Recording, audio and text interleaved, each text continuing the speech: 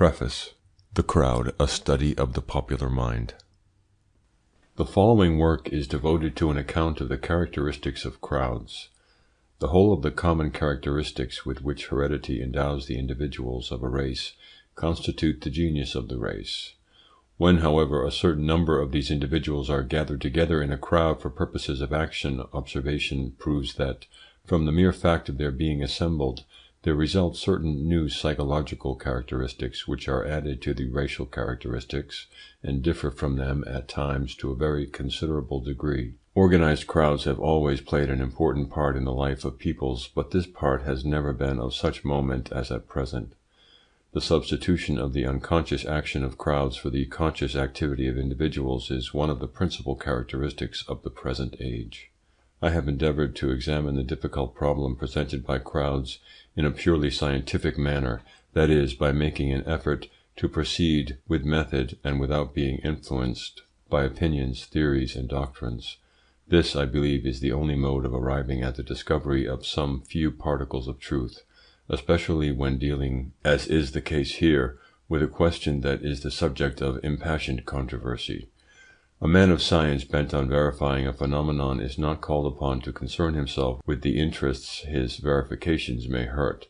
In a recent publication, an eminent thinker, M. Goblet de Villiers, made the remark that, belonging to none of the contemporary schools, I am occasionally found in opposition of sundry of the conclusions of all of them.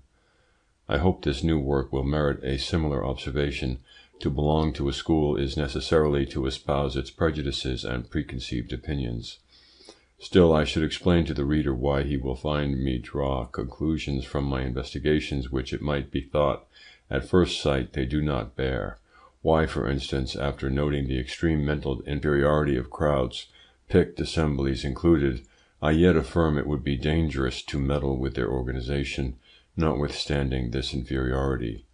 The reason is that the most attentive observation of the facts of history has invariably demonstrated to me that social organisms being every whit as complicated as those of all beings, it is in no wise in our power to force them to undergo on a sudden far-reaching transformations. Nature has recourse at times to radical measures, but never after our fashion, which explains how it is that nothing is more fatal to a people than the mania for great reforms, however excellent these reforms may appear theoretically.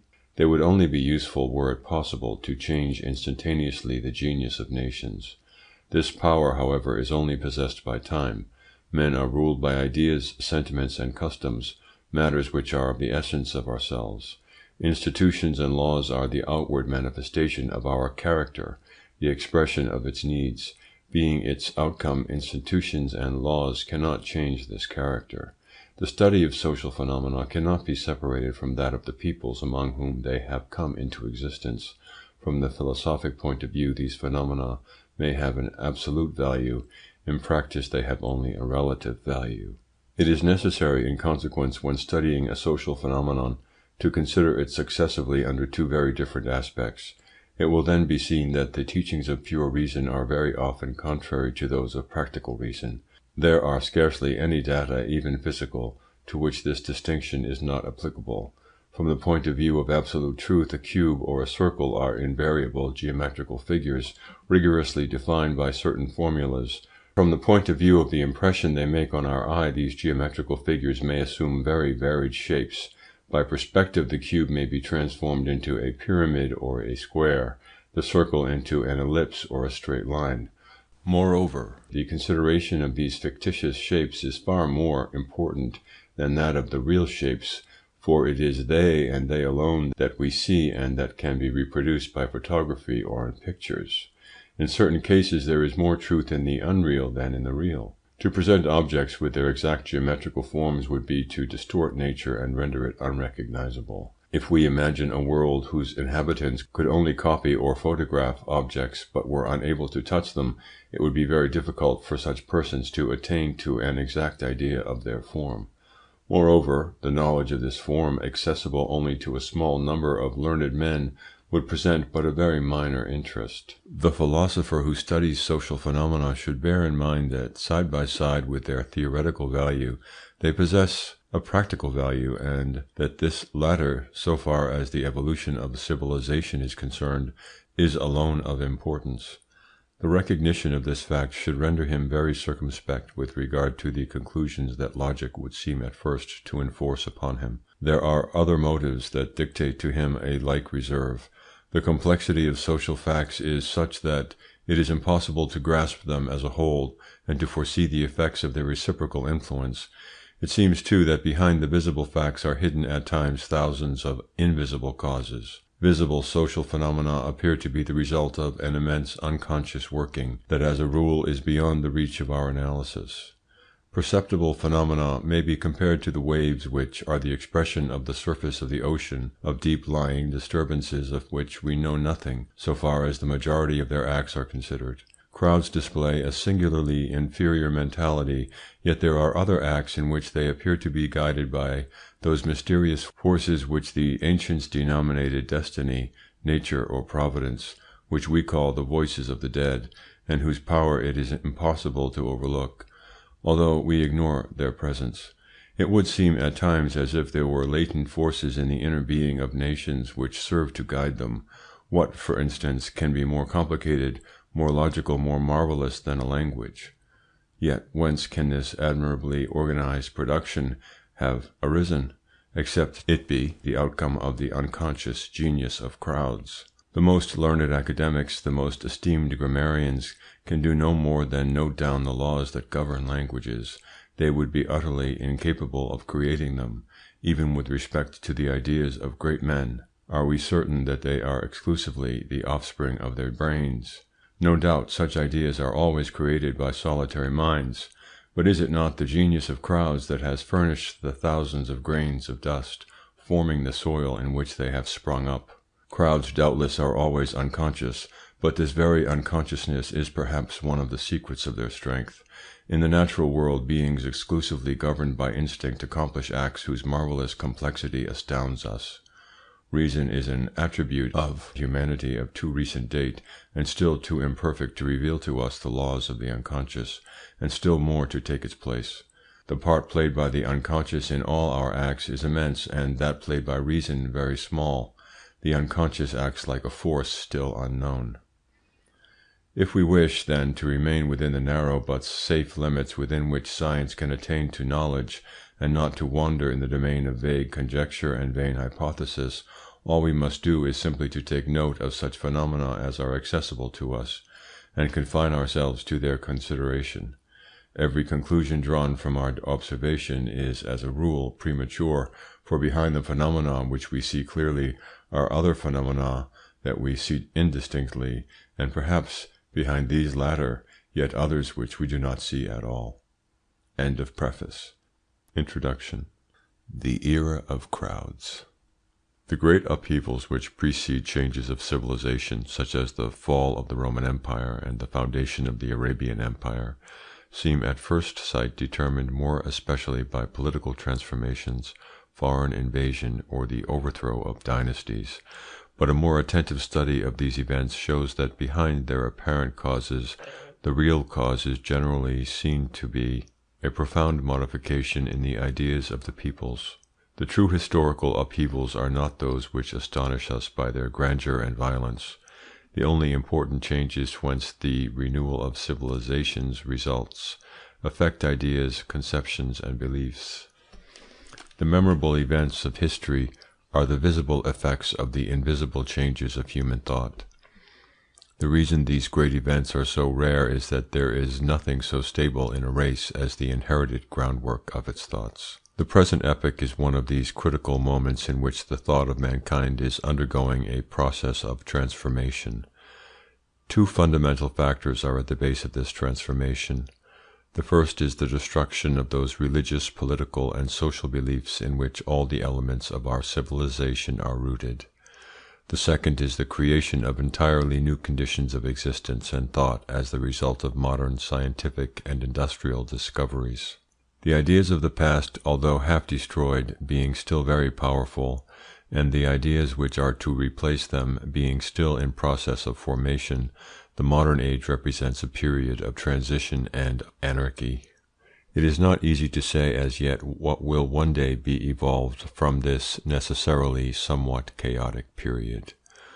What will be the fundamental ideas on which the societies that are to succeed our own will be built up? We do not at present know.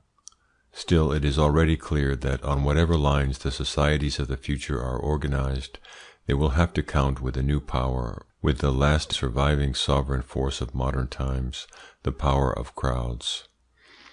On the ruins of so many ideas formerly considered beyond discussion, and today decayed or decaying, of so many sources of authority that successive revolutions have destroyed, this power which alone has arisen in their stead seems soon destined to absorb the others. While all our ancient beliefs are tottering and disappearing, while the old pillars of society are giving way one by one, the power of the crowd is the only force that nothing menaces, and of which the prestige is continually on the increase. The age we are about to enter will in truth be the era of crowds. Scarcely a century ago, the traditional policy of European states and the rivalries of sovereigns were the principal factors that shaped events. The opinion of the masses scarcely counted, and most frequently indeed did not count at all.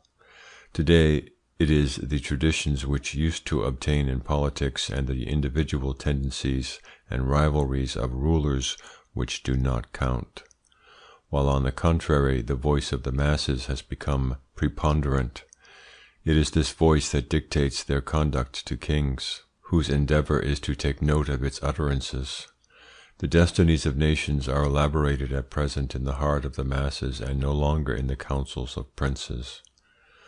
The entry of the popular classes into political life, that is to say, in reality, their progressive transformation into governing classes, is one of the most striking characteristics of our epoch of transition.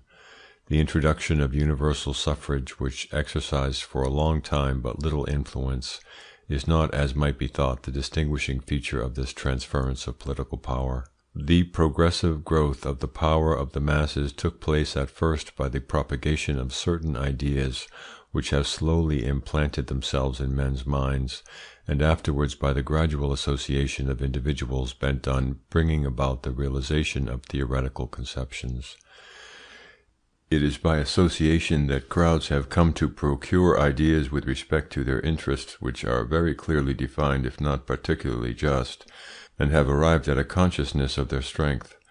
The masses are founding syndicates before which the authorities capitulate one after the other. They are also founding labour unions which, in spite of all economic laws, tend to regulate the conditions of labour and wages.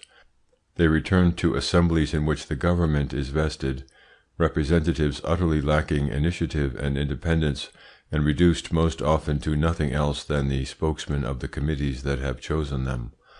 Today the claims of the masses are becoming more and more sharply defined, and amount to nothing less than a determination to utterly destroy society as it now exists, with the view to making it hark back to that primitive communism which was the normal condition of all human groups before the dawn of civilization. Limitations of the hours of labour, the nationalization of mines, railways, factories, and the soil, the equal distribution of all products, the elimination of all the upper classes for the benefit of the popular classes, etc. Such are these claims. Little adapted to reasoning, crowds, on the contrary, are quick to act. As the result of their present organization, their strength has become immense. The dogmas whose birth we are witnessing will soon have the force of the old dogmas, that is to say, the tyrannical and sovereign force of being above discussion. The divine right of the masses is about to replace the divine right of kings. The writers who enjoy the favour of our middle classes, those who best represent their rather narrow ideas, their somewhat prescribed views, their rather superficial scepticism, and their at times somewhat excessive egoism, display profound alarm at this new power which they see growing. And to combat this disorder in men's minds, they are addressing despairing appeals to those moral forces of the Church for which they formerly professed so much disdain. They talk to us of the bankruptcy of science, go back in penitence to Rome, and remind us of the teachings of revealed truth. These new converts forget that it is too late. Had they been really touched by grace, a like operation could not have the same influence on minds less concerned with the preoccupations which beset these recent adherents to religion. The masses repudiate today the gods which their admonishers repudiated yesterday and helped to destroy. There is no power, divine or human, that can oblige a stream to flow back to its source. There has been no bankruptcy of science, and science has had no share in the present intellectual anarchy, nor in the making of the new power which is springing up in the midst of this anarchy. Science promised us truth, or at least a knowledge of such relations as our intelligence can seize. It never promised us peace or happiness. Sovereignly indifferent in our feelings, it is deaf to our lamentations. It is for us to endeavour to live with science, since nothing can bring back the illusions it has destroyed.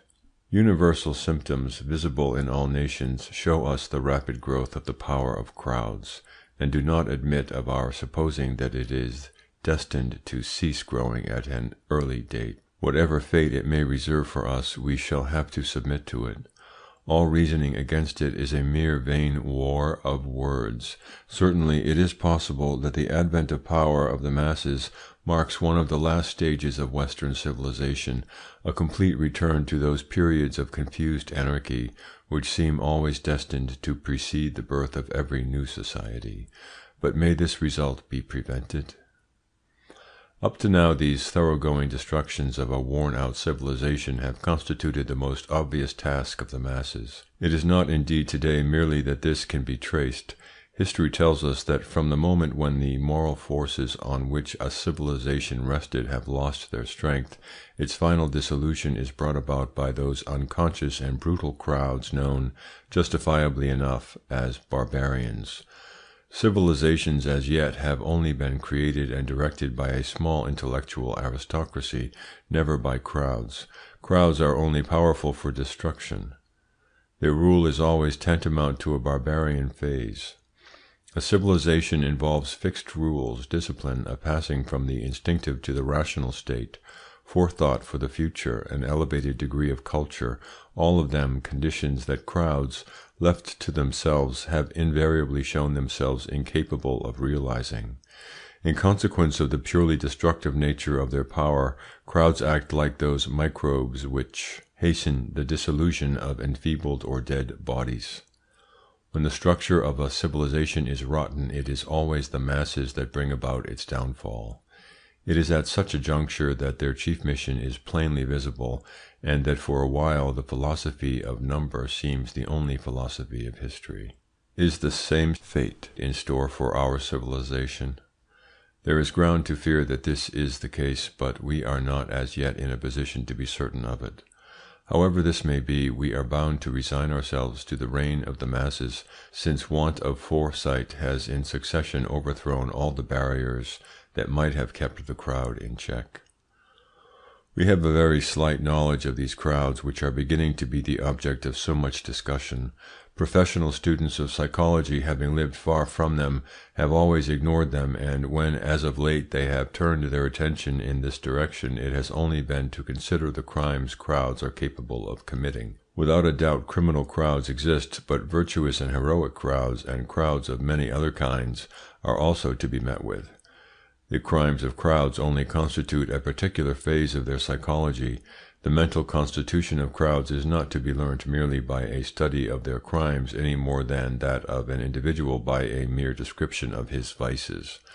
However, in point of fact, all the world's masters, all of the founders of religion or empires, the apostles of all beliefs, eminent statesmen, and in a more modest sphere, the mere chiefs of small groups of men have always been unconscious psychologists, possessed of an instinctive and often very sure knowledge of the character of crowds, and it is their accurate knowledge of this character that has enabled them to so easily establish their mastery. Napoleon had a marvelous insight into the psychology of the masses of the country over which he reigned, but he at times completely misunderstood the psychology of crowds belonging to other races. His most subtle advisers, moreover, did not understand this psychology any better. Talleyrand wrote him that Spain would receive his soldiers as liberators. It received them as beasts of prey. A psychologist acquainted with the hereditary instincts of the Spanish race would have easily foreseen this reception. End of footnote. And it is because he thus misunderstood it that he engaged in Spain, and notably in Russia, in conflicts in which his power received blows which were destined within a brief space of time to ruin it. A knowledge of the psychology of crowds is today the last resource of the statesman who wishes not to govern them.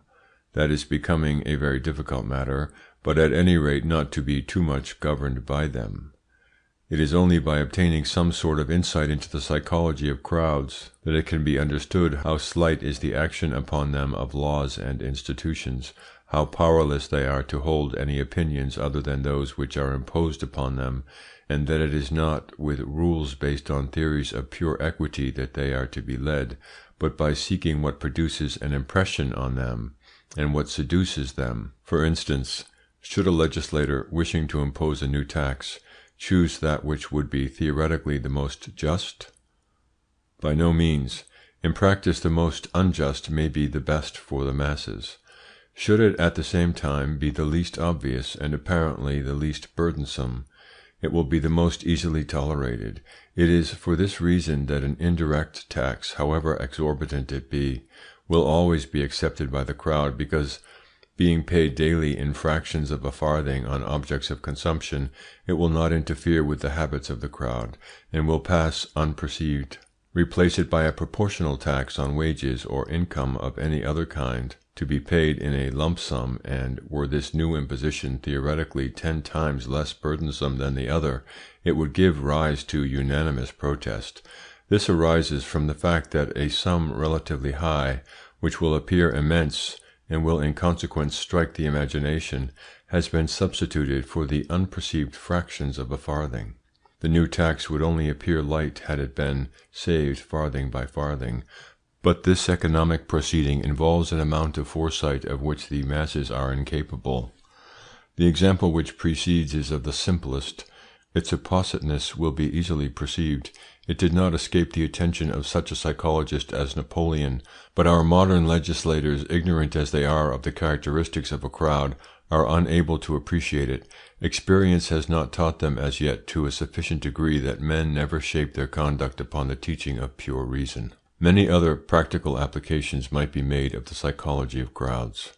A knowledge of this science throws the most vivid light on a great number of historical and economic phenomena totally incomprehensible without it.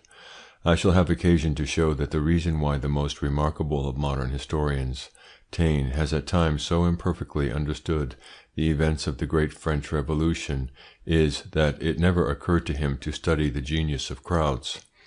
He took as his guide in the study of this complicated period the descriptive method resorted to by naturalists, but the moral forces are almost absent in the case of the phenomena which naturalists have to study. Yet it is precisely these forces that constitute the true mainsprings of history. In consequence, merely looked at from its practical side, the study of the psychology of crowds deserved to be attempted, were its interest that, resulting from pure curiosity only, it would still merit attention. It is as interesting to decipher the motives of the actions of men as to determine the characteristics of a mineral or a plant. Our study of the genius of crowds can merely be a brief synthesis, a simple summary of our investigations. Nothing more must be demanded of it than a few suggestive views. Others will work the ground more thoroughly.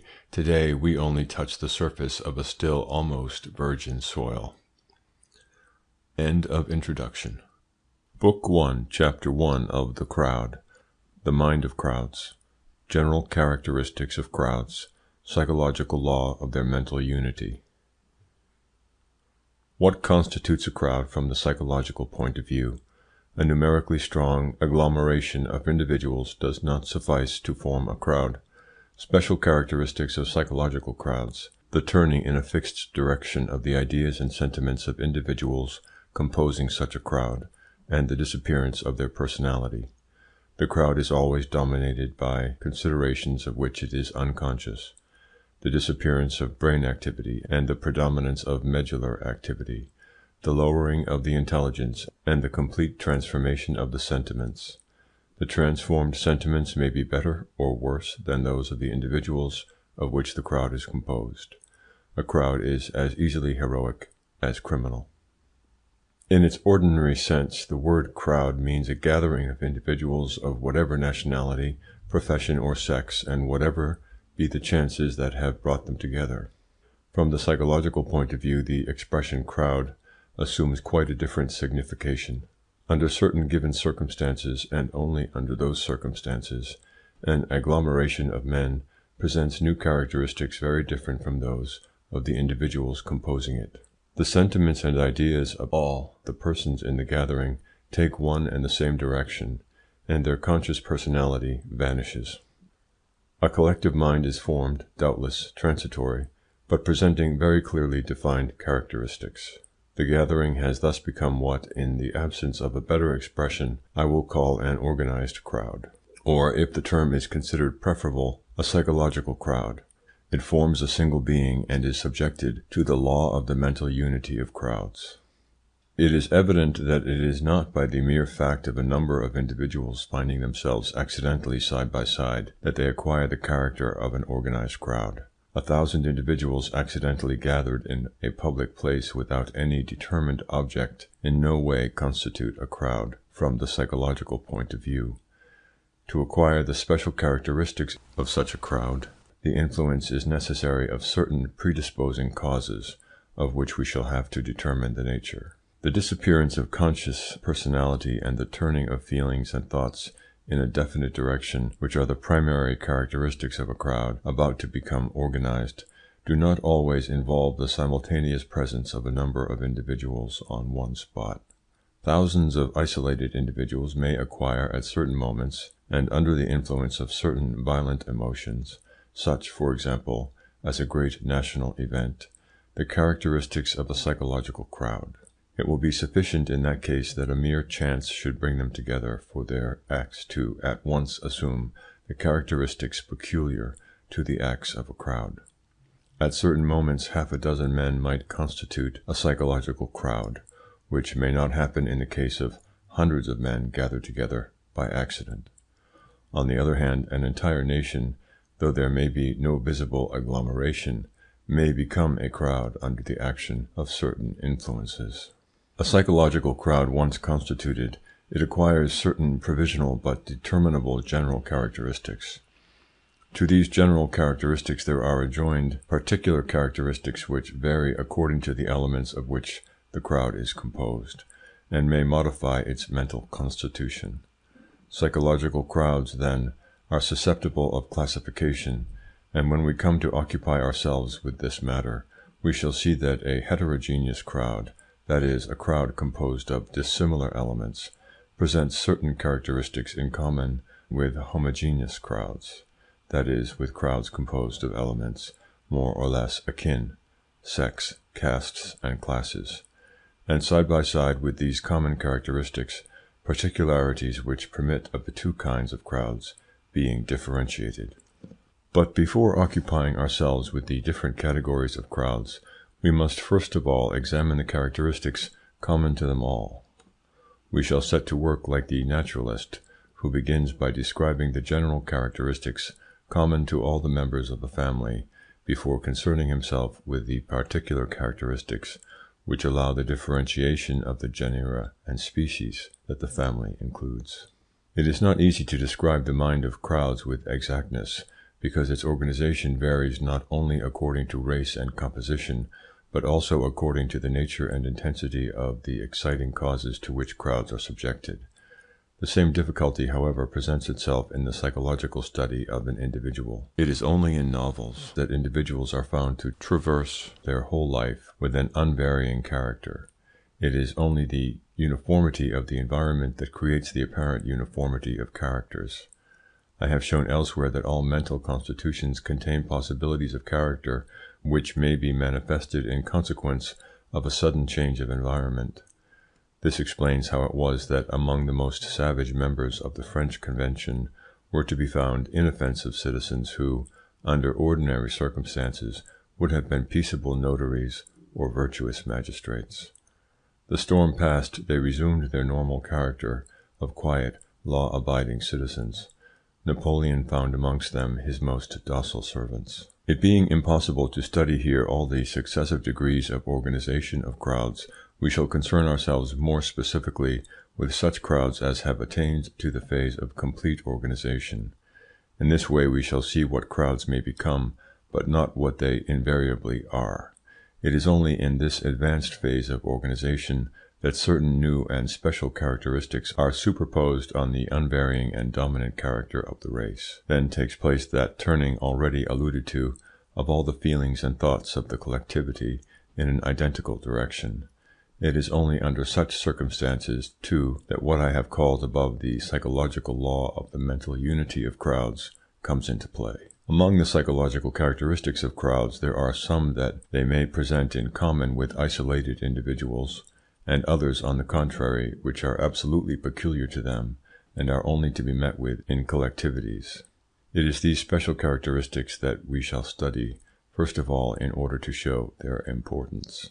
The most striking peculiarity presented by a psychological crowd is the following. Whoever be the individuals that compose it, however like or unlike be their mode of life, their occupations, their character, or their intelligence, the fact that they have been transformed into a crowd puts them in possession of a sort of collective mind which makes them feel, think, and act in a manner quite different from that in which each individual of them would feel, think, and act were he in a state of isolation. There are certain ideas and feelings which do not come into being or do not transform themselves into acts except in the case of individuals forming a crowd.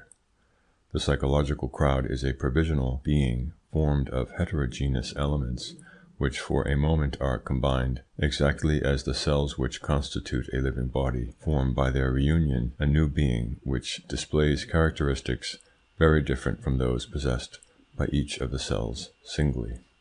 Contrary to an opinion which one is astonished to find coming from the pen of so acute a philosopher as Herbert Spencer, in the aggregate which constitutes a crowd there is no sort of summing up of or an average struck between its elements.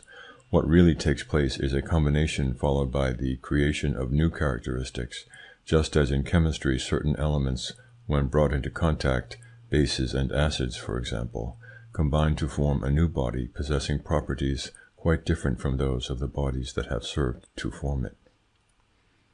It is easy to prove how much the individual forming part of a crowd differs from the isolated individual, but it is less easy to discover the causes of this difference. To obtain at any rate a glimpse of them, it is necessary in the first place to call to mind the truth established by modern psychology that unconscious phenomena play an altogether preponderating part not only in organic life, but also in the operations of the intelligence. The conscious life of the mind is of small importance in comparison with its unconscious life.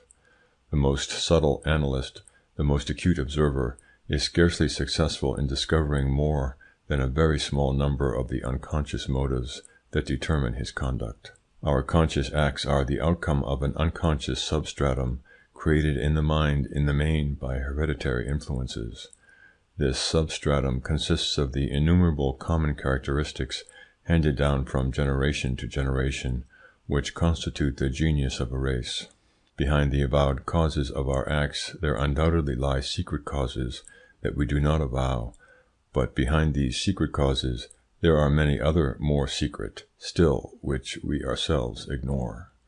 The greater part of our daily actions are the result of hidden motives which escape our observation. It is more especially with respect to those unconscious elements which constitute the genius of a race that all the individuals belonging to it resemble each other, while it is principally in respect to the conscious elements of their character, the fruit of education and yet more of exceptional hereditary conditions, that they differ from each other. Men the most unlike in the matter of their intelligence possess instincts, passions, and feelings that are very similar. In the case of everything that belongs to the realm of sentiment, religion, politics, morality, the affections and antipathies, etc., the most eminent men seldom surpass the standard of the most ordinary individuals. From the intellectual point of view, an abyss may exist between a great mathematician and his bootmaker, but from the point of view of character the difference is most often slight or non-existent.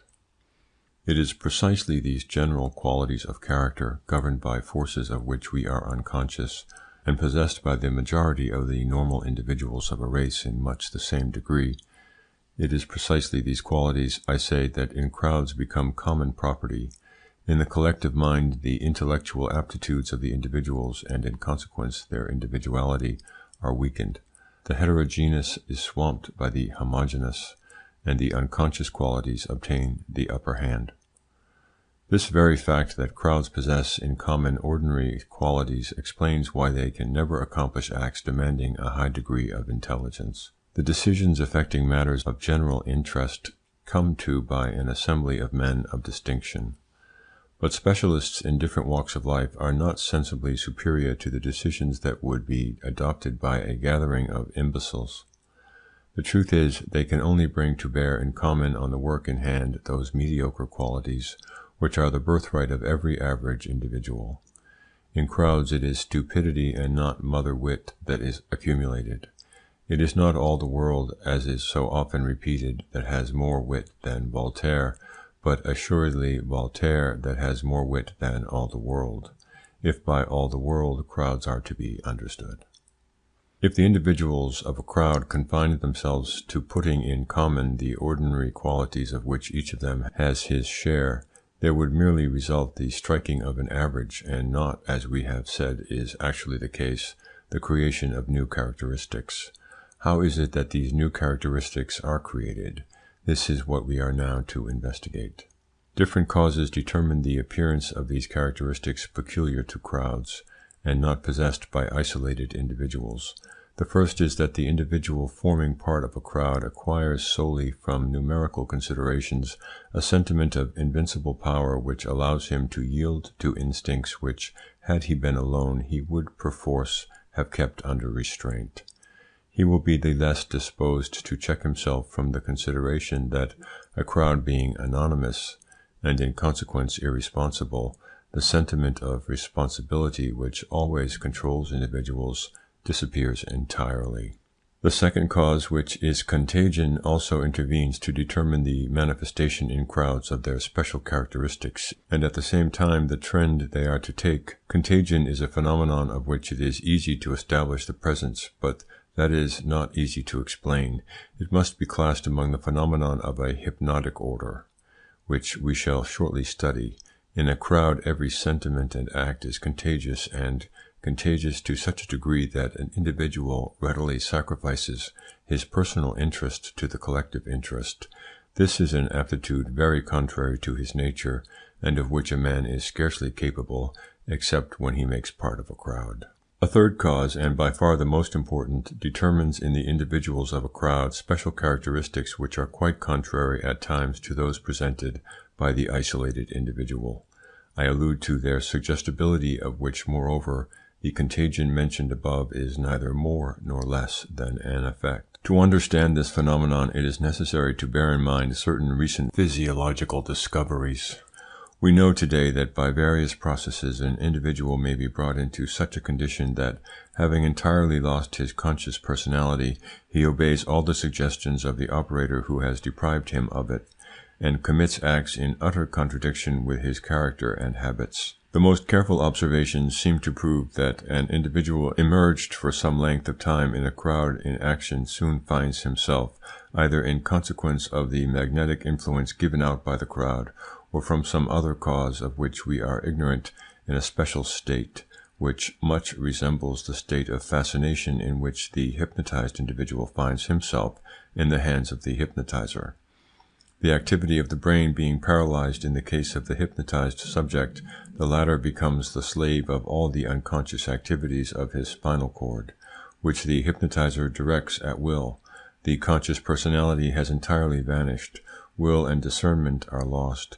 All feelings and thoughts are bent in the direction determined by the hypnotizer. Such also is approximately the state of the individual forming part of a psychological crowd. He is no longer conscious of his acts. In his case, as in the case of the hypnotized subject, at the same time that certain faculties are destroyed, others may be brought to a high degree of exaltation. Under the influence of a suggestion, he will undertake the accomplishment of certain acts with irresistible impetuosity. The impetuosity is the more irresistible in the case of crowds than in that of the hypnotized subject, for the fact that the suggestion being the same for all the individuals of the crowd, it gains a strength by reciprocity. The individualities in the crowd who might possess a personality sufficiently strong to resist the suggestion are too few in number to struggle against the current. At the utmost, they may be able to attempt a diversion by means of different suggestions. It is in this way, for instance, that a happy expression, an image opportunely evoked, have occasionally deterred crowds from the most bloodthirsty acts. We see then that the disappearance of the conscious personality, the predominance of the unconscious personality, the turning by means of suggestion and contagion of feelings and ideas in an identical direction, the tendency to immediately transform the suggested ideas into acts, these, we see, are the principal characteristics of the individual forming part of a crowd. He is no longer himself, but has become an automaton who has ceased to be guided by his will. Moreover, by the mere fact that he forms part of an organized crowd, a man descends several rungs in the ladder of civilization. Isolated, he may be a cultivated individual. In a crowd, he is a barbarian, that is, a creature acting by instinct. He possesses the spontaneity, the violence, the ferocity, and also the enthusiasm and heroism of primitive beings, whom he further tends to resemble by the facility with which he allows himself to be impressed by words and images, which would be entirely without action on each of the isolated individuals composing the crowd, and to be induced to commit acts contrary to his most obvious interests and his best known habits. An individual in a crowd is a grain of sand amid other grains of sand, which the wind stirs up at will. It is for these reasons that juries are seen to deliver verdicts of which each individual juror would disapprove, that parliamentary assemblies adopt laws and measures of which each of their members would disapprove in his own person. Taken separately, the men of the convention were enlightened citizens of peaceful habits. United in a crowd, they did not hesitate to give their adhesion to the most savage proposals, to guillotine individuals most clearly innocent and contrary to their interests, to renounce their inviolability, and to decimate themselves. It is not only by his acts that the individual in a crowd differs essentially from himself. Even before he has entirely lost his independence, his ideas and feelings have undergone a transformation, and the transformation is so profound as to change the miser into a spendthrift, the skeptic into a believer, the honest man into a criminal, and the coward into a hero. The renunciation of all its privileges, which the nobility voted in a moment of enthusiasm during the celebrated night of August 4th, 1789, would certainly never have been consented to by any of its members taken singly. The conclusion to be drawn from what precedes is that the crowd is always intellectually inferior to the isolated individual, but that from the point of view of feelings and the acts these feelings provoke, the crowd may, according to circumstances, be better or worse than the individual. All depends on the nature of the suggestion to which the crowd is exposed. This is the point that has been completely misunderstood by writers who have only studied crowds from the criminal point of view. Doubtless, a crowd is often criminal, but also it is often heroic. It is crowds rather than isolated individuals that may be induced to run the risk of death to secure the triumph of a creed or an idea, that may be fired with enthusiasm for glory and honor, that are led on almost without bread and without arms, as in the age of the Crusades, to deliver the tomb of Christ from the infidel, or, as in 93, to defend the fatherland. Such heroism is without doubt somewhat unconscious, but it is of such heroism that history is made. Were people only to be credited with the great actions performed in cold blood, the annals of the world would register but few of them.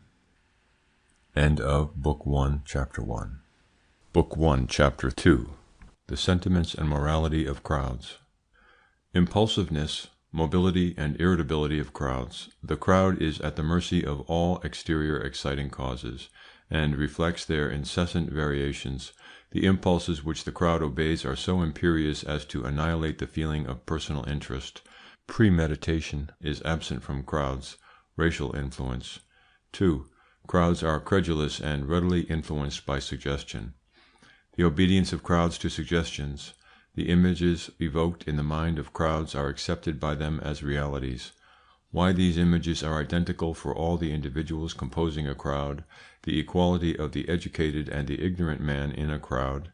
Various examples of the illusions to which the individuals in a crowd are subject. The impossibility of according belief to the testimony of crowds. The unanimity of numerous witnesses is one of the worst proofs that can be invoked to establish a fact. The slight value of works of history. 3. The exaggeration and ingenuousness of the sentiments of crowds.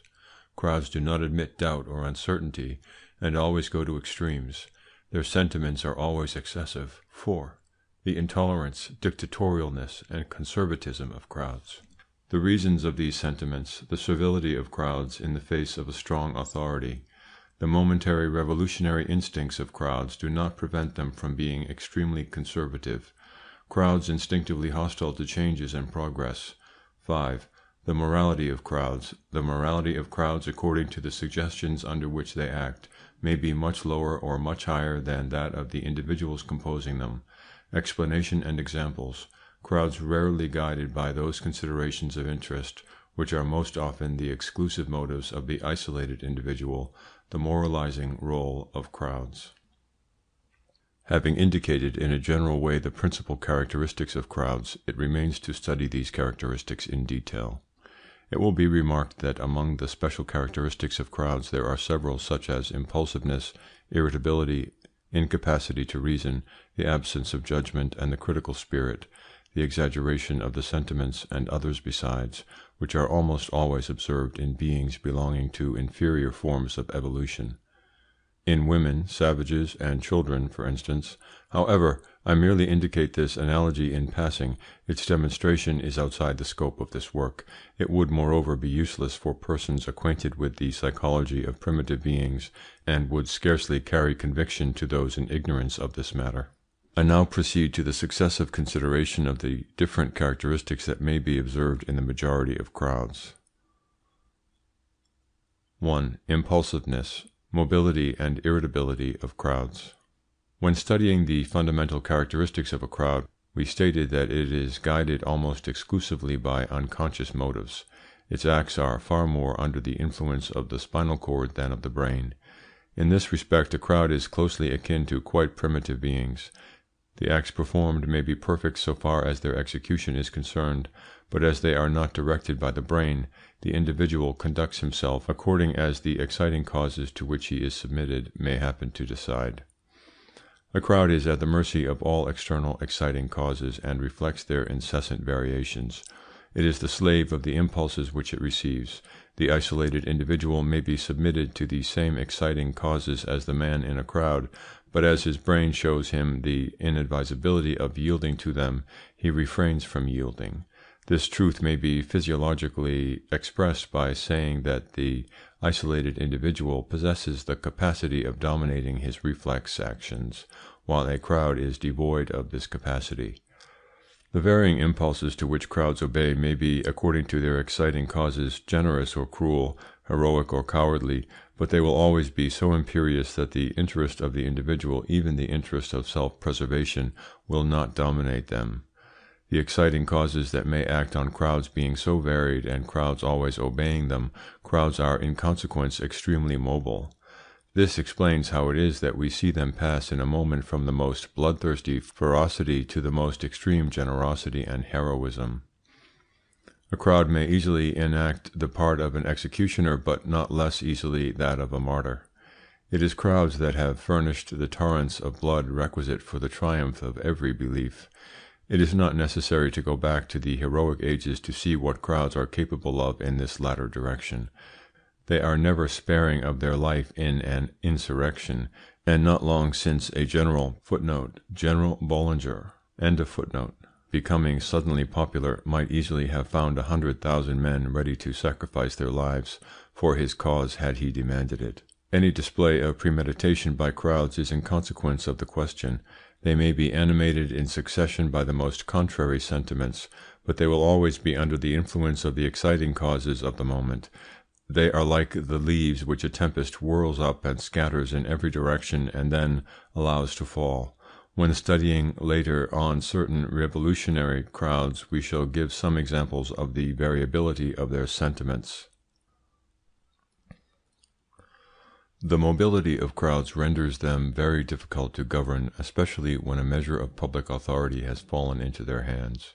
Did not the necessities of everyday life constitute a sort of invisible regulator of existence, it would scarcely be possible for democracies to last. Still, though the wishes of crowds are frenzied, they are not durable. Crowds are as incapable of willing as of thinking for any length of time. A crowd is not merely impulsive and mobile. Like a savage, it is not prepared to admit that anything can come between its desire and the realization of its desire. It is the less capable of understanding such an intervention in consequence of the feeling of irresistible power given it by its numerical strength. The notion of impossibility disappears for the individual in a crowd. An isolated individual knows well enough that alone he cannot set fire to a palace or loot a shop, and should he be tempted to do so, he will easily resist the temptation. Making part of a crowd, he is conscious of the power given him by number, and it is sufficient to suggest to him ideas of murder or pillage for him to yield immediately to temptation. An unexpected obstacle will be destroyed with frenzied rage. Did the human organism allow of the perpetuity of furious passion, it might be said that the normal condition of a crowd balked in its wishes is just such a state of furious passion. The fundamental characteristics of the race, which constitute the unvarying source for which all our sentiments spring, always exert an influence on the irritability of crowds. Their impulsiveness and their mobility, as on all the popular sentiments we shall have to study. All crowds are doubtless always irritable and impulsive, but with great variations of degree. For instance, the difference between a Latin and an Anglo-Saxon crowd is striking. The most recent facts in French history throw a vivid light on this point. The mere publication 25 years ago of a telegram relating an insult supposed to have been offered an ambassador was sufficient to determine an explosion of fury, whence followed immediately a terrible war. Some years later the telegraphic announcement of an insignificant reverse at Langson provoked a fresh explosion which brought about the instantaneous overthrow of the government.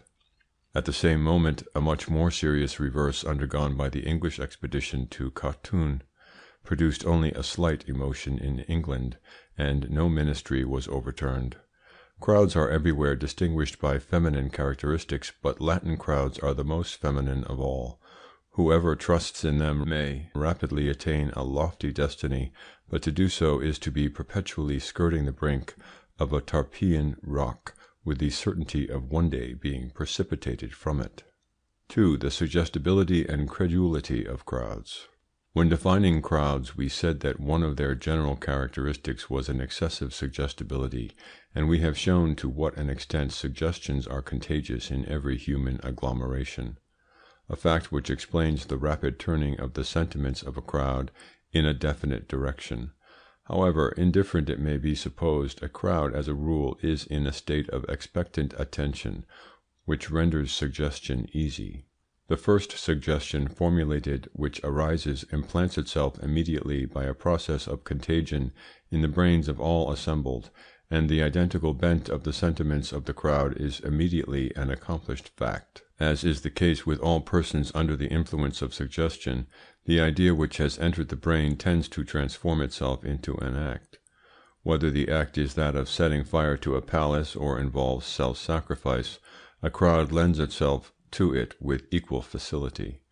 All will depend on the nature of the exciting cause, and no longer, as in the case of the isolated individual, on the relations existing between the act suggested and the sum total of the reasons which may be urged against its realization.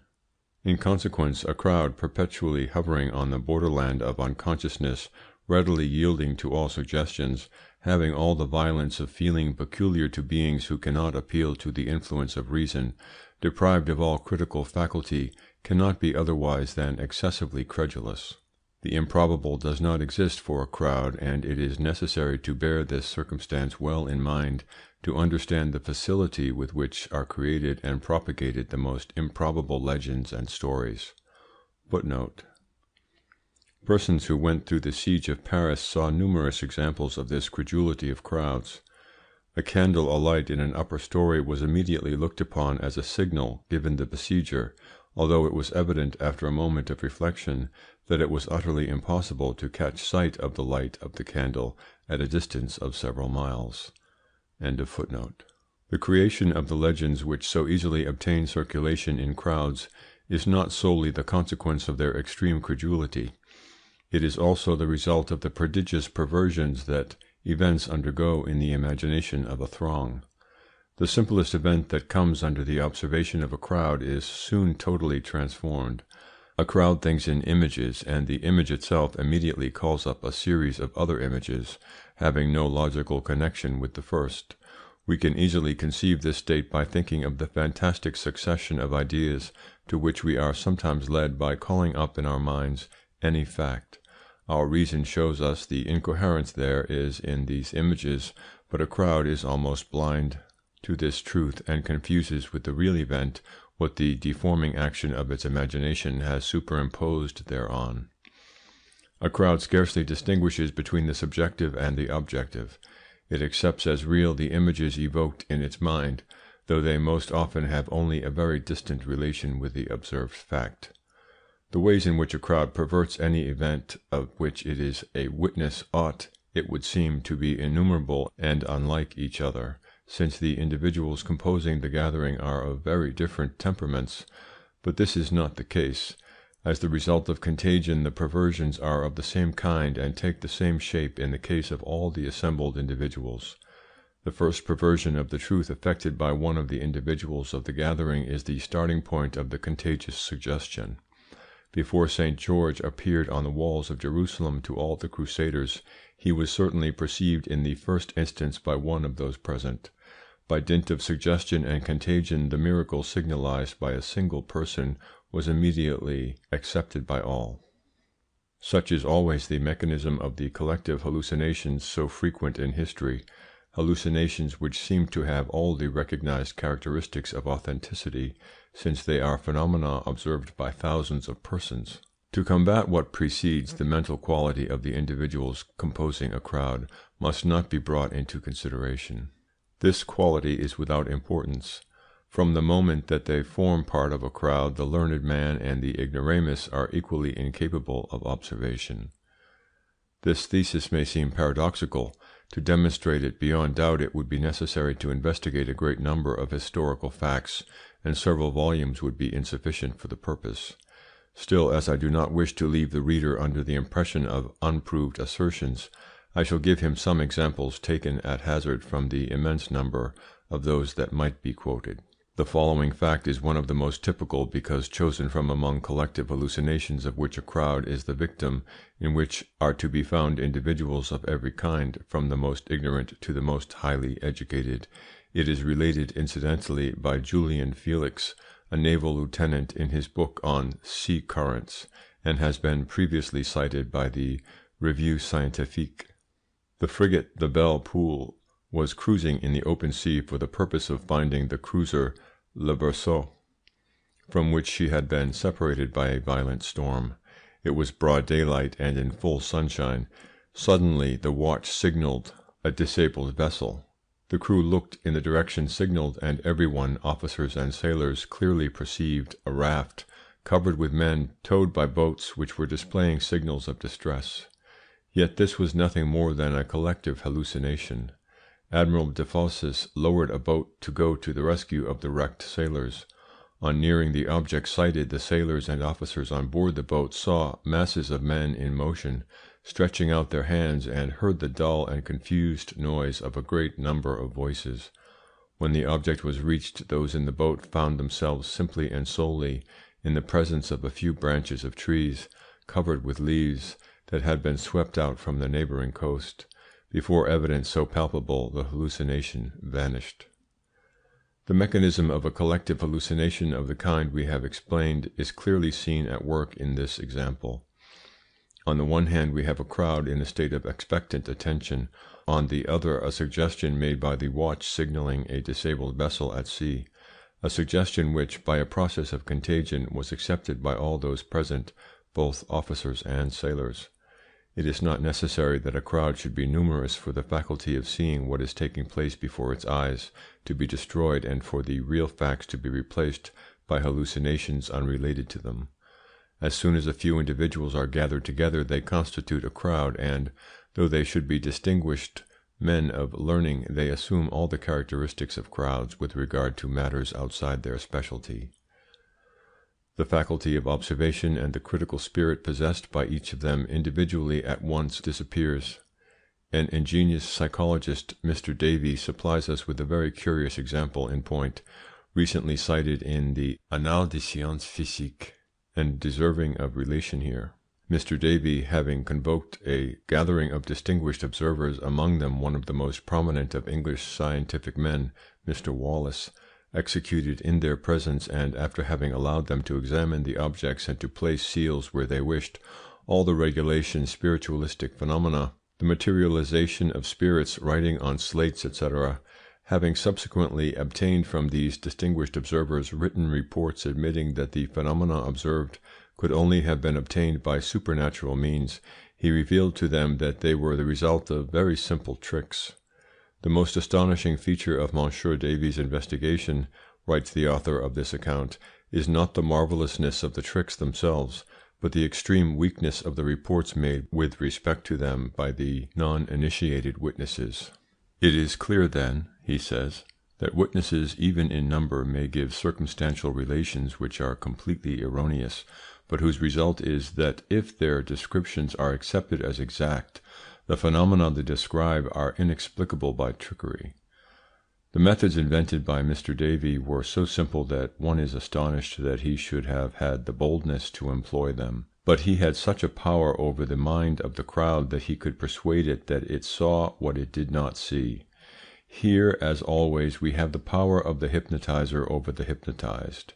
Moreover, when this power is seen in action on minds of a superior order and previously invited to be suspicious, it is understandable how easy it is to deceive ordinary crowds. Analogous examples are innumerable. As I write these lines, the papers are full of the story of two little girls found drowned in the Seine. These children, to begin with, were recognized in the most unmistakable manner by half a dozen witnesses.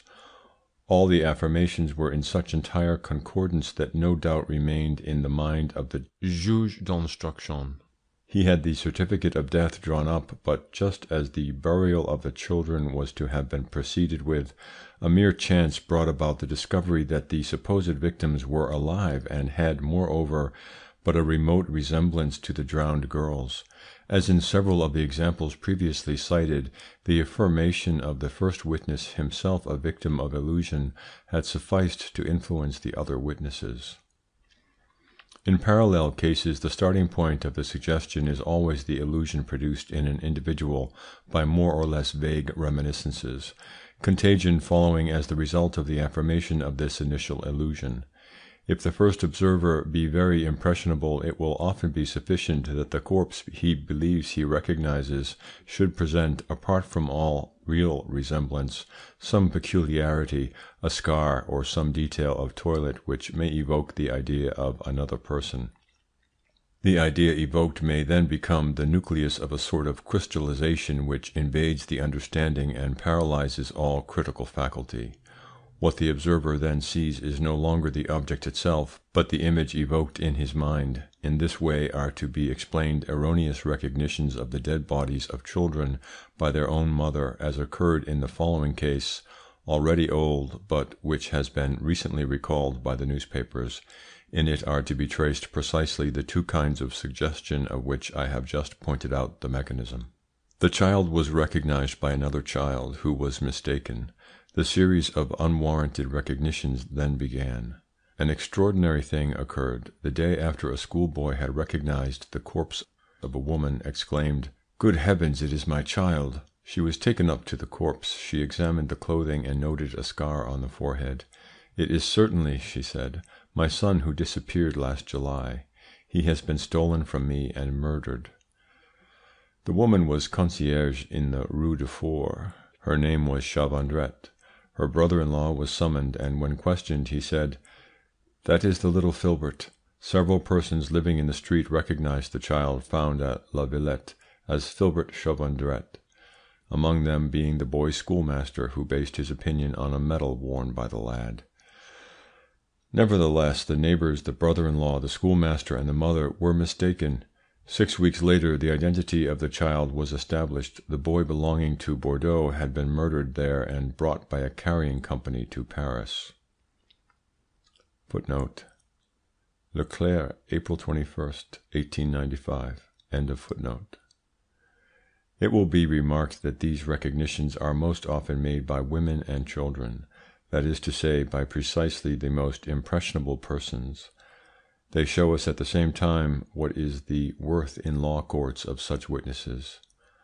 As far as children more especially are concerned, their statements ought never be invoked. Magistrates are in the habit of repeating that children do not lie. Did they possess a psychological culture a little less rudimentary than is the case, they would know that, on the contrary, children invariably lie. The lie is doubtless innocent, but it is none the less a lie. It would be better to decide the fate of an accused person by the toss of a coin than, as has been so often done, by the evidence of a child. To return to the faculty of observation possessed by crowds, our conclusion is that their collective observations are as erroneous as possible, and that most often they merely represent the illusion of an individual who, by a process of contagion, has suggestioned his fellows. Facts proving that the most utter mistrust of the evidence of crowds is advisable might be multiplied by any extent. Thousands of men were present 25 years ago at the celebrated cavalry charge during the Battle of Sedan, and yet it is impossible, in the face of the most contradictory ocular testimony, to decide by whom it was commanded. The English general Lord Wolseley has proved in a recent book that up to now the gravest errors of fact have been committed with regard to the most important incidents of the Battle of Waterloo, facts that hundreds of witnesses had nevertheless attested. Footnote: Do we know in the case of one single battle exactly how it took place? I am very doubtful on the point. We know who were the conquerors and the conquered, but this is probably all.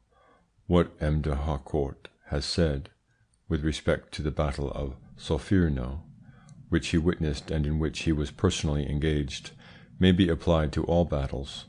The generals, informed of course by the evidence of hundreds of witnesses, forward their official reports. The orderly officers modify these documents and draw up a definite narrative.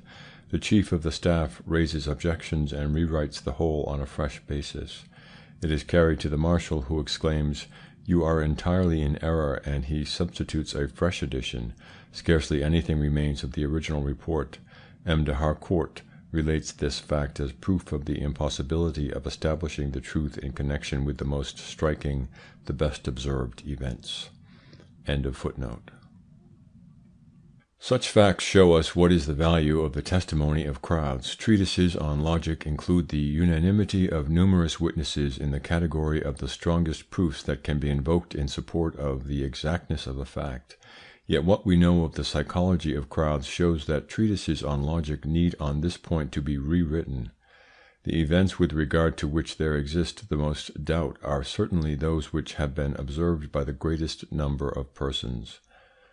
To say that a fact has been simultaneously verified by thousands of witnesses is to say, as a rule, that the real fact is very different from the accepted account of it. It clearly results from what precedes that works of history must be considered as works of pure imagination. They are fanciful accounts of ill-observed facts, accompanied by explanations the result of reflection. To write such books is the most absolute waste of time. Had not the past left us its literary, artistic, and monumental works, we should know absolutely nothing in reality with regard to bygone times. Are we in possession of a single word of truth concerning the lives of the great men who have played preponderating parts in the history of humanity? Men such as Hercules, Buddha, or Mohammed? In all probability we are not. In point of fact, moreover, their real lives are of slight importance to us.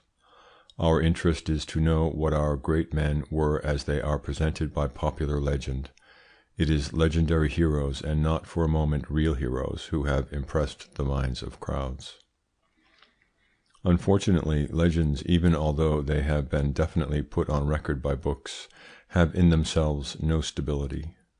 The imagination of the crowd continually transforms them as the result of the lapse of time, and especially in consequence of racial causes.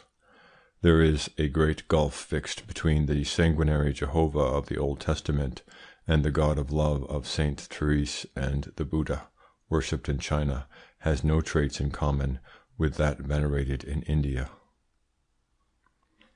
It is not even necessary that heroes should be separated from us by centuries for their legend to be transformed by the imagination of the crowd. The transformation occasionally takes place within a few years. In our own day we have seen the legend of one of the greatest heroes of history modified several times in less than 50 years. Under the Bourbons, Napoleon became a sort of idyllic and liberal philanthropist, a friend of the humble, who, according to the poets, was destined to be long remembered in the cottage. 30 years afterwards, this easy-going hero had become a sanguinary despot, who, after having usurped power and destroyed liberty, caused the slaughter of 3 million men solely to satisfy his ambition. At present we are witnessing a fresh transformation of the legend. When it has undergone the influence of some dozens of centuries, the learned men of the future, face to face with these contradictory accounts, will perhaps doubt the very existence of the hero, as some of them now doubt that of Buddha, and will see in him nothing more than a solar myth or a development of the legend of Hercules. They will doubtless console themselves easily for this uncertainty, for better initiated than we are today in the characteristics and psychology of crowds, they will know that history is scarcely capable of preserving the memory of anything except myths. 3. The exaggeration and ingenuousness of the sentiments of crowds. Whether the feelings exhibited by a crowd be good or bad, they present the double character of being very simple and very exaggerated. On this point, as on so many others, an individual in a crowd resembles primitive beings. Inaccessible to fine distinction, he sees things as a whole, and is blind to their intermediate phases. The exaggeration of the sentiments of a crowd is heightened by the fact that any feeling, when once it is exhibited, communicating itself very quickly by a process of suggestion and contagion, the evident approbation of which it is the object considerably increases its force. The simplicity and exaggeration of the sentiments of crowds have for result that a throng knows neither doubt nor uncertainty. Like women, it goes at once to extremes. A suspicion transforms itself as soon as announced into incontrovertible evidence. A commencement of antipathy or disapprobation, which in the case of an isolated individual would not gain strength, becomes at once furious hatred in the case of an individual in a crowd. The violence of the feelings of crowds is also increased, especially in heterogeneous crowds, by the absence of all sense of responsibility. The certainty of impunity, a certainty the stronger as the crowd is more numerous, and the notion of a considerable momentary force due to number, make possible in the case of crowds sentiments and acts impossible for the isolated individual. In crowds the foolish, ignorant, and envious persons are freed from the sense of their insignificance and powerlessness, and are possessed instead by the notion of brutal and temporary but immense strength. Unfortunately, this tendency of crowds towards exaggeration is often brought to bear upon bad sentiments. These sentiments are atavistic residuum of the instincts of the primitive man, which the fear of punishment obliges the isolated and responsible individual to curb. Thus it is that crowds are so easily led into the worst excesses. Still, this does not mean that crowds skilfully influenced are not capable of heroism and devotion, and of evincing the loftiest virtues. They are even more capable of showing these qualities than the isolated individual. We shall soon have occasion to revert to this point when we come to study the morality of crowds. Given to exaggeration in its feelings, a crowd is only impressed by excessive sentiments. An orator wishing to move a crowd must make an abusive use of violent affirmations. To exaggerate, to affirm, to resort to repetitions, and never to attempt to prove anything by reasoning are methods of argument well known to speakers at public meetings. Moreover, a crowd exacts a like exaggeration in the sentiments of its heroes. Their apparent qualities and virtues must always be amplified. It has been justly remarked that on the stage a crowd demands from the hero of the piece a degree of courage, morality, and virtue that is never to be found in real life. Quite rightly, importance has been laid on the special standpoint from which matters are viewed in the theatre.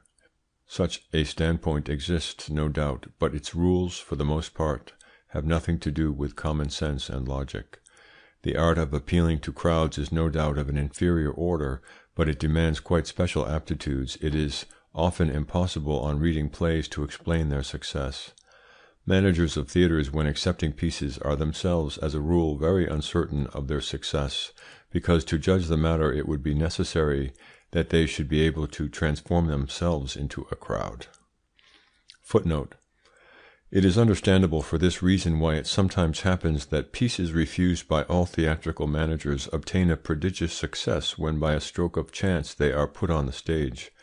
The recent success of François Coppé's play Pour la Couronne is well known, and yet in spite of the name of its author it was refused during 10 years by the managers of the principal Parisian theatres. Charlie's Aunt, refused at every theatre, and finally staged at the expense of a stockbroker, has had 200 representations in France, and more than 1,000 in London.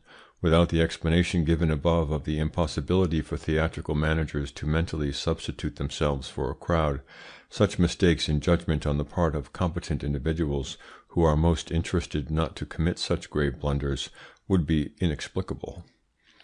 This is a subject that I cannot deal with here, but it might worthily tempt the pen of a writer acquainted with theatrical matters, and at the same time a subtle psychologist, of such a writer, for instance, as M. Francisque Sasse. Here once more we are able to embark on more extensive explanations. We should show the preponderating influence of racial considerations. A play which provokes the enthusiasm of the crowd in one country has sometimes no success in another, or has only a partial and conventional success because it does not put in operation influences capable of working on an altered public. I need not add that the tendency to exaggeration in crowds is only present in the case of sentiments and not at all in the matter of intelligence. I have already shown that by the mere fact that an individual forms part of a crowd, his intellectual standard is immediately and considerably lowered. A learned magistrate, M. Tardet, has also verified this fact in his researches on the crimes of crowds. It is only, then, with respect to sentiment that crowds can rise to a very high or, on the contrary, descend to a very low level. 4. The intolerance, dictatorialness, and conservatism of crowds. Crowds are only cognizant of simple and extreme sentiments.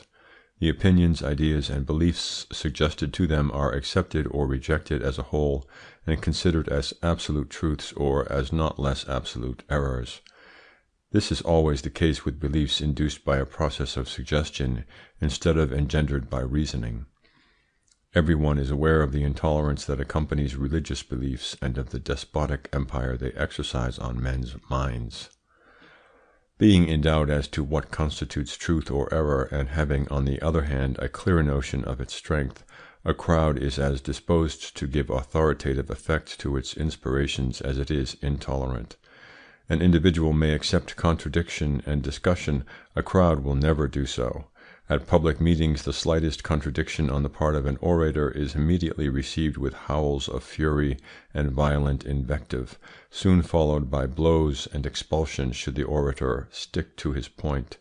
Without the restraining presence of the representatives of authority, the contradictor indeed would often be done to death. Dictatorialness and intolerance are common to all categories of crowds, but they are met with in a varying degree of intensity. Here once more reappears that fundamental notion of race, which dominates all the feelings and all the thoughts of men. It is more especially in Latin crowds that authoritativeness and intolerance are found developed in the highest measure. In fact, their development is such in crowds of Latin origin that they have entirely destroyed that sentiment of the independence of the individual so powerful in the Anglo-Saxon. Latin crowds are only concerned with the collective independence of the sect to which they belong, and the characteristic feature of their conception of independence is the need they experience of bringing those who are in disagreement with themselves into immediate and violent subjection to their beliefs. Among the Latin races, the Jacobins of every epoch, from those of the Inquisition downwards, have never been able to attain to a different conception of liberty. Authoritativeness and intolerance are sentiments of which crowds have a very clear notion, which they easily conceive, and which they entertain as readily as they put them in practice when once they are imposed upon them.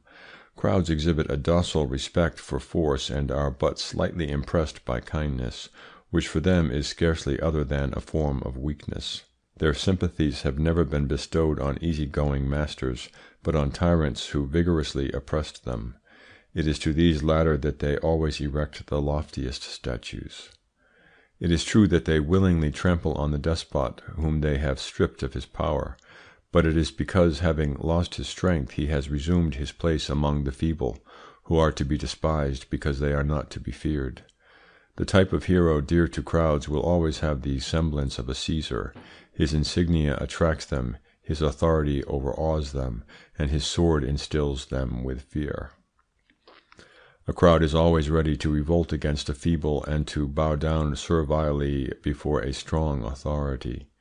Should the strength of an authority be intermittent, the crowd, always obedient to its extreme sentiments, passes alternately from anarchy to servitude and from servitude to anarchy.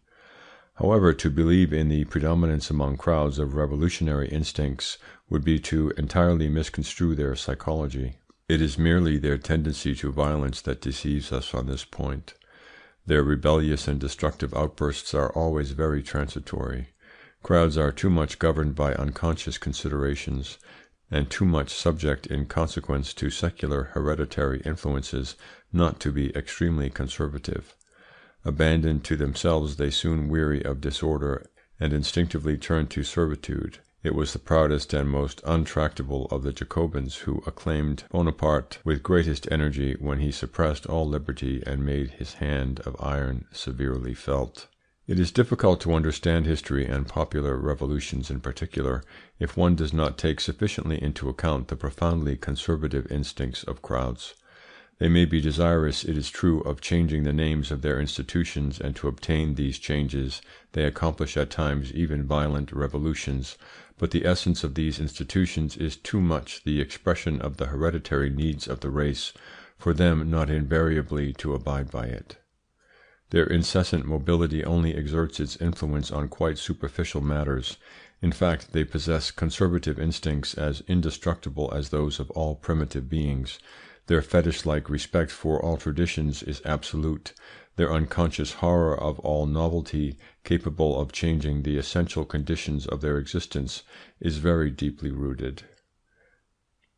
Had democracies possessed the power they yield today at the time of the invention of mechanical looms, or of the introduction of steam power and of railways, the realization of these inventions would have been impossible, or would have been achieved at the cost of revolutions and repeated massacres. It is fortunate for the progress of civilization that the power of crowds only began to exist when the great discoveries of science and industry had already been effected. 5. The morality of crowds. Taking the word morality to mean constant respect for certain social conventions and the permanent repression of selfish impulses, it is quite evident that crowds are too impulsive and too mobile to be moral.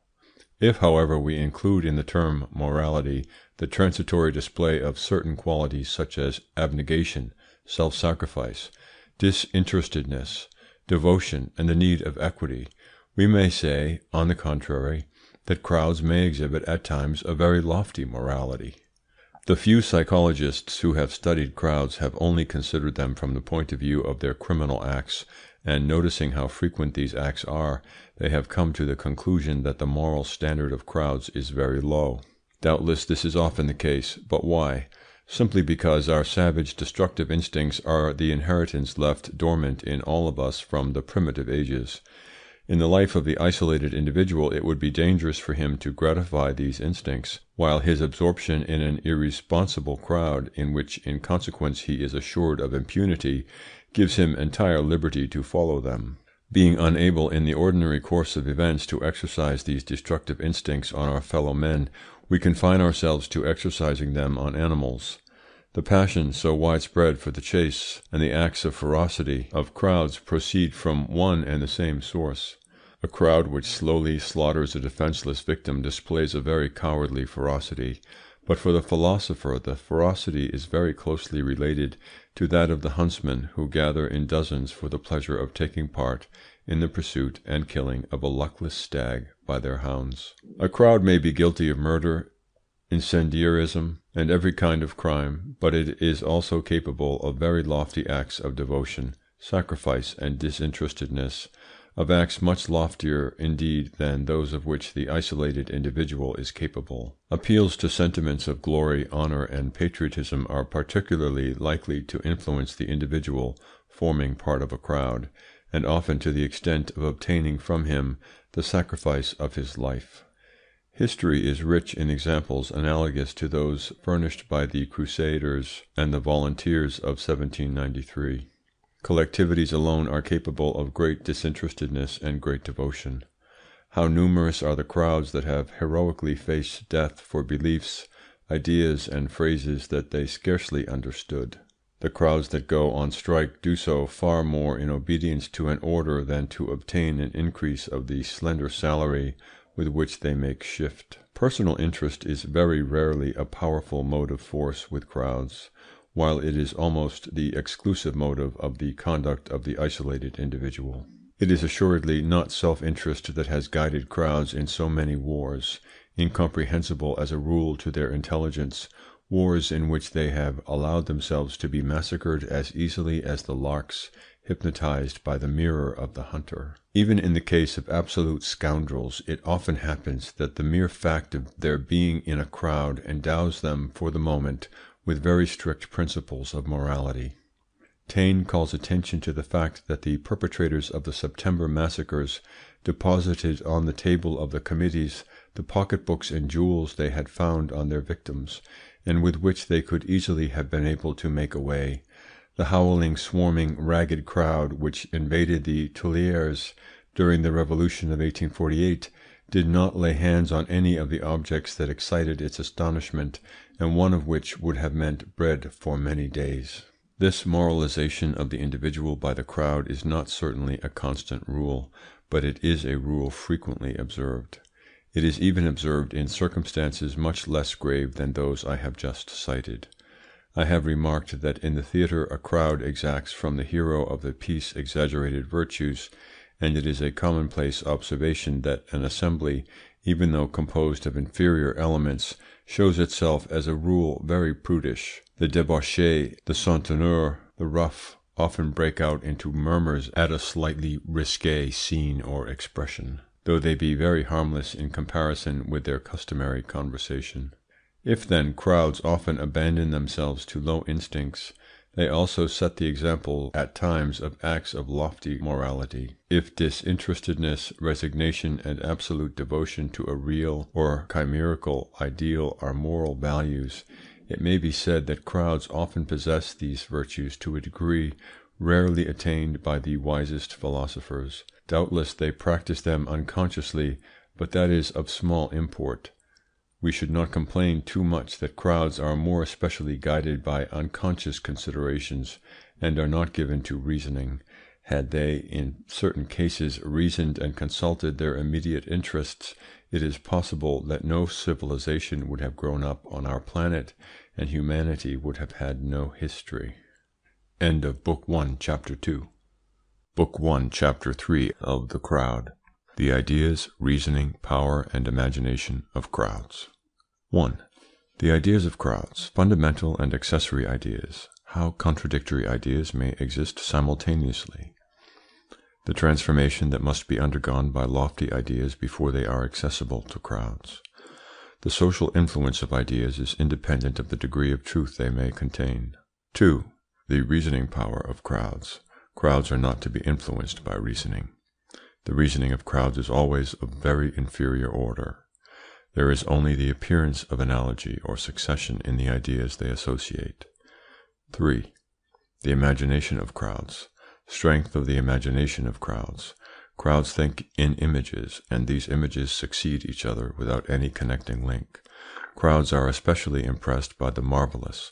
Legends and the marvelous are the real pillars of civilization. The popular imagination has always been the basis of the power of statesmen. The manner in which facts capable of striking the imagination of crowds present themselves for observation. 1. The ideas of crowds.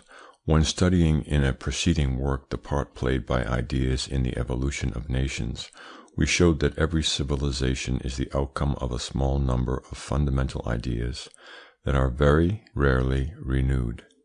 We showed how these ideas are implanted in the minds of crowds, with what difficulty the process is effected, and the power possessed by the ideas in question when once it has been accomplished. Finally, we saw that great historical perturbations are the result, as a rule, of changes in these fundamental ideas. Having treated this subject at sufficient length, I shall not return to it now, but shall confine myself to saying a few words on the subject of such ideas as are accessible to crowds, and of the forms under which they conceive them. They may be divided into two classes. In one we shall place accidental and passing ideas created by the influences of the moment, infatuation for an individual or a doctrine, for instance. In the other will be classed the fundamental ideas to which the environment, the laws of heredity, and public opinion give a very great stability. Such ideas are the religious beliefs of the past and the social and democratic ideas of today. These fundamental ideas resemble the volume of the water of a stream slowly pursuing its course. The transitory ideas are like the small waves, for ever changing, which agitate its surface, and are more visible than the progress of the stream itself, although without real importance. At the present day the great fundamental ideas, which were the mainstay of our fathers, are tottering more and more. They have lost all solidity, and at the same time the institutions resting upon them are severely shaken. Every day there are formed a great many of those transitory minor ideas of which I have just been speaking, but very few of them to all appearance seem endowed with the vitality and destined to acquire a preponderating influence. Whatever be the ideas suggested to crowds, they can only exercise effective influence on condition that they assume a very absolute, uncompromising, and simple shape. They present themselves then in the guise of images, and are only accessible to the masses under this form.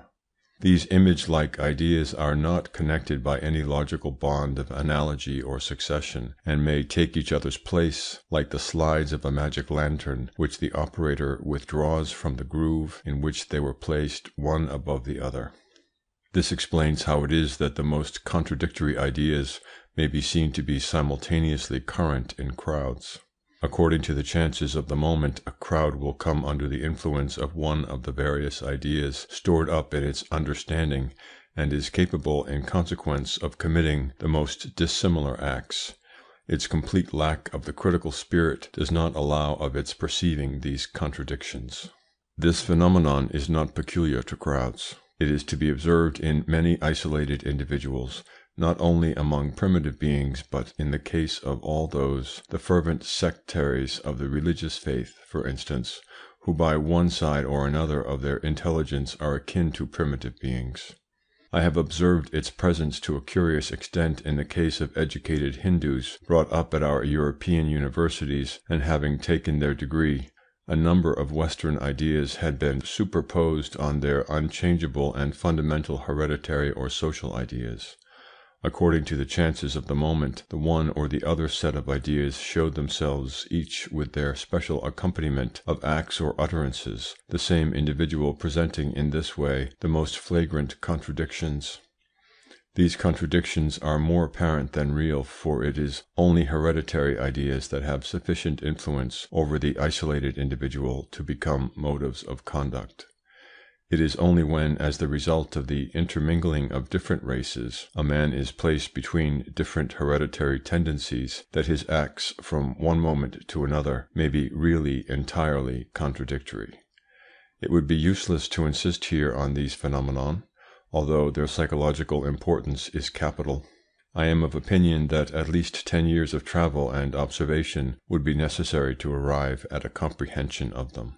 Ideas being only accessible to crowds after having assumed a very simple shape must often undergo the most thoroughgoing transformations to become popular. It is especially when we are dealing with somewhat lofty philosophic or scientific ideas that we see how far-reaching are the modifications they require in order to lower them to the level of the intelligence of crowds. These modifications are dependent on the nature of the crowds, or of the race to which the crowds belong, but their tendency is always belittling and in the direction of simplification. This explains the fact that from the social point of view there is in reality scarcely any such thing as a hierarchy of ideas, that is to say, as ideas of greater or less elevation. However great or true an idea may have been to begin with, it is deprived of almost all that which constituted its elevation and its greatness by the mere fact that it has come within the intellectual range of crowds and exerts an influence upon them.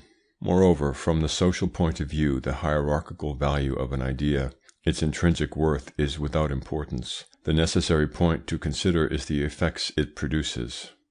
The Christian ideas of the Middle Ages, the democratic ideas of the last century, or the social ideas of today are assuredly not very elevated. Philosophically considered, they can only be regarded as somewhat sorry errors, and yet their power has been and will be immense, and they will count for a long time to come among the most essential factors that determine the conduct of states.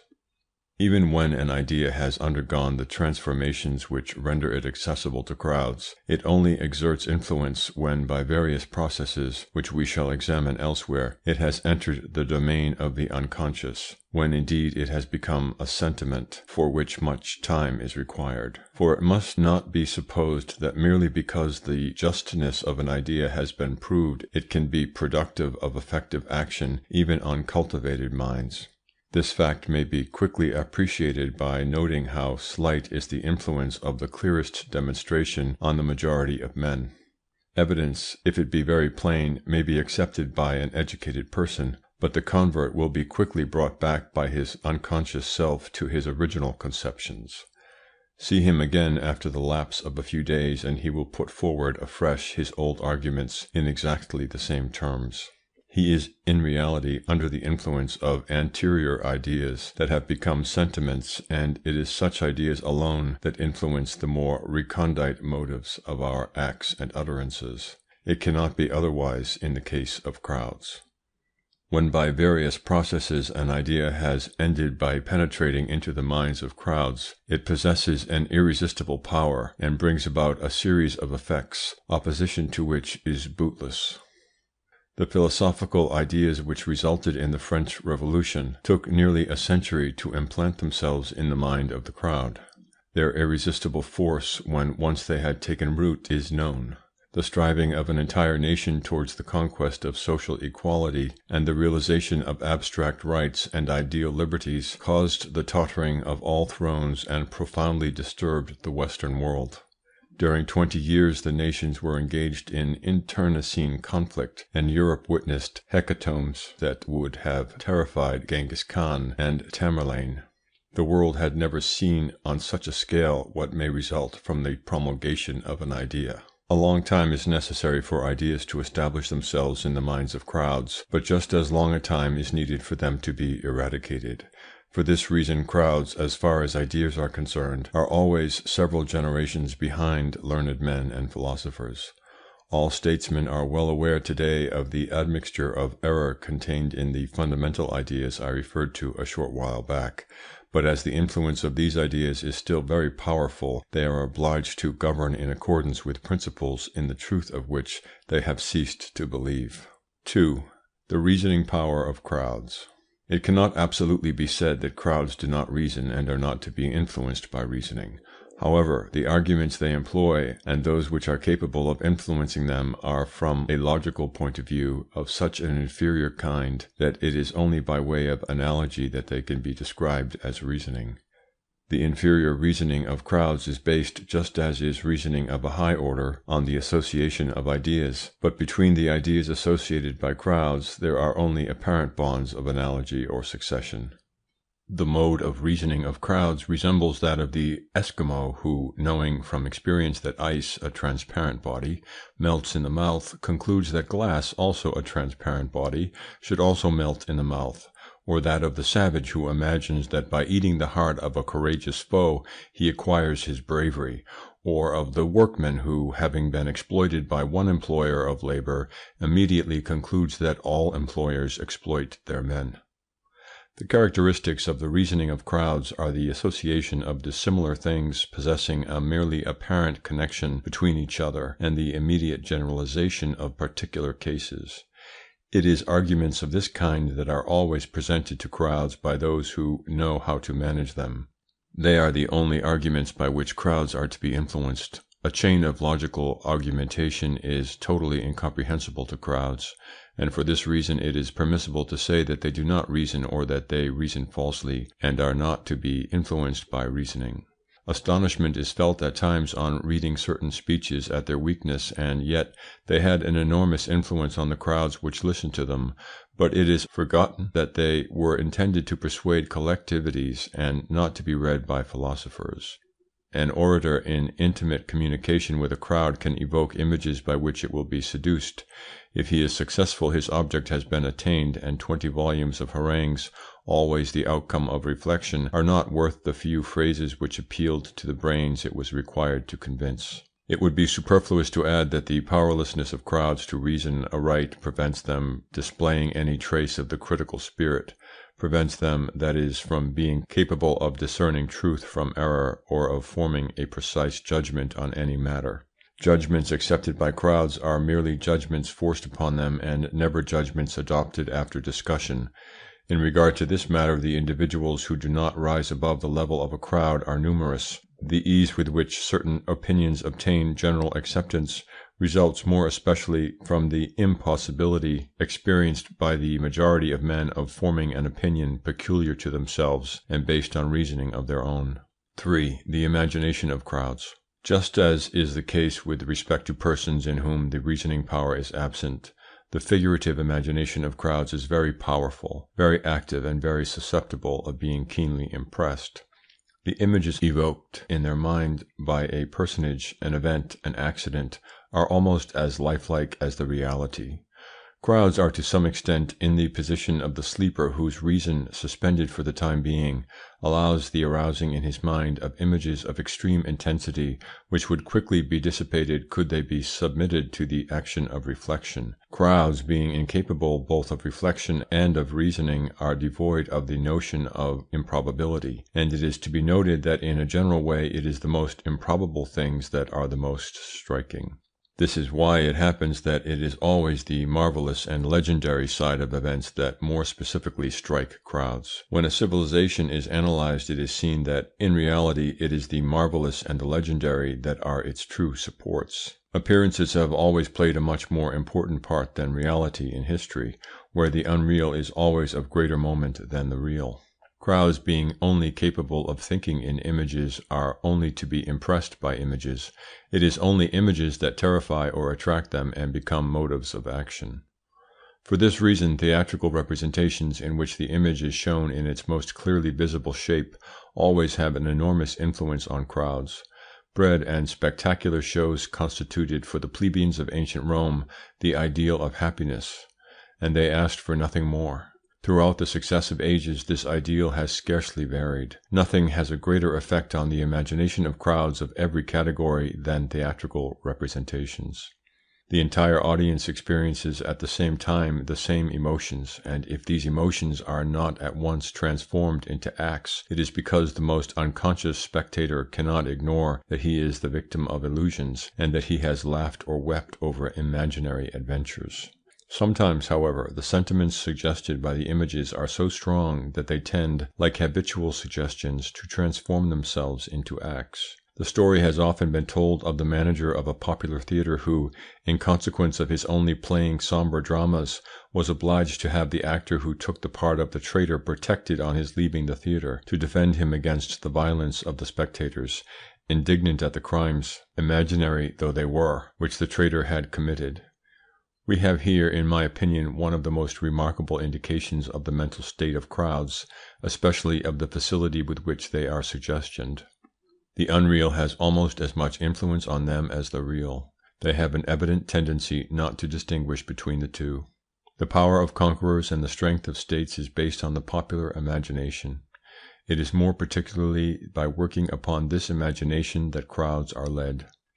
All great historical facts, the rise of Buddhism, of Christianity, of Islamism, the Reformation, the French Revolution, and, in our time, the threatening invasion of socialism, are the direct or indirect consequences of strong impressions produced on the imagination of the crowd.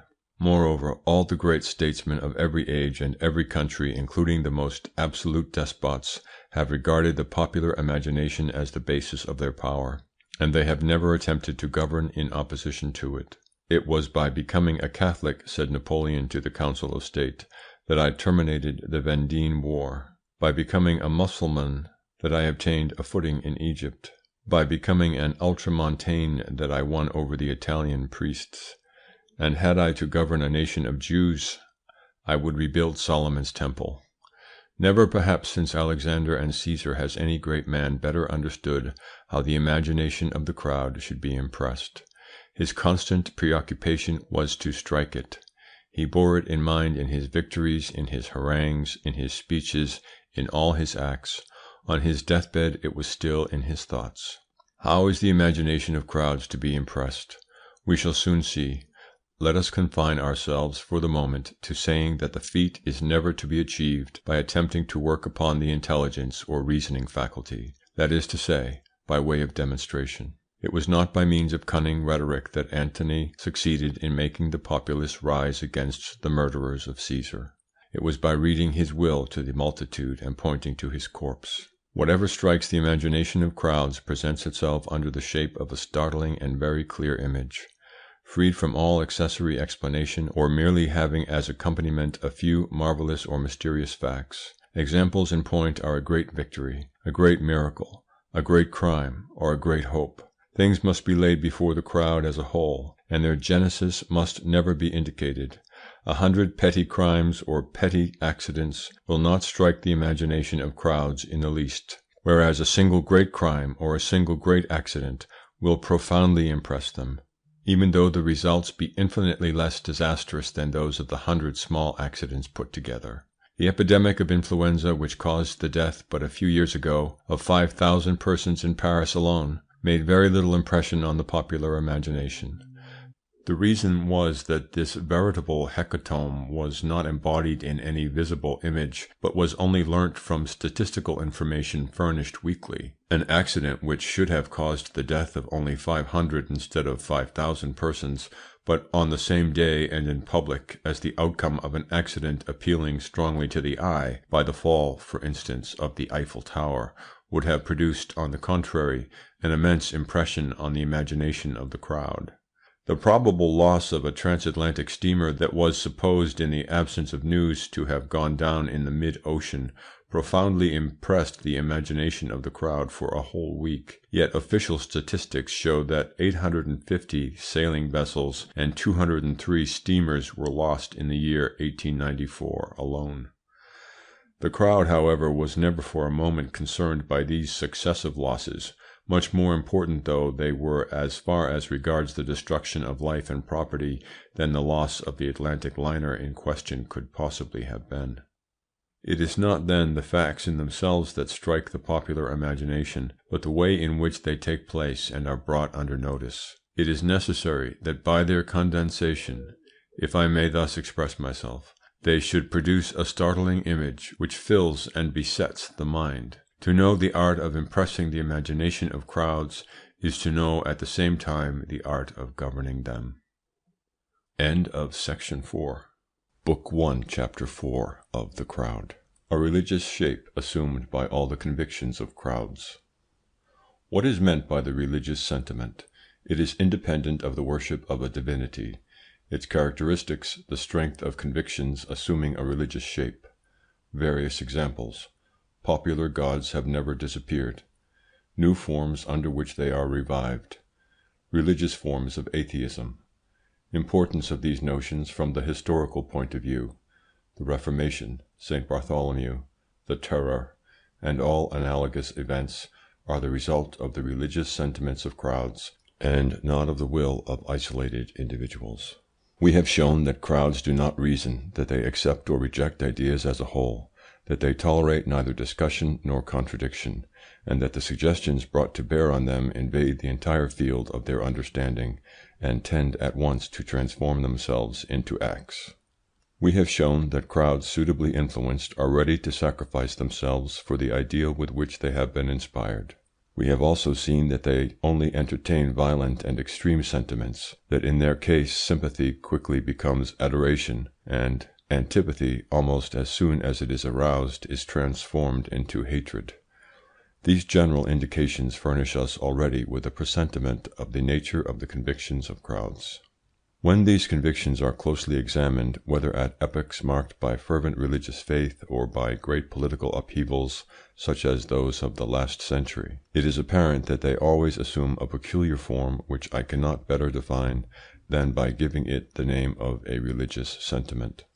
This sentiment has very simple characteristics, such as worship of a being supposed superior, fear of the power with which the being is credited, blind submission to its commands, inability to discuss its dogmas, the desire to spread them, and a tendency to consider as enemies all by whom they are not accepted. Whether such a sentiment applied to an invisible God, to a wooden or stone idol, to a hero or to a political conception, provided that it presents the preceding characteristics, its essence always remains religious.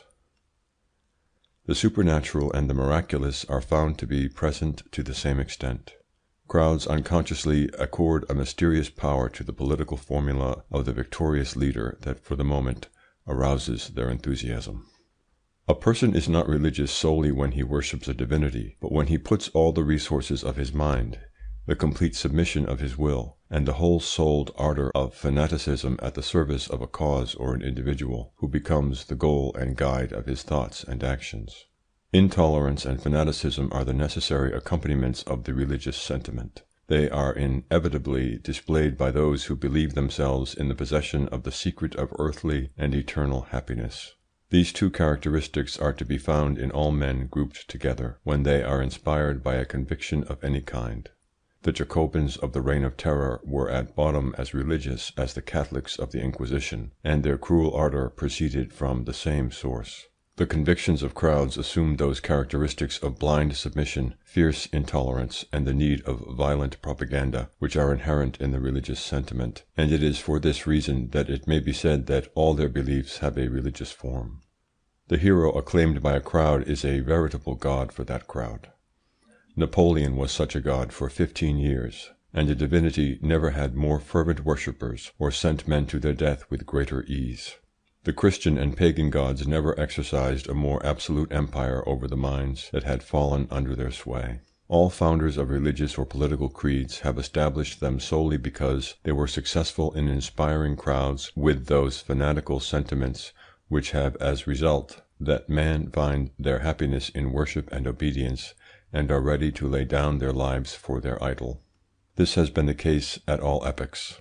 Fustel d'Eclange, in his excellent work on Roman Gaul, justly remarks that the Roman Empire was in no wise maintained by force, but by the religious admiration it inspired. It would be without a parallel in the history of the world, he observes rightly, that a form of government held in popular detestation should have lasted for 5 centuries. It would be inexplicable that the 30 legions of the empire should have constrained 100 million men to obedience. The reason of their obedience was that the emperor, who personified the greatness of Rome, was worshipped like a divinity by unanimous consent. There were altars in honour of the emperor in the smallest townships of his realm. From one end of the empire to the other a new religion was seen to arise in those days, which had for its divinities the emperors themselves. Some years before the Christian era, the whole of Gaul, represented by 60 cities, built in common a temple near the town of Lyons in honour of Augustus. Its priests, elected by the unified Gallic cities, were the principal personages in their country. It is impossible to attribute all this to fear and servility. Whole nations are not servile, and especially for 3 centuries. It was not the courtiers who worshipped the prince. It was Rome, and it was not Rome merely, but it was Gaul, it was Spain, it was Greece and Asia. Today, the majority of the great men who have swayed men's minds no longer have altars, but they have statues, or their portraits are in the hands of their admirers, and the cult of which they are the object is not notably different from that accorded to their predecessors. An understanding of the philosophy of history is only to be got by a thorough appreciation of this fundamental point of the psychology of crowds. The crowd demands a god before everything else. It must not be supposed that these are the superstitions of a bygone age, which reason has definitely banished. Sentiment has never been vanquished in its eternal conflict with reason. Crowds will hear no more of the words divinity and religion in whose name they were so long enslaved, but they have never possessed so many fetishes as in the last 100 years, and the old divinities have never had so many statues and altars raised in their honour. Those who in recent years have studied the popular movement known under the name of Boulangism have been able to see with what ease the religious instincts of crowds are ready to revive. There was not a country inn that did not possess the hero's portrait. He was credited with the power of remedying all injustices and all evils, and thousands of men would have given their lives for him. Great might have been his place in history had his character been at all on a level with his legendary reputation. It is thus a very useless commonplace to assert that a religion is necessary for the masses, because all political, divine, and social creeds only take root among them on the condition of always assuming the religious shape, a shape which obviates the danger of discussion. Were it possible to induce the masses to adopt atheism, this belief would exhibit all the intolerant ardour of a religious sentiment, and in its exterior forms would soon become a cult. The evolution of the small positivist sect furnishes us a curious proof in point. What happened to the nihilist whose story is related by that profound thinker, Dostoevsky, has quickly happened to the positivists. Illumined one day by the light of reason, he broke the images of divinities and saints that adorned the altar of a chapel, extinguished the candles, and without losing a moment replaced the destroyed objects by the works of atheistic philosophers such as Buchner and Moleschott, after which he piously relighted the candles. The object of the religious beliefs had been transformed, but can it be truthfully said that his religious sentiments had changed? Certain historical events, and they are precisely the most important, I again repeat, are not to be understood unless one has attained to an appreciation of the religious form which the convictions of crowds always assume in the long run. There are social phenomena that need to be studied far more from the point of view of the psychologist than from that of the naturalist. The great historian Taine has only studied the Revolution as a naturalist, and on this account the real genesis of events has often escaped him. He has perfectly observed the facts, but from want of having studied the psychology of crowds he has not always been able to trace their causes. The facts having appalled him by their bloodthirsty, anarchic, and ferocious side, he has scarcely seen in the heroes of the great drama anything more than a horde of epileptic savages abandoning themselves without restraint to their instincts. The violence of the Revolution, its massacres, its need of propaganda, its declarations of war upon all things, are only to be properly explained by reflecting that the Revolution was merely the establishment of a new religious belief in the mind of the masses. The Reformation, the massacre of St. Bartholomew, the French religious wars, the Inquisition, the Reign of Terror, are phenomena of an identical kind, brought about by crowds animated by those religious sentiments which necessarily lead those imbued with them to pitilessly extirpate by fire and sword whoever is opposed to the establishment of the new faith. The methods of the Inquisition are those of all whose convictions are genuine and sturdy. Their convictions would not deserve these epithets did they resort to other methods. Upheavals analogous to those I have just cited are only possible when it is the soul of the masses that brings them about. The most absolute despots could not cause them. When historians tell us that the massacre of St. Bartholomew was the work of a king, they show themselves as ignorant of the psychology of crowds as of that of sovereigns. Manifestations of this order can only proceed from the soul of crowds.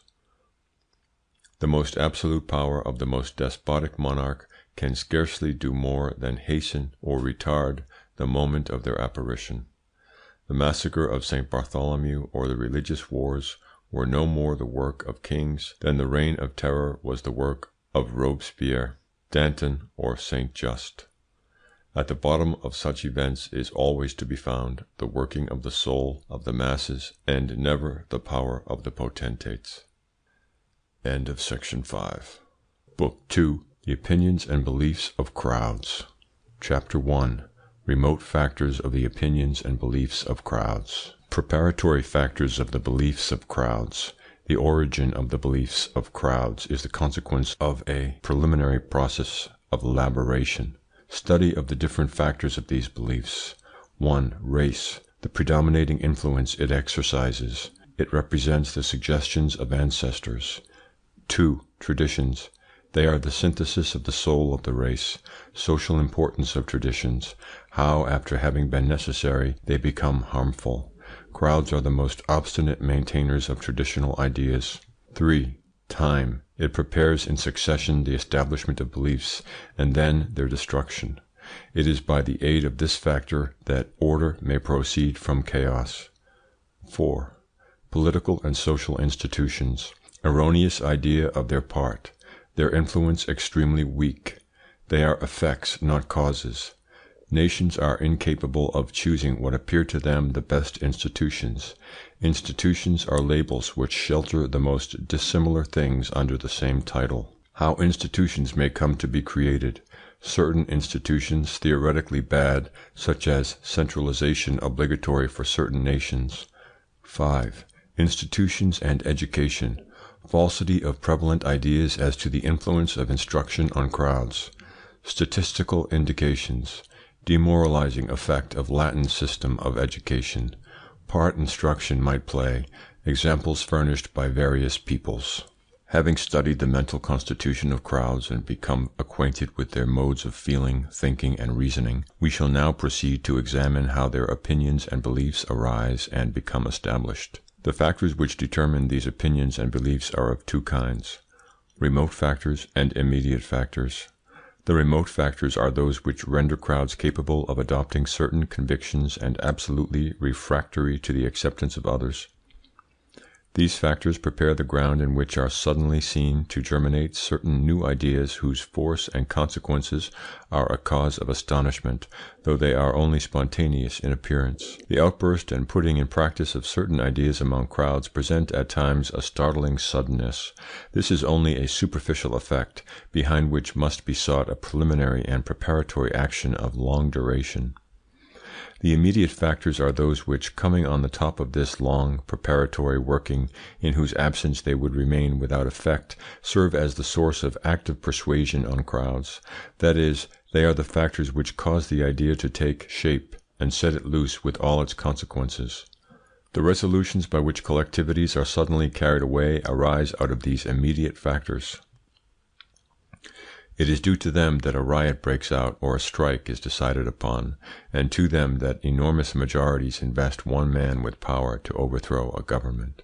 The successive action of these two kinds of factors is to be traced in all great historical events. The French Revolution, to cite but one of the most striking of such events, had among its remote factors the writings of the philosophers, the exactions of the nobility, and the progress of scientific thought. The mind of the masses, thus prepared, was then easily roused by such immediate factors as the speeches of orators and the resistance of the court party to insignificant reforms. Among the remote factors there are some of a general nature, which are found to underlie all the beliefs and opinions of crowds. They are race, traditions, time, institutions, and education. We now proceed to study the influence of these different factors. 1. Race. This factor, race, must be placed in the first rank, for in itself it far surpasses in importance all the others. We have sufficiently studied it in another work, it is therefore needless to deal with it again. We showed in a previous volume what an historical race is, and how, its character once formed, it possesses, as the result of the laws of heredity, such power that its belief, institutions, and arts, in a word, all the elements of its civilization, are merely the outward expression of its genius. We showed that the power of the race is such that no element can pass from one people to another without understanding the most profound transformations.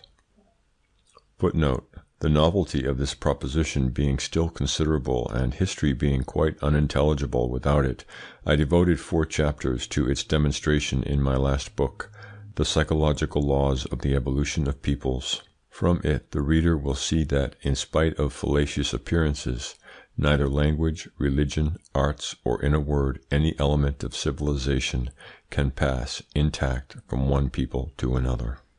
End of footnote. Environment, circumstances, and events represent the social suggestions of the moment. They may have a considerable influence, but this influence is always momentary if it be contrary to the suggestions of the race, that is, to those which are inherited by a nation from the entire series of its ancestors. We shall have occasion in several of the chapters of this work to touch again upon racial influence, and to show that this influence is so great that it dominates the characteristics peculiar to the genius of crowds. It follows from this fact that the crowds of different countries offer very considerable differences of beliefs and conduct, and are not to be influenced in the same manner. 2. Traditions. Traditions represent the ideas, the needs, and the sentiments of the past. They are the synthesis of the race and weigh upon us with immense force. The biological sciences have been transformed since embryology has shown the immense influence of the past on the evolution of living beings, and the historical sciences will not undergo a less change when this conception has become more widespread.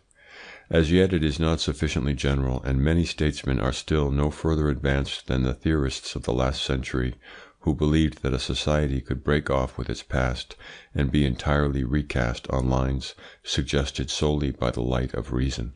A people is an organism created by the past, and, like every other organism, it can only be modified by slow hereditary accumulations. It is tradition that guides men, and more especially so when they are in a crowd.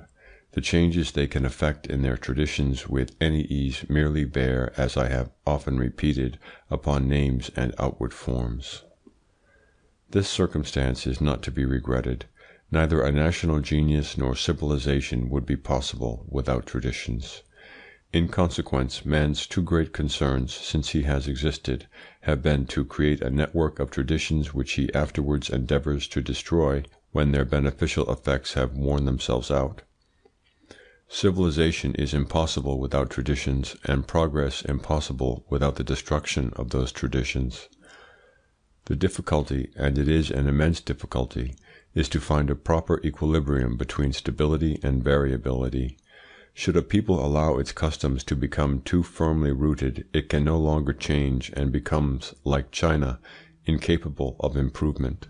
Violent revolutions are in this case of no avail, for what happens is that either the broken fragments of the chain are pieced together again, and the past resumes its empire without change, or the fragments remain apart, and decadence soon succeeds anarchy. The ideal for a people is in consequence to preserve the institutions of the past, merely changing them insensibly and little by little. This ideal is difficult to realize.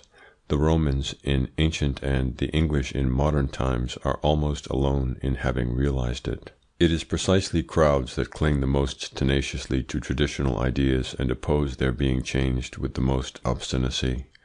This is notably the case with the category of crowds constituting castes. I have already insisted upon the conservative spirit of crowds, and shown that the most violent rebellions merely end in a changing of words and terms.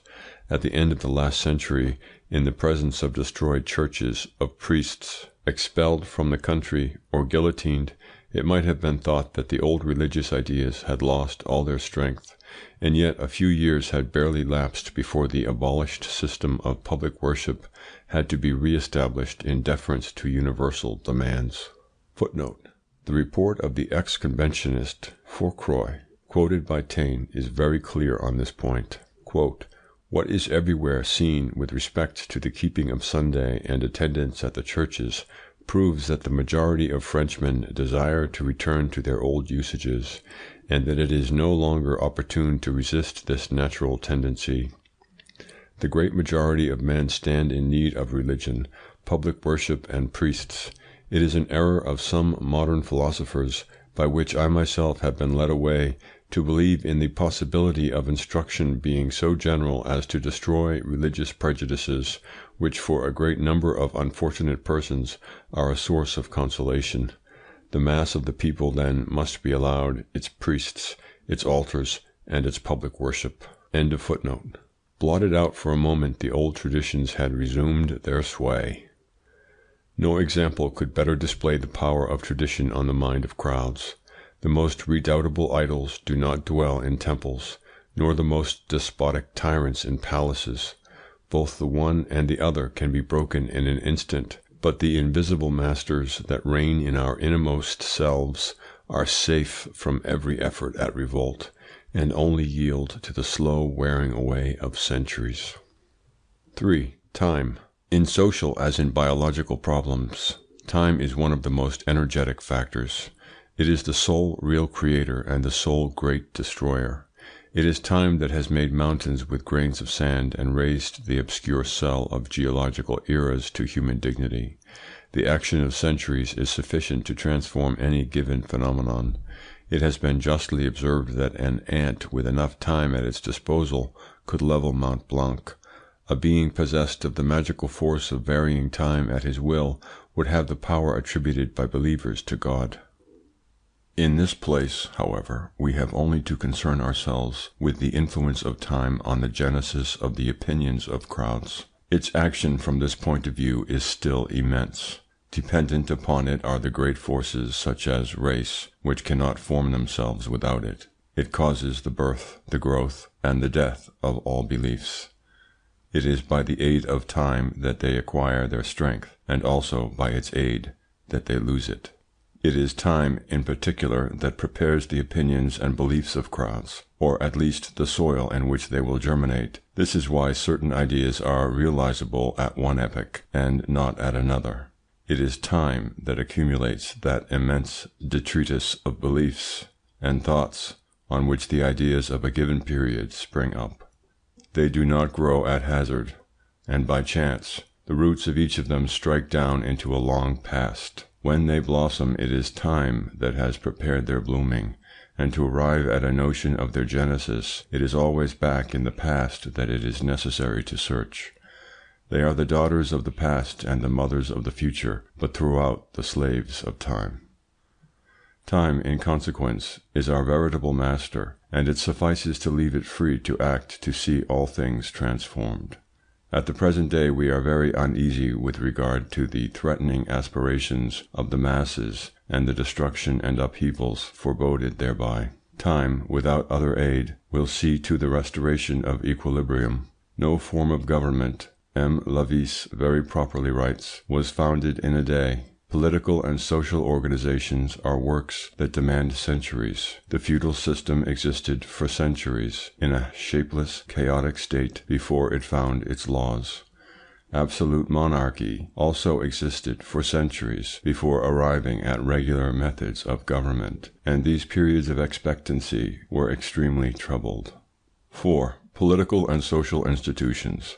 The idea that institutions can remedy the defects of societies, that national progress is the consequence of the improvement of institutions and governments, and that social changes can be effected by decrees. This idea, I say, is still generally accepted. It was the starting point of the French Revolution, and the social theories of the present day are based upon it. The most continuous experience has been unsuccessful in shaking this grave delusion. Philosophers and historians have endeavoured in vain to prove its absurdity, but yet they have had no difficulty in demonstrating that institutions are the outcome of ideas, sentiments, and customs, and that ideas, sentiments, and customs are not to be recast by recasting legislative codes. A nation does not choose its institutions at will any more than it chooses the colour of its hair or its eyes. Institutions and governments are the product of the race. They are not the creators of an epoch, but are created by it.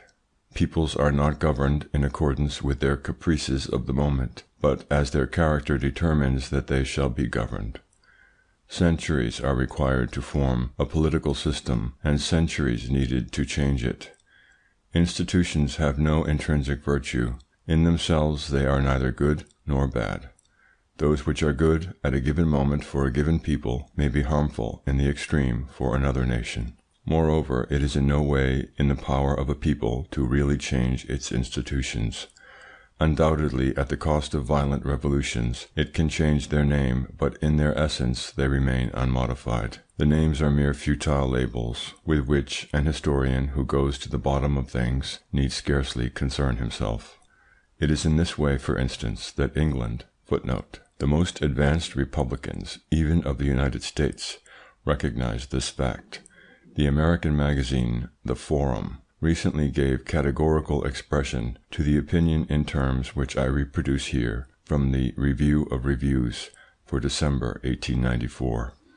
Quote, "It should never be forgotten, even by the most ardent enemies of an aristocracy, that England is today the most democratic country of the universe, the country in which the rights of the individual are most respected, and in which the individual possesses the most liberty." Unquote. End of footnote. The most democratic country in the world lives, nevertheless, under a monarchical regime, whereas the countries in which the most oppressive despotism is rampant are the Spanish-American republics, in spite of their republican constitutions. The destinies of peoples are determined by their character and not by their government. I have endeavoured to establish this view in my previous volume by setting forth categorical examples. To lose time in the manufacture of cut-and-dried constitutions is, in consequence, a puerile task, the useless labour of an ignorant rhetorician. Necessity and time undertake the charge of elaborating constitutions when we are wise enough to allow these two factors to act.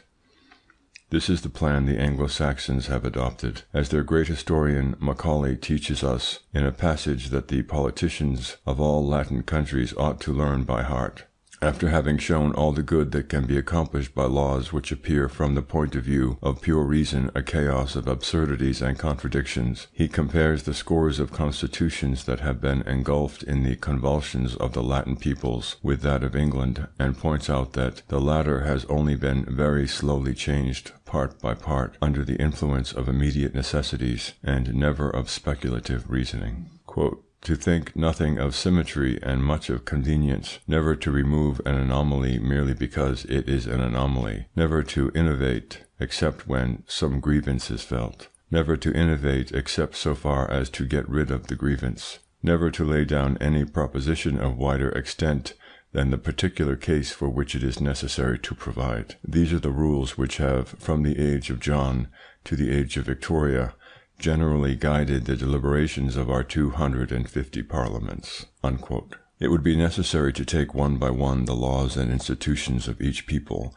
to show to what extent they are the expression of the needs of each race, and are incapable for that reason of being violently transformed.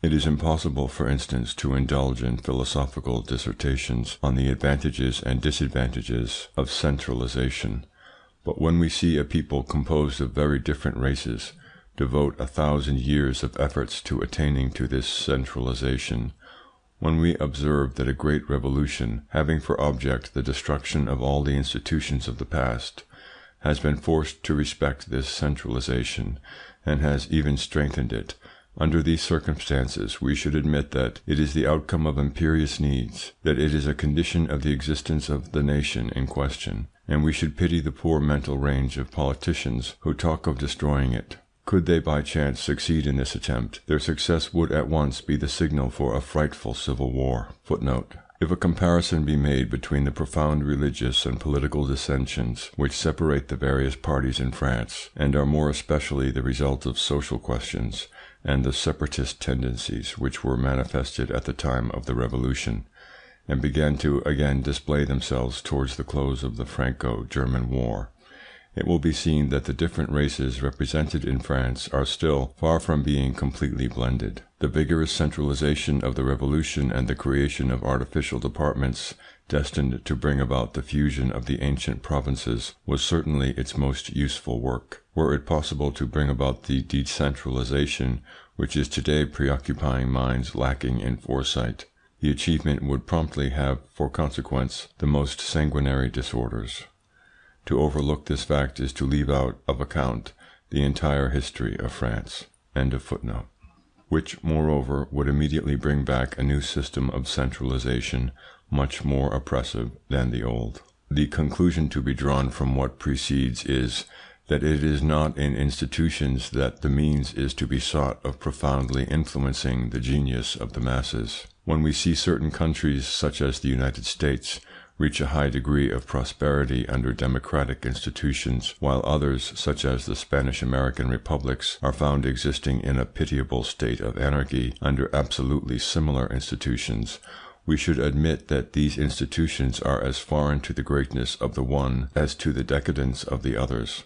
Peoples are governed by their character, and all institutions which are not intimately modelled on that character merely represent a borrowed garment, a transitory disguise. No doubt sanguinary wars and violent revolutions have been undertaken and will continue to be undertaken to impose institutions to which is attributed, as to the relics of saints, the supernatural power of creating welfare.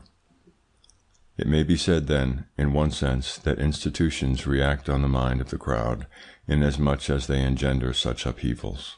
But in reality it is not the institutions that react in this manner, since we know that, whether triumphant or vanquished, they possess in themselves no virtue. It is illusions and words that have influenced the mind of the crowd, and especially words which are as powerful as they are chimerical, and whose astonishing sway we shall shortly demonstrate. 5. Instruction and education.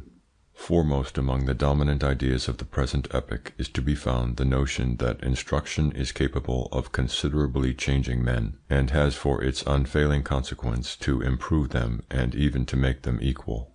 By the mere fact of its being constantly repeated, this assertion has ended by becoming one of the most steadfast democratic dogmas. It would be as difficult now to attack it as it would have been formerly to have attacked the dogmas of the Church. On this point, however, as on many others, democratic ideas are in profound disagreement with the results of psychology and experience. Many eminent philosophers, among them Herbert Spencer, have had no difficulty in showing that instruction neither renders a man more moral nor happier, that it changes neither his instincts nor his hereditary passions, and that at times for this to happen it need only be badly directed. It is much more pernicious than useful. Statisticians have brought confirmation of these views by telling us that criminality increases with the generalization of instruction, or at any rate of a certain kind of instruction, and that the worst enemies of society, the anarchists, are recruited among the prize winners of schools, while in a recent work a distinguished magistrate, M. Adolphe Guillot, made the observation that at present 3,000 educated criminals are met with for every 1,000 illiterate delinquents, and that in 50 years the criminal percentage of the population has passed from 227 to 552 for every 100,000 inhabitants, an increase of 133%. He has also noted, in common with his colleagues, that criminality is particularly on the rise among young persons, for whom, as is known, gratuitous and obligatory schooling has in France replaced apprenticeship. It is not assuredly, and nobody has ever maintained this proposition, that well-directed instruction may not give very useful practical results, if not in the sense of raising the standard of morality, at least in that of developing professional capacity. Unfortunately, the Latin peoples, especially in the last 25 years have based their system of instruction on very erroneous principles, and in spite of the observations of the most eminent minds, such as Brel, Fustel de Coulanges, Taine, and many others, they persist in their lamentable mistakes. I have myself shown, in a work published some time ago, that the French system of education transforms the majority of those who have undergone it into enemies of society, and recruits numerous disciples for the worst forms of socialism. The primary danger of this system of education, very properly qualified as Latin, consists in the fact that it is based on the fundamental psychological error that the intelligence is developed by the learning by heart of textbooks. Adopting this view, the endeavour has been made to enforce a knowledge of as many handbooks as possible. From the primary school till he leaves the university, a young man does nothing but acquire books by heart, without his judgment or personal initiative being ever called into play. Education consists for him in reciting by heart and obeying.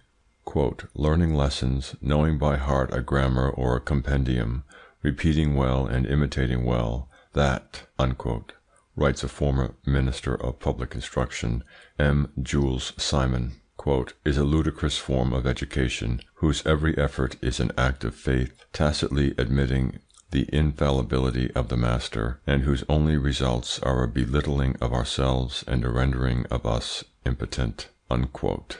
Were this education merely useless, one might confine oneself to expressing compassion for the unhappy children who, instead of making needful studies at the primary school, are instructed in the genealogy of the sons of Clotaire, the conflicts between Neustria and Austrasia, or the zoological classifications. But the system presents a far more serious danger.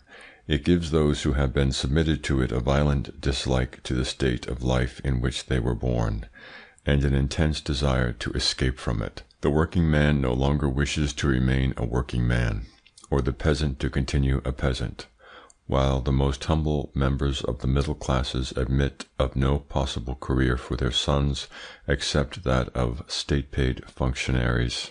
Instead of preparing men for life, French schools solely prepare them to occupy public functions, in which success can be attained without any necessity for self-direction or the exhibition of the least glimmer of personal initiative. At the bottom of the social ladder, the system creates an army of proletarians discontented with their lot and always ready to revolt, while at the summit it brings into being a frivolous bourgeoisie, at once sceptical and credulous, having a superstitious confidence in the state, whom it regards as a sort of providence, but without forgetting to display towards it a ceaseless hostility, always laying its own faults to the door of the government, and incapable of the least enterprise without the intervention of the authorities.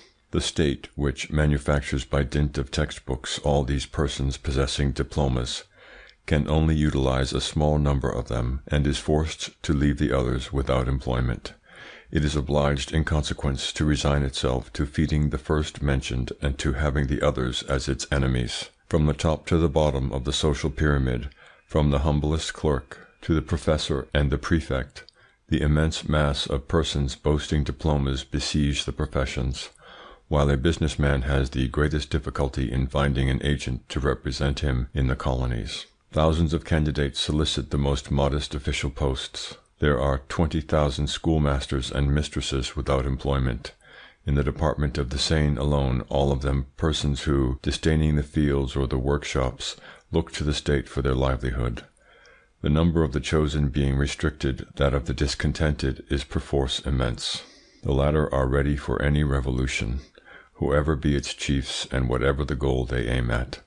The acquisition of knowledge for which no use can be found is a sure method of driving a man to revolt. Footnote: this phenomenon, moreover, is not peculiar to the Latin peoples. It is also to be observed in China, which is also a country in the hands of a solid hierarchy of mandarins or functionaries, and where a function is obtained, as in France, by competitive examination, in which the only test is the imperturbable recitation of bulky manuals. The army of educated persons without employment is considered in China at the present day as a veritable national calamity.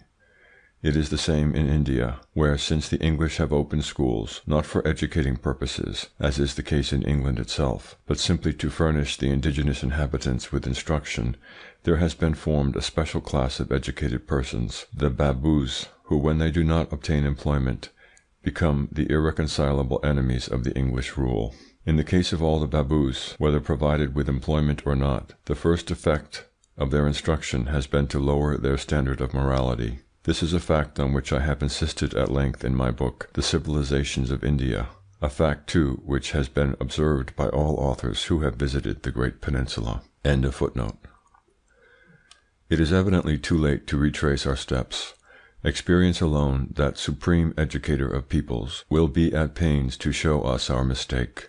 It alone will be powerful enough to prove the necessity of replacing our odious textbooks and our pitiable examinations by industrial instruction capable of inducing our young men to return to the fields, to the workshop, and to the colonial enterprise which they avoid today at all costs. The professional instruction which all enlightened minds are now demanding was the instruction received in the past by our forefathers. It is still in vigour at the present day among the nations who rule the world by their force of will, their initiative, and their spirit of enterprise.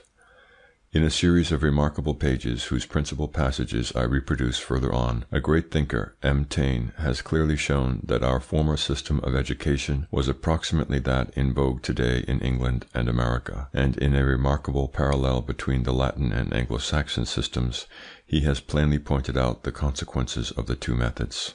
One might consent, perhaps, at a pinch, to continue to accept all the disadvantages of our classical education, although it produced nothing but discontented men, and men unfitted for their station in life. Did the superficial acquisition of so much knowledge, the faultless repeating by heart of so many textbooks, raise the level of intelligence? But does it really raise this level? Alas, no. The conditions of success in life are the possession of judgment, experience, initiative, and character, qualities which are not bestowed by books. Books are dictionaries, which it is useful to consult, but of which it is perfectly useless to have lengthy portions in one's head. How is it possible for professional instruction to develop the intelligence in a measure quite beyond the reach of classical instruction? This has been well shown by M. Taine. Quote, "Ideas," he says, "are only formed in their natural and normal surroundings. The promotion of the growth is effected by the innumerable impressions appealing to the senses which a young man receives daily in the workshop, the mine, the law court, the study, the builder's yard, the hospital, at the sight of tools, materials, and operations, in the presence of customers, workers, and labour, of work well or ill done, costly or lucrative. In such a way are obtained those trifling perceptions of detail of the eyes, the ear, the hands, and even the sense of smell, which, picked up involuntarily and silently elaborated, take shape within the learner and suggest to him, sooner or later, this or that new combination, simplification, economy, improvement, or invention. The young Frenchman is deprived, and precisely at the age when they are most fruitful, of all these precious contacts, of all these indispensable elements of assimilation. For 7 or 8 years on end he is shut up in a school and is cut off from that direct personal experience which would give him a keen and exact notion of men and things and of the various ways of handling them." Unquote. Quote, "At least 9 out of 10 have wasted their time and pains during several years of their life, telling important, even decisive years. Among such are to be counted, first of all, the half of 2/3 of those who present themselves for examination. I refer to those who are rejected, and then among those who are successful, who obtain a degree, a certificate, a diploma, there is still a half or 2/3. I refer to the overworked. Too much has been demanded of them by exacting that on a given day, on a chair or before a board, they should, for 2 hours in succession, and with respect to a group of sciences, be living repertories of all human knowledge. In point of fact, they were that, or nearly so, for 2 hours on that particular day. But a month later, they are so no longer. They could not go through the examination again. Their too numerous and too burdensome acquisitions slip incessantly from their mind, and are not replaced. Their mental vigour has declined. Their fertile capacity for growth has dried up.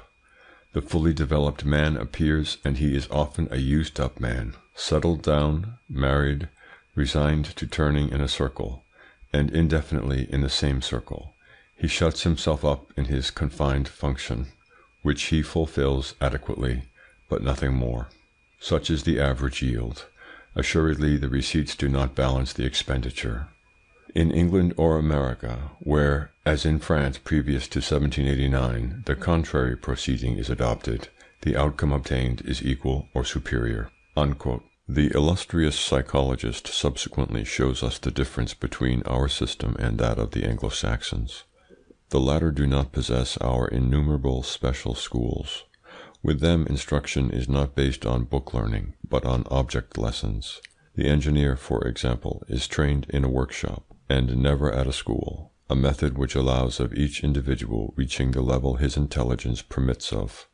He becomes a workman or a foreman if he can get no farther, an engineer if his aptitudes take him as far. This manner of proceeding is much more democratic and of much greater benefit to society than that of making the whole career of an individual depend on an examination lasting a few hours and undergone at the age of 19 or 20. Quote, "In the hospital, the mine, the factory, in the architect's or the lawyer's office, the student who makes a start while very young goes through his apprenticeship stage by stage, much as does with us a law clerk in his office or an artist in his studio. Previously, and before making a practical beginning, he has had an opportunity of following some general and summary course of instruction, so as to have a framework ready prepared in which to store the observations he is shortly to make. Furthermore, he is able, as a rule, to avail himself of sundry technical courses, which he can follow in his leisure hours, so as to coordinate step by step the daily experience he is gathering. Under such a system, the practical capabilities increase and develop of themselves in exact proportion to the faculties of the student, and in the direction requisite for his future task and the special work for which from now onwards he desires to fit himself. By this means, in England or in the United States, a young man is quickly in a position to develop his capacity to the utmost. At 25 years of age, and much sooner, if the material and the parts are there, he is not merely a useful performer, he is capable also of spontaneous enterprise. He is not only a part of a machine, but also a motor. In France, where the contrary system prevails, in France, which with each succeeding generation is falling more and more into line with China, the sum total of the wasted forces is enormous." Unquote.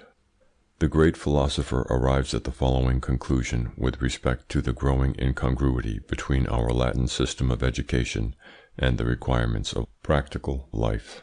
Quote, "In the three stages of instruction, those of childhood, adolescence, and youth, the theoretical and pedagogic preparation by books on the school benches has lengthened out and become overcharged in view of the examination, the degree, the diploma, and the certificate, and solely in this view, and by the worst methods, by the application of an unnatural and antisocial regime, by the excessive postponement of the practical apprenticeship, by our boarding school system, by artificial training and mechanical cramming, by overwork without thought for the time that is to follow, for the adult age and the functions of the man, without regard for the real world on which the young man will shortly be thrown, for the society in which we move and to which he must be adapted or be taught, to resign himself in advance for the struggle in which humanity is engaged, and in which to defend himself and to keep his footing he ought previously to have been equipped, armed, trained, and hardened. This indispensable equipment, this acquisition of more importance than any other, this sturdy common sense and nerve and will power our schools do not procure the young Frenchman. On the contrary, far from qualifying him for his approaching and definite state, they disqualify him. In consequence, his entry into the world and his first steps in the field of action are most often merely a succession of painful falls, whose effect is that he long remains wounded and bruised, and sometimes disabled for life. The test is severe and dangerous. In the course of it, the mental and moral equilibrium is affected, and runs the risk of not being re-established. Too sudden and complete disillusion has supervened. The deceptions have been too great, the disappointments too keen. Footnote: Taine, Le Régime Moderne, Volume 2, 1894. These pages are almost the last that Taine wrote. They resume admirably the results of the great philosopher's long experience. Unfortunately, they are in my opinion totally incomprehensible for such of our university professors who have not lived abroad. Education is the only means at our disposal of influencing to some extent the mind of a nation, and it is profoundly saddening to have to think that there is scarcely anyone in France who can arrive at understanding that our present system of teaching is a grave cause of rapid decadence, which, instead of elevating our youth, lowers and perverts it. A useful comparison may be made between Taine's pages and the observations on American education recently made by M. Paul Bourget in his excellent book Outre-mer. He too, after having noted that our education merely produces narrow-minded bourgeois, lacking in initiative and willpower, or anarchists, those two equally harmful types of the civilized man, who degenerates into impotent platitude or insane destructiveness, he too, I say, draws a comparison that cannot be the object of too much reflection between our French lycées, public schools, those factories of degeneration, and the American schools, which prepare a man admirably for life. The gulf existing between truly democratic nations and those who have democracy in their speeches, but in no wise in their thoughts, is clearly brought out in this comparison. End of footnote. Have we digressed in what precedes from the psychology of crowds? Assuredly not. If we desire to understand the ideas and beliefs that are germinating today in the masses and will spring up tomorrow, it is necessary to know how the ground has been prepared. The instruction given the youth of a country allows of a knowledge of what that country will one day be. The education accorded the present generation justifies the most gloomy previsions. It is in part by instruction and education that the mind of the masses is improved or deteriorated. It was necessary in consequence to show how this mind has been fashioned by the system in vogue, and how the mass of the indifferent and the neutral has become progressively an army of the discontented, ready to obey all the suggestions of utopians and rhetoricians. It is in the schoolroom that socialists and anarchists are found nowadays, and that the way is being paved for the approaching period of decadence for the Latin peoples. End of section 6. Book 2, Chapter 2. The immediate factors of the opinions of crowds. 1. Images, words, and formulae. The magical power of words and formulae. The power of words bound up with the images they evoke, and independent of their real sense. These images vary from age to age and from race to race. The wear and tear of words. Examples of the considerable variations of sense of much used words. The political utility of baptizing old things with new names when the words by which they were designated produced an unfavourable impression on the masses.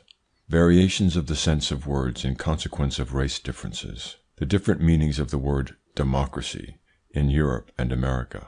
2. Illusions. Their importance. They are to be found at the root of all civilizations. The social necessity of illusions. Crowds always prefer them to truths. 3. Experience. Experience alone can fix in the mind of crowds truths become necessary and destroy illusions grown dangerous. Experience is only effective on the condition that it be frequently repeated. The cost of the experiences requisite to persuade crowds. 4. Reason. The nullity of its influence on crowds. Crowds only to be influenced by their unconscious sentiments. The role of logic in history. The secret causes of improbable events. We have just investigated the remote and preparatory factors which give the mind of crowds a special receptivity and make possible therein the growth of certain sentiments and certain ideas. It now remains for us to study the factors capable of acting in a direct manner. We shall see in the forthcoming chapter how these factors should be put in force in order that they may produce their full effect. In the first part of this work we study the sentiments, ideas, and methods of reasoning of collective bodies, and from the knowledge thus acquired it would evidently be possible to deduce in a general way the means of making an impression on their mind. We already know what strikes the imagination of crowds, and are acquainted with the power and contagiousness of suggestions, of those especially that are presented under the form of images. However, as suggestions may proceed from very different sources, the factors capable of acting on the minds of crowds may differ considerably. It is necessary then to study them separately. This is not a useless study. Crowds are somewhat like the Sphinx of ancient fable. It is necessary to arrive at a solution of the problems offered by their psychology, or to resign ourselves to being devoured by them. 1. Images, words, and formulas. When studying the imagination of crowds, we saw that it is particularly open to the impressions produced by images. These images do not always lie ready to hand, but it is possible to evoke them by the judicious employment of words and formulas. Handled with art, they possess, in sober truth, the mysterious power formerly attributed to them by the adepts of magic. They cause the birth in the minds of crowds of the most formidable tempests, which in turn they are capable of stilling. A pyramid far loftier than that of old Cheops could be raised merely with the bones of men who have been victims of the power of words and formulas. The power of words is bound up with the images they evoke, and is quite independent of their real significance. Words whose sense is the most ill-defined are sometimes those that possess the most influence.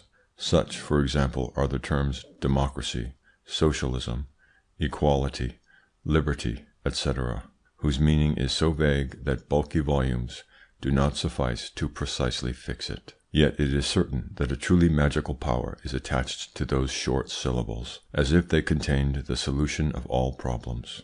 They synthesize the most diverse unconscious aspirations and the hope of their realization. Reason and arguments are incapable of combating certain words and formulas. They are uttered with solemnity in the presence of crowds, and as soon as they have been pronounced, an expression of respect is visible on every countenance, and all heads are bowed. By many they are considered as natural forces, as supernatural powers. They evoke grandiose and vague images in men's minds, but this very vagueness that wraps them in obscurity augments their mysterious power. They are the mysterious divinities hidden behind the tabernacle which the devout only approach in fear and trembling. The images evoked by words being independent of their sense, they vary from age to age, from people to people, the formulas remaining identical. Certain transitory images are attached to certain words. The word is merely, as it were, the button of an electric bell that calls them up.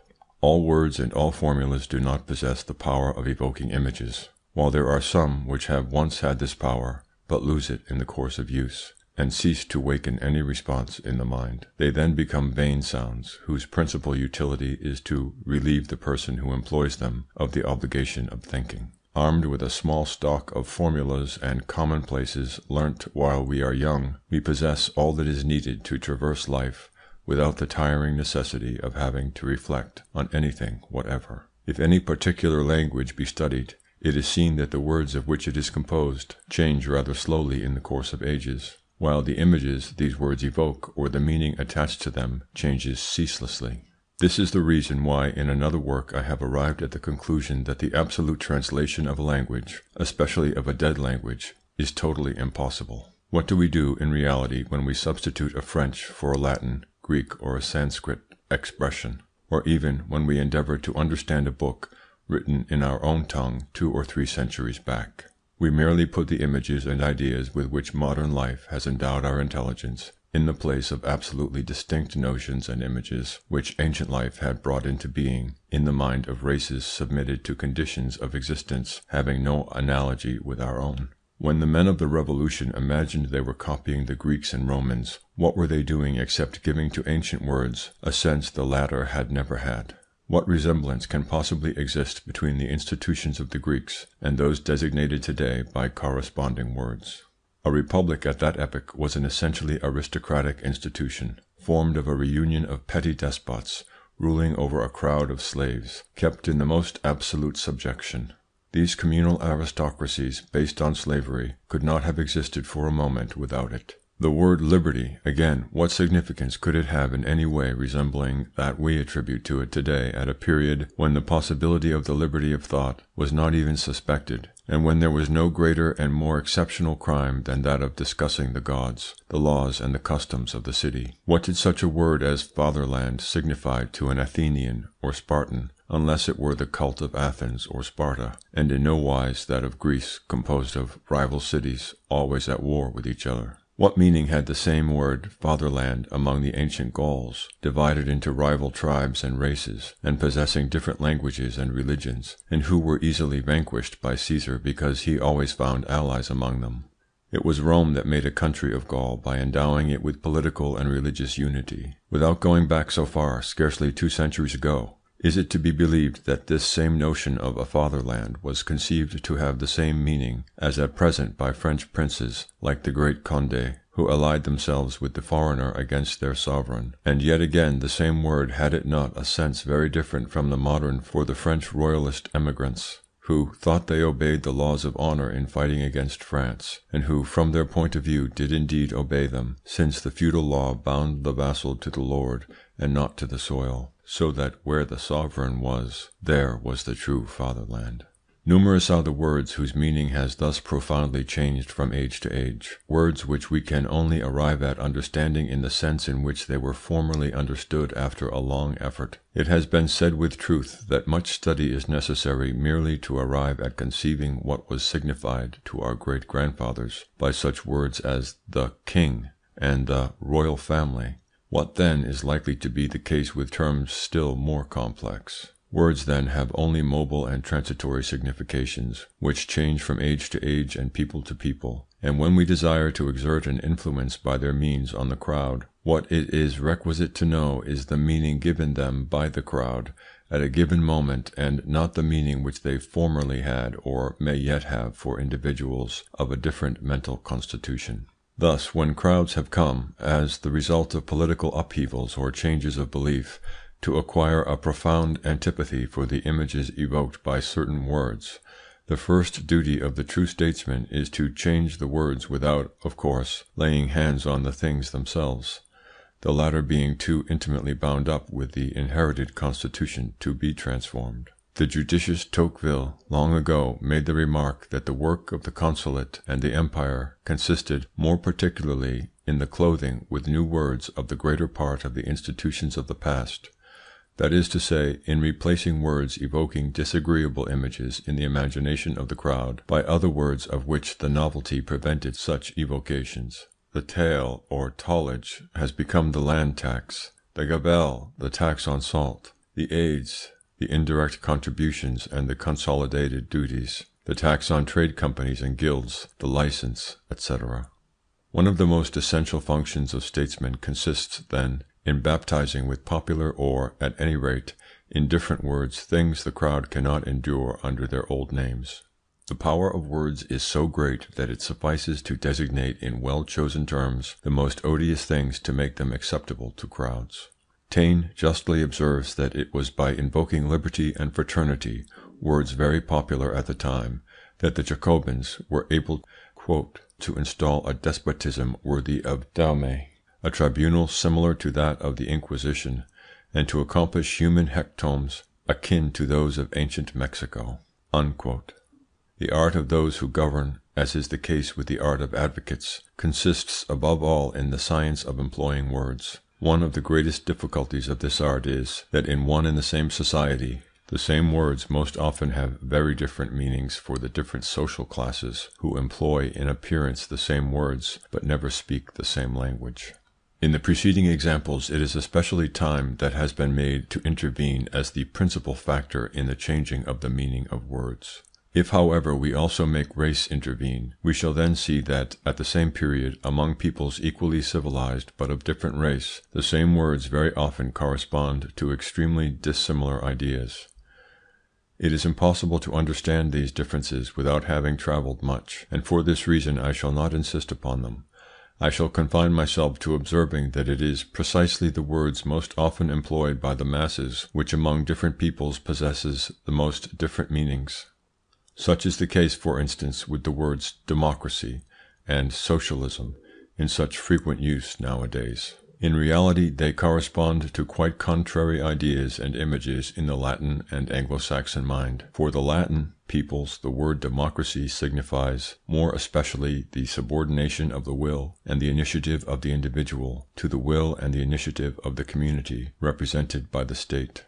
It is the state that is charged, to a greater and greater degree, with the direction of everything, the centralization, the monopolization, and the manufacture of everything. To the state it is that all parties without exception, radicals, socialists, and monarchists, constantly appeal. Among the Anglo-Saxons, and notably in America, this same word, democracy, signifies, on the contrary, the intense development of the will of the individual, and as complete a subordination as possible of the state, which, with the exception of the police, the army, and the diplomatic relations, is not allowed the direction of anything, not even of public instruction. It is seen then that the same word which signifies for one people the subordination of the will and the initiative of the individual, and the preponderance of the state, signifies for another the excessive development of the will and the initiative of the individual, and the complete subordination of the state. Footnote. In my book, The Psychological Laws of the Evolution of Peoples, I have insisted at length on the differences which distinguish the Latin democratic ideal from the Anglo-Saxon democratic ideal. Independently and as the result of his travels, M. Paul Bourget has arrived in his quite recent book, Outre-mer, at conclusions almost identical with mine. End of footnote. 2. Illusions. From the dawn of civilization onwards, crowds have always undergone the influence of illusions. It is to the creators of illusions that they have raised more temples, statues, and altars than to any other class of men. Whether it be the religious illusions of the past or the philosophic and social illusions of the present, these formidable sovereign powers are always found at the head of all the civilizations that have successively flourished on our planet. It is in their name that were built the temples of Chaldea and Egypt and the religious edifices of the Middle Ages, and that a vast upheaval shook the whole of Europe a century ago, and there is not one of our political, artistic, or social conceptions that is free from their powerful impress. Occasionally, at the cost of terrible disturbances, man overthrows them, but he seems condemned to always set them up again. Without them he would never have emerged from his primitive barbarian state, and without them again he would soon return to it. Doubtless they are futile shadows, but these children of our dreams have forced the nations to create whatever the arts may boast of splendor or civilization or greatness. Quote, if one destroyed in museums and libraries, if one hurled down on the flagstones before the churches all the works and all the monuments of art that religion have inspired, what would remain of the great dreams of humanity? To give to men that portion of hope and illusion without which they cannot live, such is the reason for the existence of gods, heroes, and poets. During 50 years science appeared to undertake this task, but science has been compromised in hearts hungering after the ideal, because it does not dare to be lavish enough of promises, because it cannot lie. Unquote. Footnote. Daniel Le Seur. End of footnote. The philosophers of the last century devoted themselves with fervour to the destruction of the religious, political, and social illusions on which our forefathers had lived for a long tale of centuries. By destroying them they have dried up the springs of hope and resignation. Behind the immolated chimeras they came face to face with the blind and silent forces of nature, which are inexorable to weakness and ignore pity. Notwithstanding all its progress, philosophy has been unable as yet to offer the masses any ideal that can charm them. But as they must have their illusions at all cost, they turn instinctively, as the insect seeks the light, to the rhetoricians who accord them what they want. Not truth, but error has always been the chief factor in the evolution of nations, and the reason why socialism is so powerful today is that it constitutes the last illusion that is still vital. In spite of all scientific demonstrations, it continues on the increase. Its principal strength lies in the fact that it is championed by minds sufficiently ignorant of things as they are in reality to venture boldly to promise mankind happiness. The social illusion reigns today upon all the heaped up ruins of the past, and to it belongs the future. The masses have never thirsted after truth. They turn aside from evidence that is not to their taste, preferring to deify error, if error seduce them. Whoever can supply them with illusions is easily their master. Whoever attempts to destroy their illusions is always their victim. 3. Experience. Experience constitutes almost the only effective process by which a truth may be solidly established in the mind of the masses, and illusions grown too dangerous be destroyed. To this end, however, it is necessary that the experience should take place on a very large scale, and be very frequently repeated. The experiences undergone by one generation are useless as a rule for the generation that follows, which is the reason why historical facts cited with a view to demonstration serve no purpose.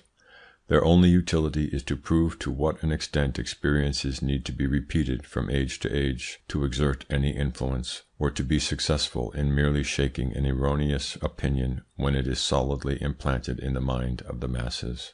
Their only utility is to prove to what an extent experiences need to be repeated from age to age to exert any influence, or to be successful in merely shaking an erroneous opinion when it is solidly implanted in the mind of the masses. Our century and that which preceded it will doubtless be alluded to by historians as an era of curious experiments, which in no other age have been tried in such number. The most gigantic of these experiments was the French Revolution. To find out that a society is not to be refashioned from top to bottom in accordance with the dictates of pure reason, it was necessary that several millions of men should be massacred, and that Europe should be profoundly disturbed for a period of 20 years. To prove to us experimentally that dictators cost the nations who acclaim them dear. 2 ruinous experiences have been required in 50 years, and in spite of their clearness they do not seem to have been sufficiently convincing. The first, nevertheless, cost 3 million of men and an invasion. The second involved the loss of territory and carried in its wake the necessity for permanent armies. A third was almost attempted not long since, and will assuredly be attempted one day. To bring an entire nation to admit that the huge German army was not, as was currently alleged 30 years ago, a sort of harmless National Guard. The opinion of the crowd was formed in this case by those rough and ready associations of dissimilar things, the mechanisms of which I have previously explained. The French National Guard of that period being composed of peaceable shopkeepers, utterly lacking in discipline, and quite incapable of being taken seriously, whatever bore a similar name, evoked the same conception and was considered in consequence as harmless. The error of the crowd was shared at the time by its leaders, as happens so often in connection with opinions dealing with generalizations. In a speech made in the Chamber on the 31st of December 1867, and quoted in a book by M.E. Olivier that has appeared recently, a statesman who often followed the opinion of the crowd but was never in advance of it, I allude to M. Thiers, declared that Prussia only possessed a National Guard analogous to that of France, and in consequence without importance, in addition to a regular army about equal to the French regular army, assertions about as accurate as the predictions of the same statesman as to the insignificant future reserved for railways.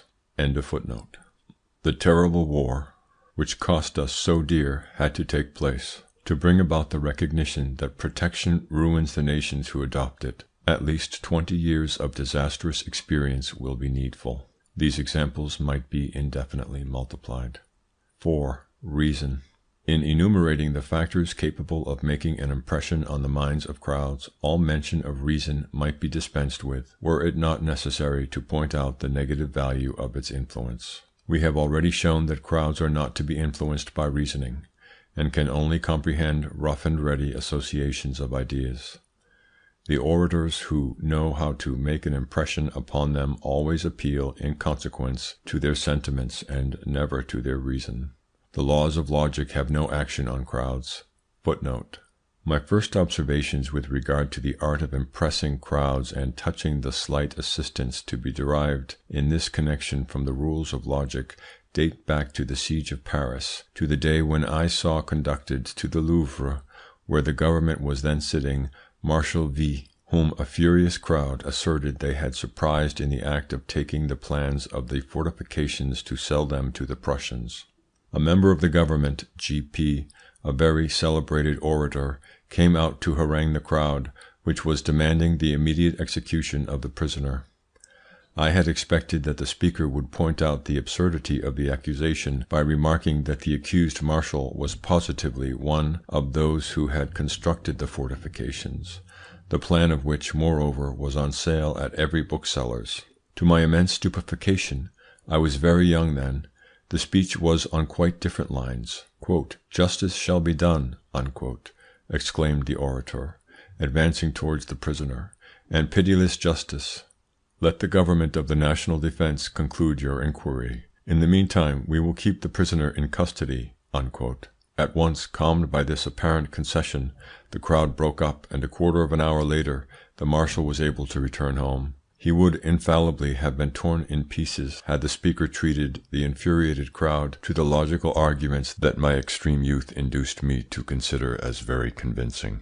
To bring home conviction to crowds, it is necessary first of all to thoroughly comprehend the sentiments by which they are animated, to pretend to share these sentiments, then to endeavour to modify them by calling up, by means of rudimentary associations, certain eminently suggestive notions, to be capable, if need be, of going back to the point of view from which a start was made, and, above all, to divine from instant to instant the sentiments to which one's discourse is giving birth. This necessity of ceaselessly varying one's language in accordance with the effect produced at the moment of speaking deprives from the outset a prepared and studied harangue of all efficaciousness. In such a speech the orator follows his own line of thought, not that of his hearers, and from this fact alone his influence is annihilated. Logical minds, accustomed to be convinced by a chain of somewhat close reasoning, cannot avoid having recourse to this mode of persuasion when addressing crowds, and the inability of their arguments always surprises them. The usual mathematical consequences based on the syllogism, that is, on associations of identities, are imperative, writes a logician. This imperativeness would enforce the assent even of an inorganic mass were it capable of following associations of identities. This is doubtless true, but a crowd is no more capable than an inorganic mass of following such associations, nor even of understanding them.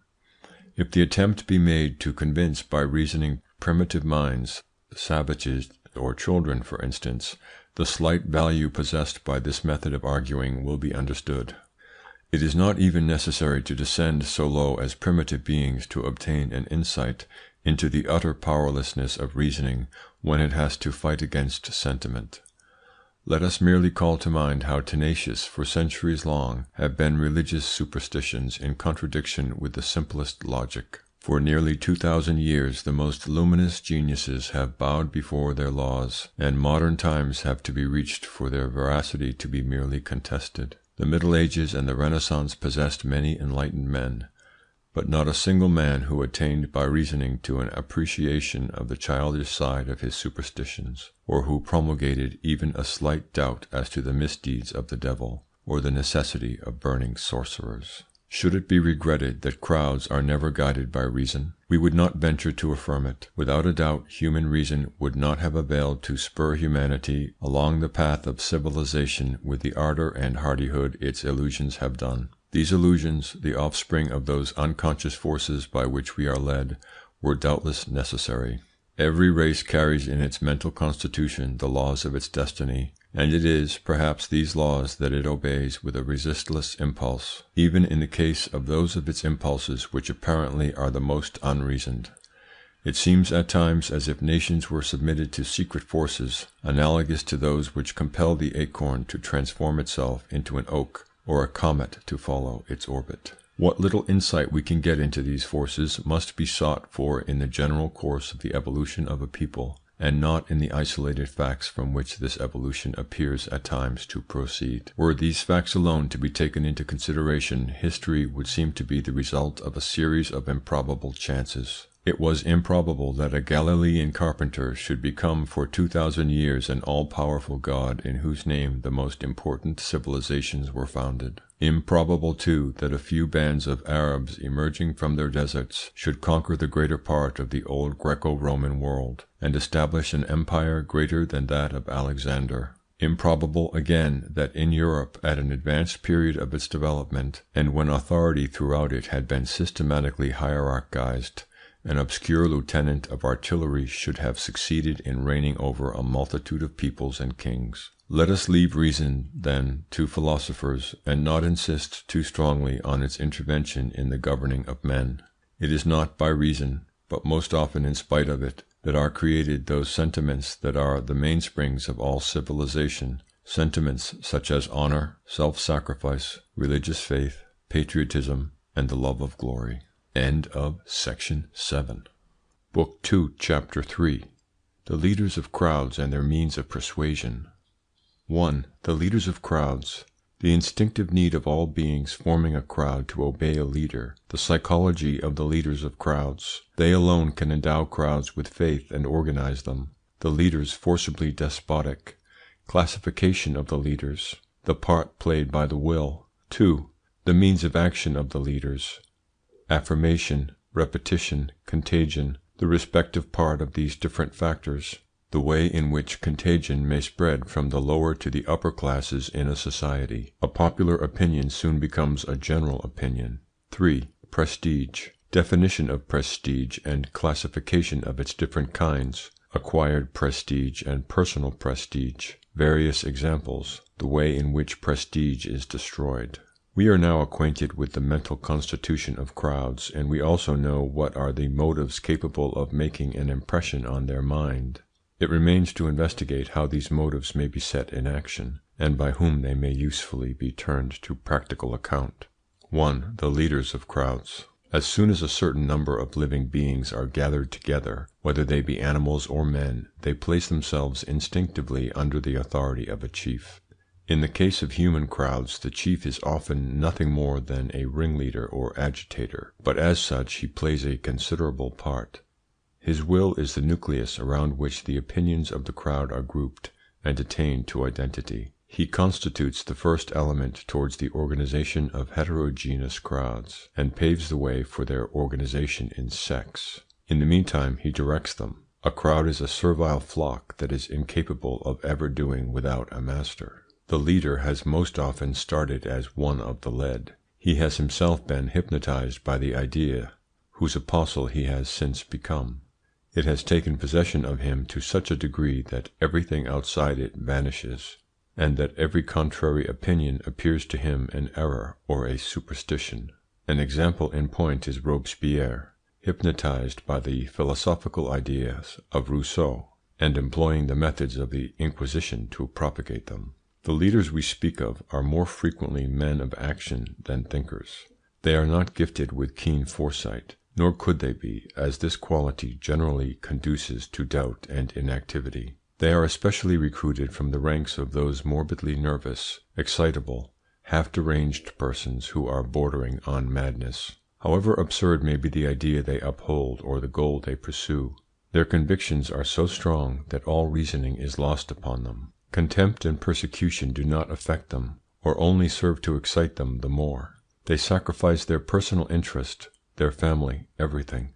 The very instinct of self-preservation is entirely obliterated in them, and so much so that often the only recompense they solicit is that of martyrdom. The intensity of their faith gives great power of suggestion to their words. The multitude is always ready to listen to the strong-willed man, who knows how to impose himself upon it. Men gathered in a crowd lose all force of will, and turn instinctively to the person who possesses the quality they lack. Nations have never lacked leaders, but all of the latter have by no means been animated by those strong convictions proper to apostles. These leaders are often subtle rhetoricians, seeking only their own personal interest, and endeavouring to persuade by flattering base instincts. The influence they can assert in this manner may be very great, but it is always ephemeral. The men of ardent convictions who have stirred the soul of crowds, the Peter the Hermits, the Luthers, the Savonarolas, the men of the French Revolution, have only exercised their fascination after having been themselves fascinated first of all by a creed. They are then able to call up in the souls of their fellows that formidable force known as faith,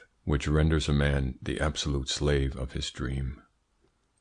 The arousing of faith, whether religious, political, or social, whether faith in a work, in a person, or an idea, has always been the function of the great leaders of crowds, and it is on this account that their influence is always very great. Of all the forces at the disposal of humanity, faith has always been one of the most tremendous, and the Gospel rightly attributes to it the power of moving mountains.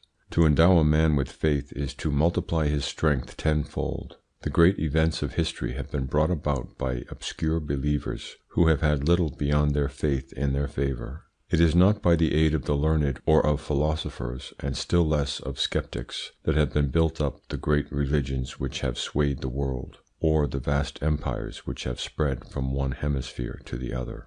In the cases just cited, however, we are dealing with great leaders, and they are so few in number that history can easily reckon them up. They form the summit of a continuous series, which extends from these powerful masters of men down to the workman who, in the smoky atmosphere of an inn, slowly fascinates his comrades by ceaselessly drumming into their ears a few set phrases, whose purport he scarcely comprehends, but the application of which, according to him, must surely bring about the realization of all dreams and of every hope. In every social sphere, from the highest to the lowest, as soon as a man ceases to be isolated, he speedily falls under the influence of a leader. The majority of men, especially among the masses, do not possess clear and reasoned ideas on any subject whatever outside their own specialty.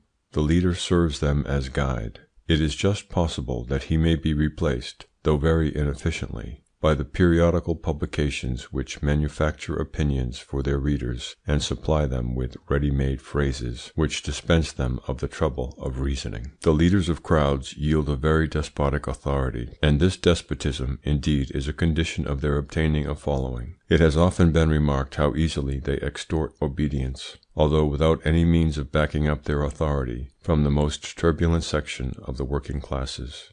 They fix the hour of labour and the rate of wages, and they decree strikes, which are begun and ended at the hour they ordain. At the present day, these leaders and agitators tend more and more to usurp the place of the public authorities in proportion as the latter allow themselves to be called in question and shorn of their strength. The tyranny of these new masters has for result that the crowds obey them much more docilely than they have obeyed any government. If in consequence of some accident or other the leaders should be removed from the scene, the crowd returns to its original state of a collectivity without cohesion or force of resistance. During the last strike of the Parisian omnibus employees, the arrest of the two leaders who were directing it was at once sufficient to bring it to an end.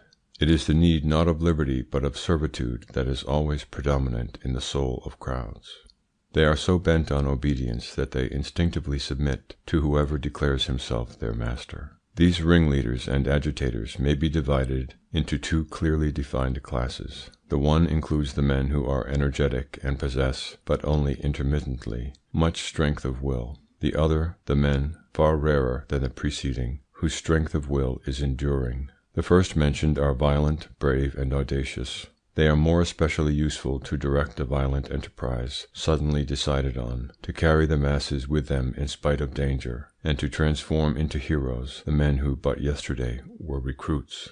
Men of this kind were Ney and Murat under the First Empire, and such a man in our own time was Garibaldi, a talentless but energetic adventurer, who succeeded with a handful of men in laying hands on the ancient kingdom of Naples, defended though it was by a disciplined army. Still, though, the energy of leaders of this class is a force to be reckoned with. It is transitory and scarcely outlasts the exciting cause that has brought it into play. When they have returned to their ordinary course of life, the heroes animated by energy of this description often evince, as was the case with those I have just cited, the most astonishing weakness of character. They seem incapable of reflection and of conducting themselves under the simplest circumstances, although they had been able to lead others. These men are leaders who cannot exercise their function except on the condition that they be led themselves and continually stimulated, that they have always as their beacon a man or an idea, that they follow a line of conduct clearly traced. The second category of leaders, that of men of enduring strength of will, have, in spite of a less brilliant aspect, a much more considerable influence. In this category are to be found the true founders of religions and great undertakings. St. Paul, Mahomet, Christopher Columbus, and de Lesseps, for example. Whether they be intelligent, or narrow-minded is of no importance. The world belongs to them. The persistent will force they possess is an immensely rare and immensely powerful faculty to which everything yields. What a strong and continuous will is capable of is not always properly appreciated. Nothing resists it, neither nature, gods, nor man. The most recent example of what can be effected by a strong and continuous will is afforded us by the illustrious man who separated the eastern and western worlds and accomplished a task that during 3,000 years had been attempted in vain by the greatest sovereigns.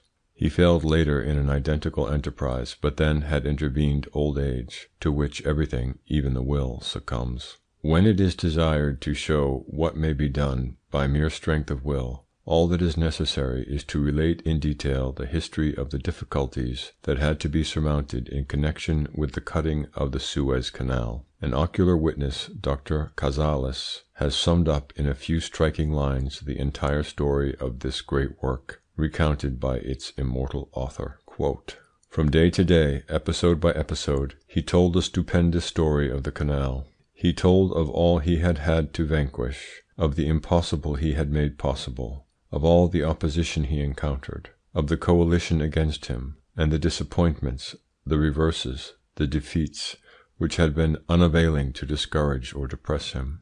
He recalled how England had combated him, attacking him without cessation, how Egypt and France had hesitated, how the French consul had been foremost in his opposition to the early stages of the work, and the nature of the opposition he had met with, the attempt to force his workmen to desert from thirst by refusing them fresh water, how the Minister of Marine and the engineers, all responsible men of experienced and scientific training, had naturally all been hostile, were all certain on scientific grounds that disaster was at hand, had calculated its coming, foretelling it for such a day and hour as an eclipse is foretold." Unquote. The book which relates the lives of all these great leaders would not contain many names, but these names have been bound up with the most important events in the history of civilization. 2. The means of action of the leaders: affirmation, repetition, contagion.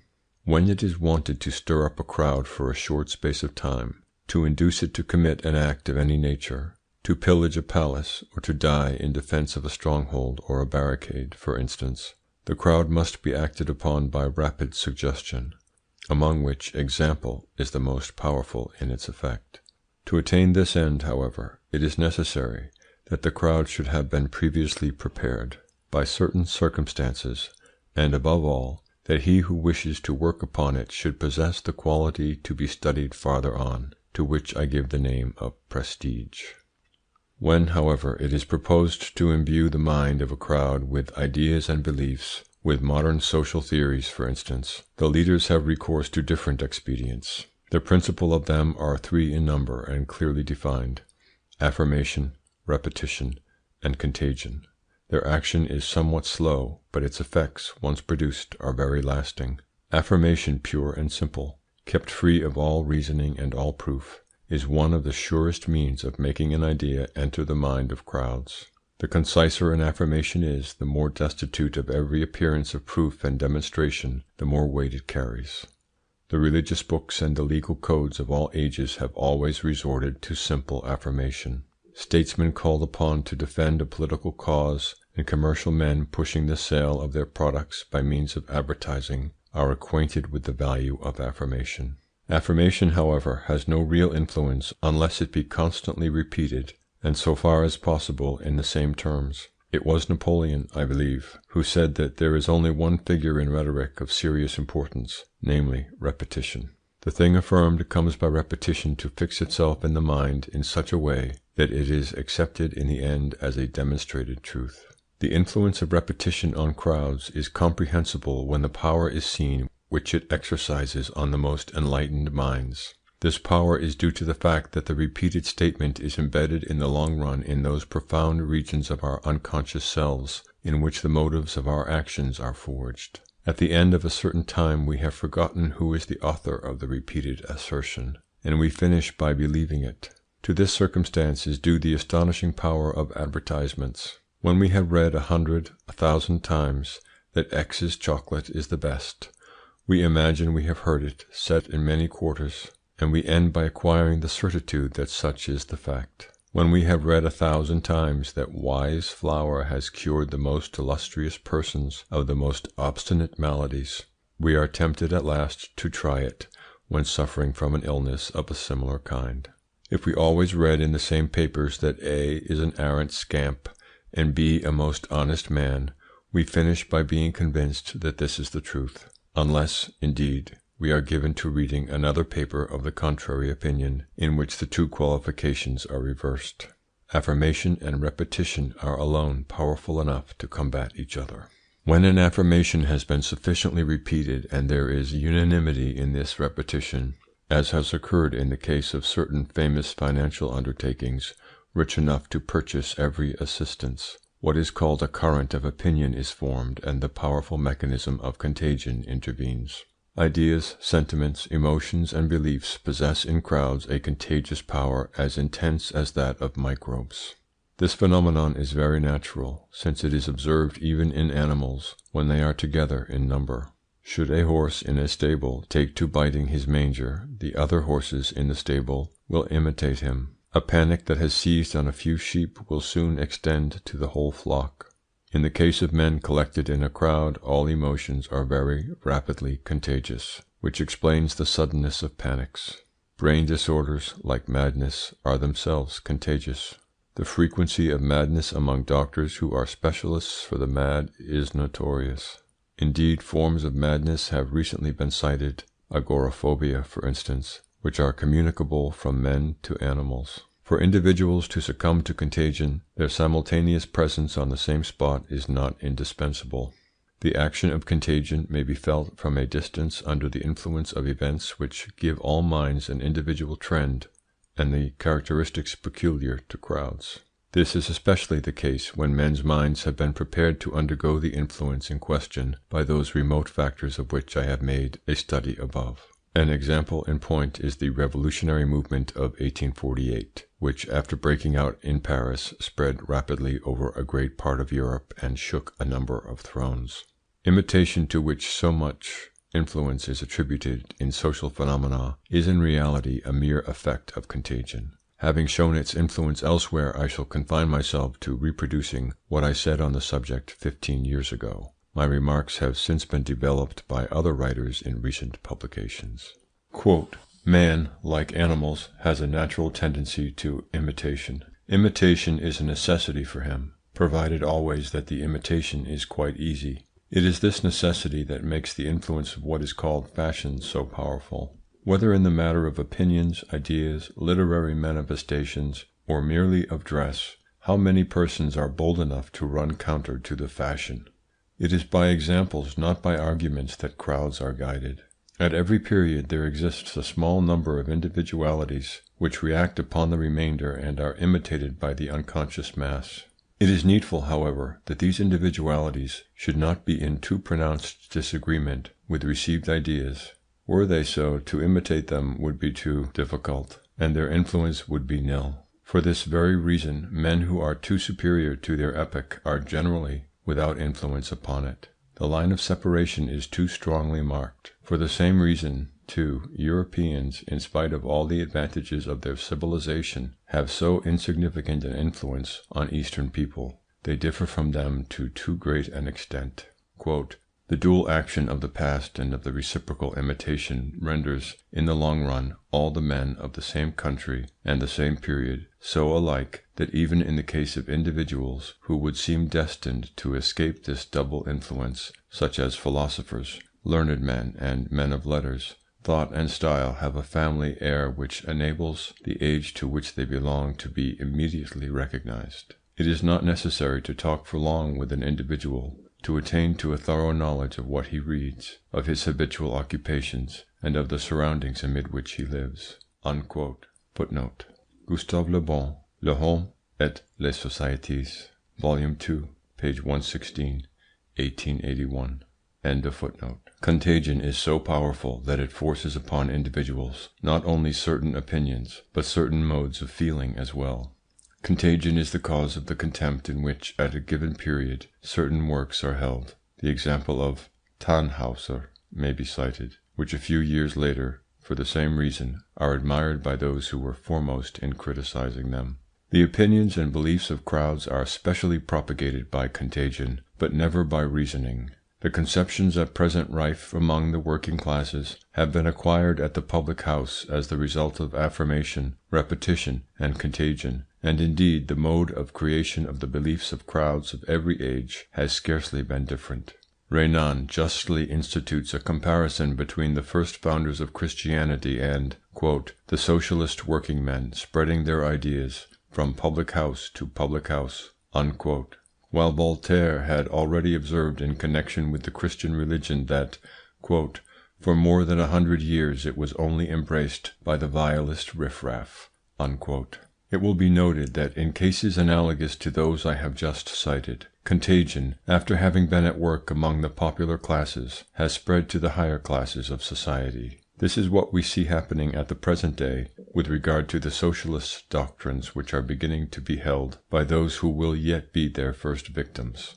Contagion is so powerful a force that even the sentiment of personal interest disappears under its action. This is the explanation of the fact that every opinion adopted by the populace always ends in implanting itself with great vigour in the highest social strata, however obvious be the absurdity of the triumphant opinion. This reaction of the lower upon the higher social classes is the more curious owing to the circumstance that the beliefs of the crowd always have their origin, to a greater or less extent, in some higher idea, which has often remained without influence in the sphere in which it was evolved. Leaders and agitators, subjugated by this higher idea, take hold of it, distort it, and create a sect which distorts it afresh, and then propagates it amongst the masses, who carry the process of deformation still further. Become a popular truth, the idea returns, as it were, to its source, and exerts an influence on the upper classes of a nation. In the long run it is intelligence that shapes the destiny of the world, but very indirectly. The philosophers who evolve ideas have long since returned to dust, when, as the result of the process I have just described, the fruit of their reflection ends by triumphing. 3. Prestige. Great power is given to ideas propagated by affirmation, repetition, and contagion, by the circumstance that they acquire in time that mysterious force known as prestige. Whatever has been a ruling power in the world, whether it be ideas or men, has in the main enforced its authority by means of that irresistible force expressed by the word prestige. The term is one whose meaning is grasped by everybody, but the word is employed in ways too different for it to be easy to define it. Prestige may involve such sentiments as admiration or fear. Occasionally even these sentiments are its basis, but it can perfectly well exist without them. The greatest measure of prestige is possessed by the dead, by beings, that is, of whom we do not stand in fear, by Alexander, Caesar, Mahomet, and Buddha, for example. On the other hand, there are fictive beings whom we do not admire, the monstrous divinities of the subterranean temples of India, for instance, but who strike us nevertheless as endowed with a great prestige.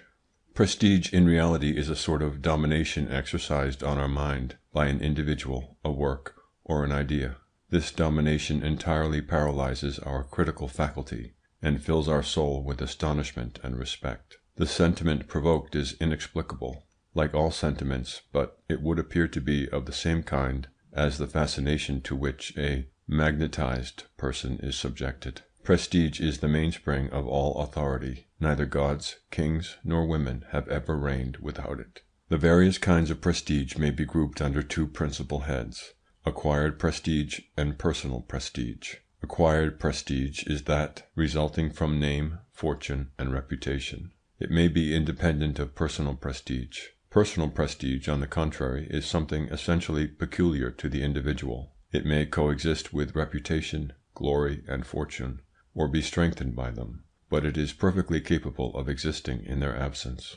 Acquired or artificial prestige is much the most common. The mere fact that an individual occupies a certain position, possesses a certain fortune, or bears certain titles, endows him with prestige, however slight his own personal worth. A soldier in uniform, a judge in his robes, always enjoys prestige. Pascal has very properly noted the necessity for judges of robes and wigs. Without them they would be stripped of half their authority. The most unbending socialist is always somewhat impressed by the sight of a prince or of a marquis, and the assumption of such titles makes the robbing of tradesmen an easy matter. The influence of titles, decorations, and uniforms on crowds is to be traced in all countries, even in those in which the sentiment of personal independence is the most strongly developed. I quote in this connection a curious passage from a recent book of travel on the prestige enjoyed in England by great persons. I had observed under various circumstances the peculiar sort of intoxication produced in the most reasonable Englishmen by the contact or sight of an English peer. Provided his fortune enables him to keep up his rank, he is sure of their affection in advance, and brought into contact with him, they are so enchanted as to put up with anything at his hands. They may be seen to redden with pleasure at his approach, and if he speaks to them, their suppressed joy increases their redness, and causes their eyes to gleam with unusual brilliance. Respect for nobility is in their blood, so to speak, as with Spaniards the love of dancing, with Germans that of music, and with Frenchmen the liking for revolutions. Their passion for horses and Shakespeare is less violent. The satisfaction and pride they derive from these sources a less integral part of their being. There is a considerable sale for books dealing with the peerage, and go where one will they are to be found, like the Bible, in all hands."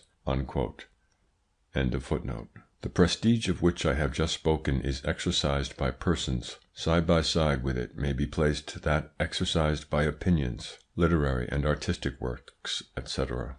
Prestige of the latter kind is most often merely the result of accumulated repetitions. History, literary and artistic history especially, being nothing more than the repetition of identical judgments, which nobody endeavours to verify. Every one ends by repeating what he learnt at school, till there come to be names and things which nobody would venture to meddle with. For a modern reader the perusal of Homer results incontestably in immense boredom. But who would venture to say so? The Parthenon, in its present state, is a wretched ruin, utterly destitute of interest, but it is endowed with such prestige that it does not appear to us as it really is, but with all its accompaniment of historic memories. The special characteristic of prestige is to prevent us seeing things as they are, and to entirely paralyze our judgment. Crowds always, and individuals as a rule, stand in need of ready-made opinions on all subjects. The popularity of these opinions is independent of the measure of truth or error they contain, and is solely regulated by their prestige.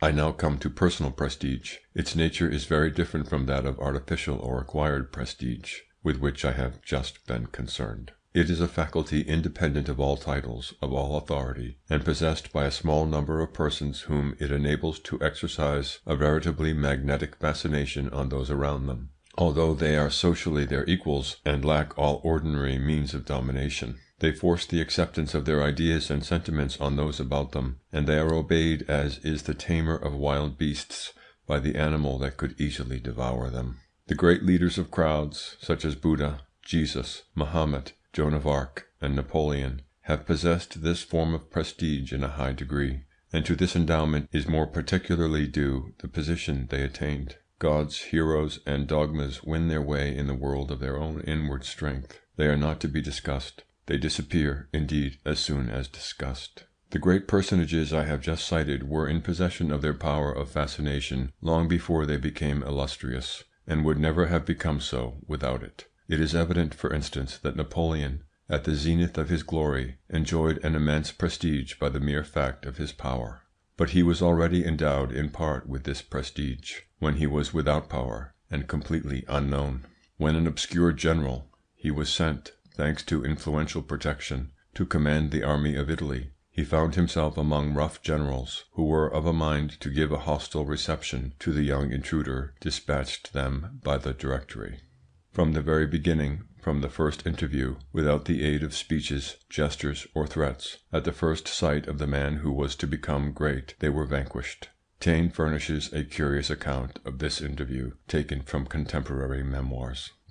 "The generals of division, amongst others, Augereau, a sort of swashbuckler, uncouth and heroic, proud of his height and his bravery, arrive at the staff quarters very badly disposed, towards the little upstart dispatched from Paris.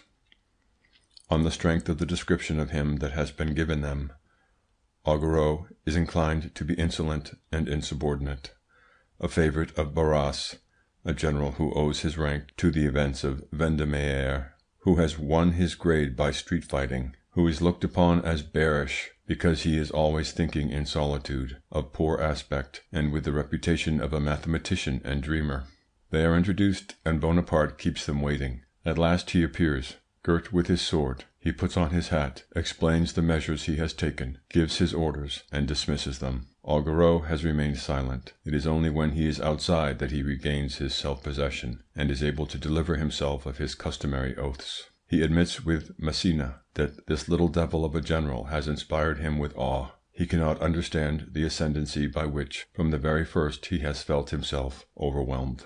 Unquote. Become a great man, his prestige increased in proportion as his glory grew, and came to be at least equal to that of a divinity in the eyes of those devoted to him. General Vandamme, a rough, typical soldier of the Revolution, even more brutal and energetic than Augereau, said of him to Marshal d'Ornano in 1815, as on one occasion they mounted together the stairs of the Tuileries, quote, "That devil of a man exercises a fascination on me that I cannot explain even to myself, and in such a degree that, though I fear neither God nor devil, when I am in his presence I am ready to tremble like a child, and he could make me go through the eye of a needle to throw myself into the fire." Unquote. Napoleon exercised a like fascination on all who came into contact with him. Footnote. Thoroughly conscious of his prestige, Napoleon was aware that he added to it by treating rather worse than stable lads the great personages around him, and among whom figured some of those celebrated men of the Convention of whom Europe had stood in dread. The gossip of the period abounds in illustrations of this fact. One day, in the midst of a council of state, Napoleon grossly insults Bunau, treating him as one might an unmannerly valet. The effect produced, he goes up to him and says, quote, "Well, stupid, have you found your head again?" Unquote. Whereupon Bugneau, tall as a drum major, bows very low, and the little man, raising his hand, takes the tall one by the ear, quote, "An intoxicating sign of favour," unquote, writes Bugneau, quote, "the familiar gesture of the master who waxes gracious," unquote. Such examples give a clear idea of the degree of base platitude that prestige can provoke. They enable us to understand the immense contempt of the great despot for the men surrounding him, men whom he merely looked upon as, quote, "food for powder." Unquote. End of footnote. Davoust used to say, talking of Marat's devotion and of his own, quote, "Had the Emperor said to us, 'It is important in the interest of my policy that Paris should be destroyed without a single person leaving it or escaping,' Marat, I am sure, would have kept the secret, but he could not have abstained from compromising himself by seeing that his family got clear of the city.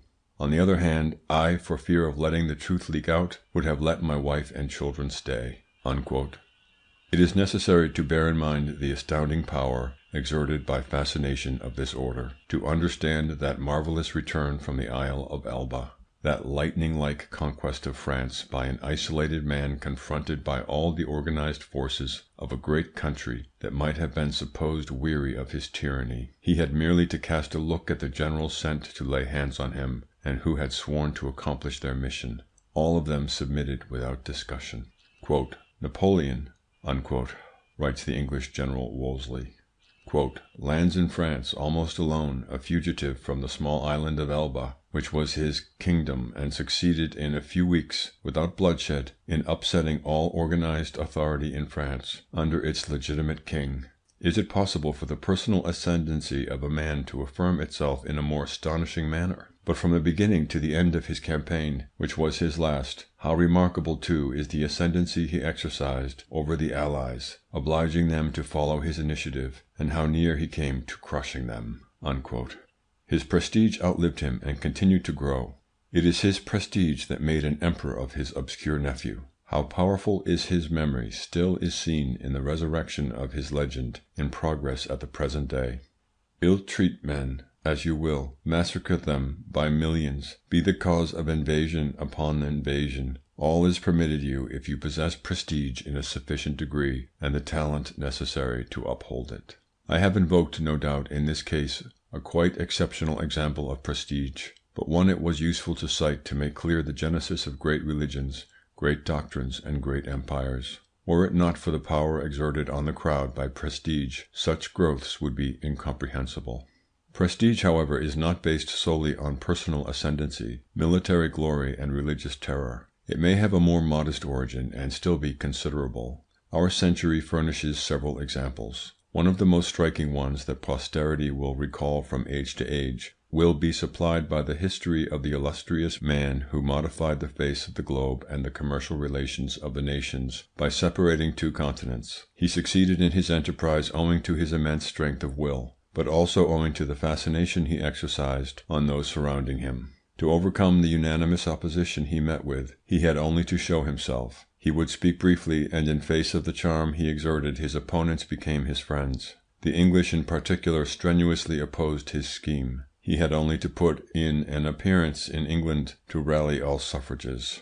In later years, when he passed Southampton, the bells were rung on his passage, and at the present day a movement is on foot in England to raise a statue in his honour. Having vanquished whatever there is to vanquish, men and things, marshes, rocks, and sandy wastes." He had ceased to believe in obstacles, and wished to begin Suez over again at Panama. He began again with the same methods as of old, but he had aged, and besides, the faith that moves mountains does not move them if they are too lofty. The mountains resisted, and the catastrophe that ensued destroyed the glittering aureole of glory that enveloped the hero. His life teaches how prestige can grow and how it can vanish. After rivaling in greatness the most famous heroes of history, he was lowered by the magistrates of his country to the ranks of the vilest criminals. When he died, his coffin, unattended, traversed an indifferent crowd. Foreign sovereigns are alone in rendering homage to his memory as to that of one of the greatest men that history has known. An Austrian paper, the New Free Press of Vienna, has indulged on the subject of the destiny of de Lesseps in reflection marked by a most judicious psychological insight. I therefore reproduce them here. "After the condemnation of Ferdinand de Lesseps, one has no longer the right to be astonished at the sad end of Christopher Columbus. If Ferdinand de Lesseps were a rogue, every noble illusion is a crime. Antiquity would have crowned the memory of de Lesseps with an aureole of glory, and would have made him drink from the bowl of nectar in the midst of Olympus, for he has altered the face of the earth and accomplished works which make the creation more perfect. The President of the Court of Appeals has immortalized himself by condemning Ferdinand de Lesseps, for the nations will always demand the name of the man who was not afraid to debase his century by investing with the convict's cap an aged man whose life redounded to the glory of his contemporaries.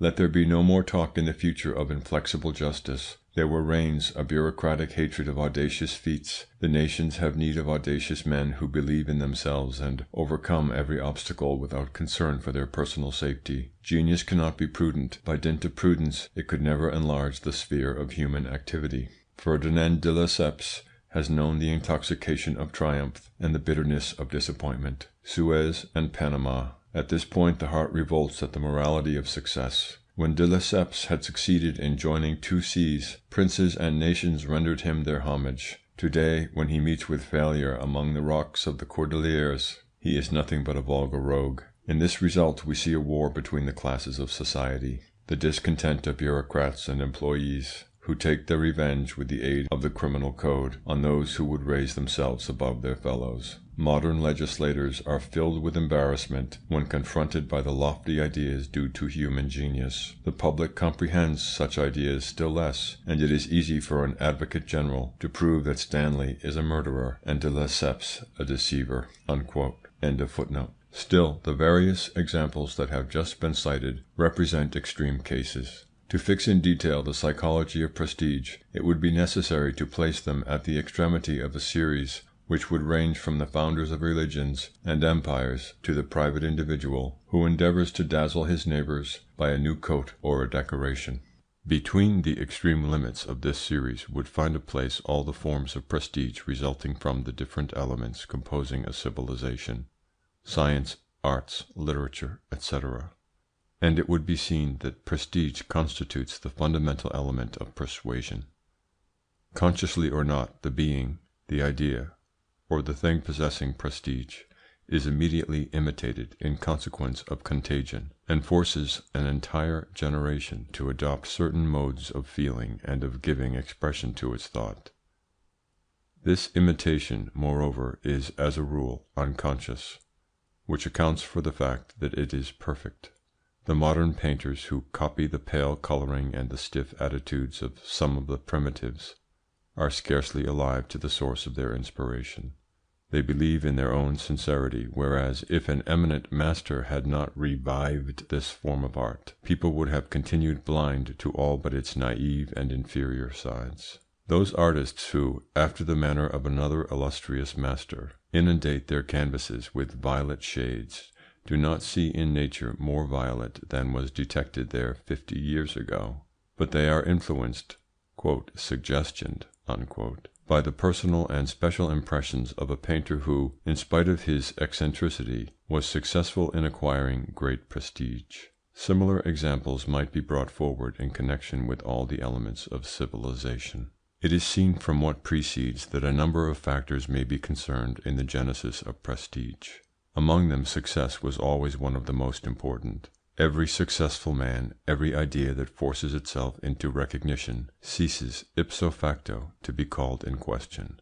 The proof that success is one of the principal stepping stones to prestige is that the disappearance of the one is almost always followed by the disappearance of the other. The hero whom the crowd acclaimed yesterday is insulted today should he have been overtaken by failure. The reaction, indeed, will be the stronger in proportion as the prestige has been great. The crowd in this case considers the fallen hero as an equal, and takes its revenge for having bowed to a superiority whose existence it no longer admits. While Robespierre was causing the execution of his colleagues and of a great number of his contemporaries, he possessed an immense prestige. When the transposition of a few votes deprived him of power, he immediately lost his prestige, and the crowd followed him to the guillotine with the self-same imprecations with which shortly before it had pursued his victims. Believers always break the statues of their former gods with every symptom of fury. Prestige lost by want of success disappears in a brief space of time. It can also be worn away, but more slowly, by being subjected to discussion. This latter power, however, is exceedingly sure. From the moment prestige is called in question, it ceases to be prestige. The gods and men who have kept their prestige for long have never tolerated discussion. For the crowd to admire, it must be kept at a distance. End of section 8. Book 2, Chapter 4. Limitations of the variability of the beliefs and opinions of crowds. 1. Fixed beliefs. The invariability of certain general beliefs. They shape the course of a civilization. The difficulty of uprooting them. In what respect intolerance is a virtue in a people. The philosophic absurdity of a belief cannot interfere with its spreading.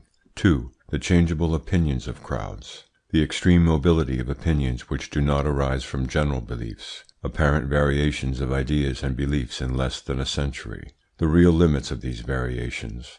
The matters affected by the variation, the disappearance at present in progress of general beliefs, and the extreme diffusion of the newspaper press have for result that opinions are nowadays more and more changeable. Why the opinions of crowds tend on the majority of subjects towards indifference. Governments now powerless to direct opinion as they formerly did. Opinions prevented today from being tyrannical on account of their exceeding divergency. 1. Fixed beliefs. A close parallel exists between the anatomical and psychological characteristics of living beings. In these anatomical characteristics certain invariable or slightly variable elements are met with, to change which the lapse is necessary of geological ages. Side by side with these fixed indestructible features are to be found others extremely changeable, which the art of the breeder or horticulturalist may easily modify, and at times to such an extent as to conceal the fundamental characteristics from an observer at all inattentive. The same phenomenon is observed in the case of moral characteristics. Alongside the unalterable psychological elements of a race, mobile and changeable elements are to be encountered. For this reason, in studying the beliefs and opinions of a people, the presence is always detected of a fixed groundwork on which are engrafted opinions as changing as the surface sand on a rock. The opinions and beliefs of crowds may be divided, then, into two very distinct classes. On the one hand, we have great permanent beliefs, which endure for several centuries, and on which an entire civilization may rest. Such, for instance, in the past were feudalism, Christianity, and Protestantism, and such in our own time are the nationalist principle and contemporary democratic and social ideas.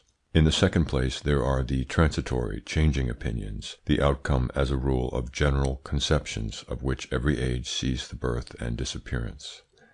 Examples in point are the theories which would mould literature and the arts, those, for instance, which produced romanticism, naturalism, mysticism, etc. Opinions of this order are as superficial as a rule as fashion, and as changeable. They may be compared to the ripples which ceaselessly arise and vanish on the surface of a deep lake. The great generalized beliefs are very restricted in number. Their rise and fall form the culminating points of the history of every historic race. They constitute the real framework of civilization. It is easy to imbue the mind of crowds with a passing opinion, but very difficult to implant therein a lasting belief. However, a belief of this latter description once established, it is equally difficult to uproot it. It is usually only to be changed at the cost of violent revolutions. Even revolutions can only avail when the belief has almost entirely lost its sway over men's minds. In that case, revolutions serve to finally sweep away what had already been almost cast aside, though the force of habit prevented its complete abandonment. The beginning of a revolution is in reality the end of a belief. The precise moment at which a great belief is doomed is easily recognizable. It is the moment when its value begins to be called in question. Every general belief being little else than a fiction, it can only survive on the condition that it be not subjected to examination. But even when a belief is severely shaken, the institutions to which it has given rise retain their strength and disappear but slowly. Finally, when the belief has completely lost its force, all that rested upon it is soon involved in ruin. As yet, a nation has never been able to change its beliefs without being condemned at the same time to transform all the elements of its civilization. The nation continues this process of transformation until it has alighted on and accepted a new general belief. Until this juncture, it is perforce in a state of anarchy. General beliefs are the indispensable pillars of civilization. They determine the trend of ideas. They alone are capable of inspiring faith and creating a sense of duty. Nations have always been conscious of the utility of acquiring general beliefs, and have instinctively understood that their disappearance would be the signal for their own decline. In the case of the Romans, the fanatical cult of Rome was the belief that made them masters of the world, and when the belief had died out, Rome was doomed to die.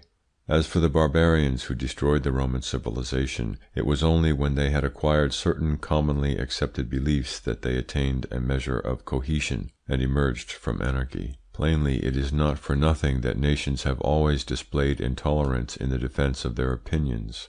This intolerance, open as it is to criticism from the philosophic standpoint, represents in the life of a people the most necessary of virtues. It was to found or uphold general beliefs that so many victims were sent to the stake in the Middle Ages, and that so many inventors and innovators have died in despair even if they have escaped martyrdom. It is in defence, too, of such beliefs that the world has been so often the scene of the direst disorder, and that so many millions of men have died on the battlefield and will yet die there. There are great difficulties in the way of establishing a general belief, but when it is definitely implanted, its power is for a long time to come invincible, and however false it be philosophically, it imposes itself upon the most luminous intelligence. Have not the European peoples regarded as incontrovertible for more than 15 centuries religious legends which, closely examined, are as barbarous?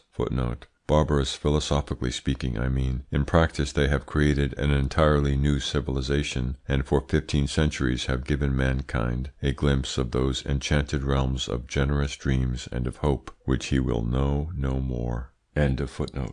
as those of Moloch. The frightful absurdity of the legend of a god who revenges himself for the disobedience of one of his creatures by inflicting horrible tortures on his son remained unperceived during many centuries. Such potent geniuses as a Galileo, a Newton, and a Leibniz never supposed for an instant that the truth of such dogmas could be called in question. Nothing can be more typical than this fact of the hypnotizing effect of general beliefs, but at the same time nothing can mark more decisively the humiliating limitations of our intelligence. As soon as a new dogma is implanted in the mind of crowds, it becomes the source of inspiration whence are evolved its institutions, arts, and mode of existence. The sway it exerts over men's minds under these circumstances is absolute. Men of action have no thought beyond realizing the accepted belief, legislators beyond applying it, while philosophers, artists, and men of letters are solely preoccupied with its expression under various shapes. From the fundamental belief transient accessory ideas may arise, but they always bear the impress of the belief from which they have sprung. The Egyptian civilization, the European civilization of the Middle Ages,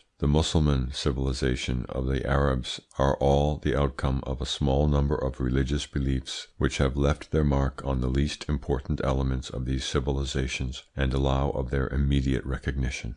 Thus it is that, thanks to general beliefs, the men of every age are enveloped in a network of traditions, opinions, and customs which render them all alike, and from whose yoke they cannot extricate themselves. Men are guided in their conduct above all by their beliefs and by the customs that are the consequence of those beliefs. These beliefs and customs regulate the smallest acts of our existence, and the most independent spirit cannot escape their influence. The tyranny exercised unconsciously on men's minds is the only real tyranny, because it cannot be fought against. Tiberius, Genghis Khan, and Napoleon were assuredly redoubtable tyrants, but from the depth of their graves Moses, Buddha, Jesus, and Mahomet have exerted on the human soul a far profounder despotism. A conspiracy may overthrow a tyrant, but what can it avail against a firmly established belief? In its violent struggle with Roman Catholicism, it is the French Revolution that has been vanquished, and this in spite of the fact that the sympathy of the crowd was apparently on its side, and in spite of recourse to destructive measures as pitiless as those of the Inquisition. The only real tyrants that humanity has known have always been the memories of its dead or the illusions it has forged itself. The philosophic absurdity that often marks general beliefs has never been an obstacle to their triumph. Indeed, the triumph of such beliefs would seem impossible unless on the condition that they offer some mysterious absurdity. In consequence, the evident weakness of the socialist beliefs of today will not prevent them triumphing among the masses. Their real inferiority to all religious beliefs is solely the result of this consideration, that the ideal of happiness offered by the latter being realizable only in a future life, it was beyond the power of anybody to contest it. The socialist idea of happiness being intended to be realized on earth, the vanity of its promises will at once appear as soon as the first efforts towards their realization are made. And simultaneously the new belief will entirely lose its prestige. Its strength, in consequence, will only increase until the day when, having triumphed, its practical realization shall commence. For this reason, while the new religion exerts to begin with, like all those that have preceded it, a destructive influence, it will be unable in the future to play a creative part. 2. The changeable opinions of crowds. Above the substratum of fixed beliefs, whose power we have just demonstrated, is found an overlying growth of opinions, ideas, and thoughts, which are incessantly springing up and dying out. Some of them exist but for a day, and the more important scarcely outlive a generation. We have already noted that the changes which supervene in opinions of this order are at times far more superficial than real, and that they are always affected by racial considerations. When examining, for instance, the political institutions of France, we showed that parties to all appearance utterly distinct, royalists, radicals, imperialists, socialists, etc., have an ideal absolutely identical, and that this ideal is solely dependent on the mental structure of the French race, since a quite contrary ideal is found under analogous names among other races. Neither the name given to opinions nor deceptive adaptations alter the essence of things.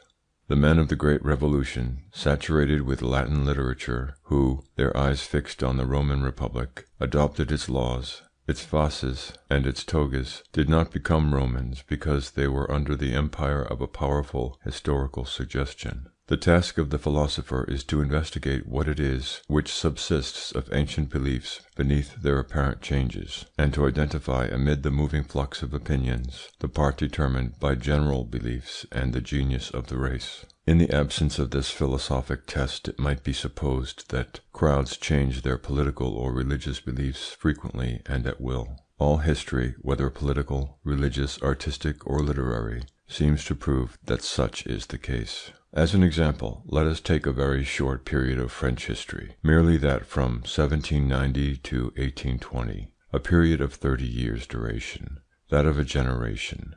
In the course of it we see the crowd, at first monarchical, become very revolutionary, then very imperialist, and again very monarchical. In the matter of religion it gravitates in the same lapse of time from Catholicism to atheism, then towards deism, and then returns to the most pronounced forms of Catholicism. These changes take place not only amongst the masses, but also amongst those who direct them. We observe with astonishment the prominent men of the Convention, the sworn enemies of kings, men who would have neither gods nor masters, become the humble servants of Napoleon, and afterwards, under Louis XVIII, piously carry candles in religious processions. Numerous, too, are the changes in the opinions of the crowd in the course of the following 70 years. The perfidious Albion of the opening of the century is the ally of France under Napoleon's heir. Russia, twice invaded by France, which looked on with satisfaction at French reverses, becomes its friend. In literature, art, and philosophy, the successive evolutions of opinion are more rapid still. Romanticism, naturalism, mysticism, etc., spring up and die out in turn. The artist and the writer applauded yesterday are treated on the morrow with profound contempt. When, however, we analyse all these changes in appearance so far reaching, what do we find? All those that are in opposition with the general beliefs and sentiments of the race are of transient duration, and the diverted stream soon resumes its course. The opinions which are not linked to any general belief or sentiment of the race, and which in consequence cannot possess stability, are at the mercy of every chance, or, if the expression be preferred, of every change in the surrounding circumstances. Formed by suggestion and contagion, they are always momentary. They crop up and disappear as rapidly on occasion as the sandhills formed by the wind on the sea-coast. At the present day the changeable opinions of crowds are greater in number than they ever were, and for three different reasons.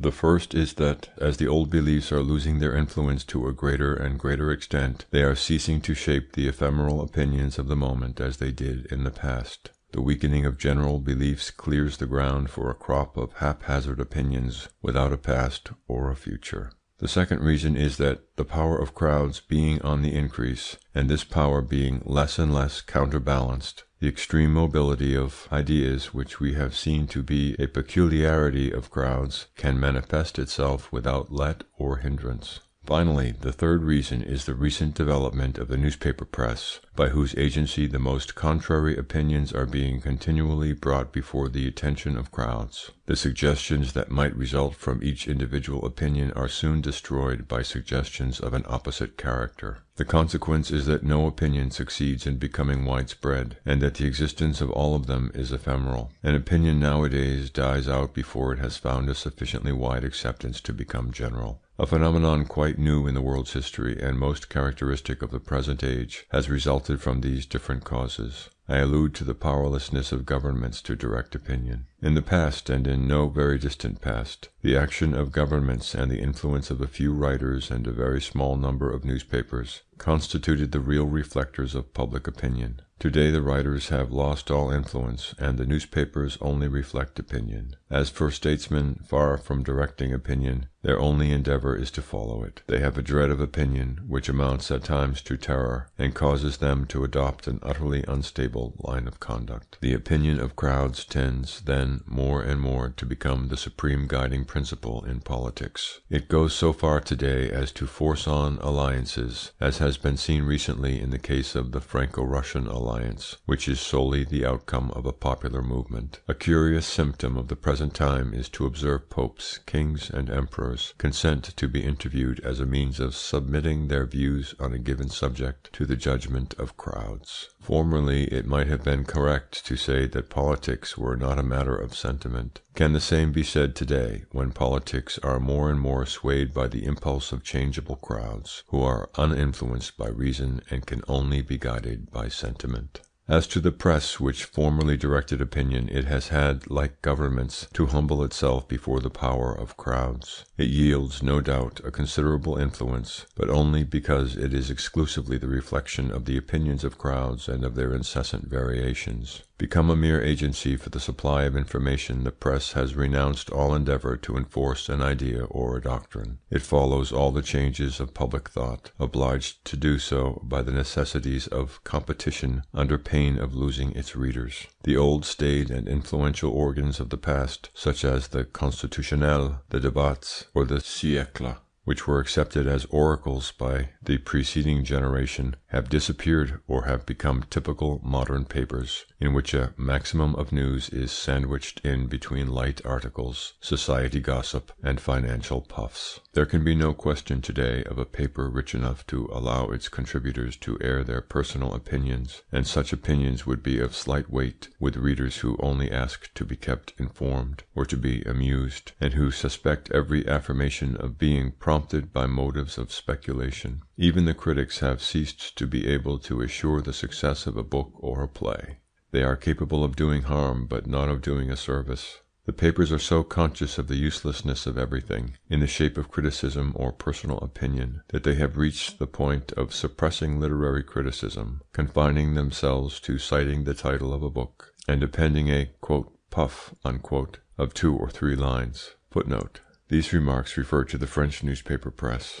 Note of the translator. End of footnote. In 20 years' time, the same fate will probably have overtaken theatrical criticism. The close watching of the course of opinion has become today the principal preoccupation of the press and of governments. The effect produced by an event, a legislative proposal, a speech, is without intermission what they require to know, and the task is not easy, for nothing is more mobile and changeable than the thought of crowds, and nothing more frequent than to see them execrate today what they applauded yesterday. The total absence of any sort of direction of opinion, and at the same time the destruction of general beliefs, have had for final result an extreme divergency of convictions of every order, and a growing indifference on the part of crowds to everything that does not plainly touch their immediate interests. Questions of doctrine, such as socialism, only recruit champions boasting genuine convictions among the quite illiterate classes. Among the workers in mines and factories, for instance, members of the lower middle class and working men possessing some degree of instruction have either become utterly sceptical or extremely unstable in their opinions. The evolution which has been effected in this direction in the last 25 years is striking. During the preceding period, comparatively near us though it is, opinion still had a certain general trend. They had their origin in the acceptance of some fundamental belief. By the mere fact that an individual was a monarchist, he possessed inevitably certain clearly defined ideas in history as well as in science, while by the mere fact that he was a republican, his ideas were quite contrary. A monarchist was well aware that men are not descended from monkeys,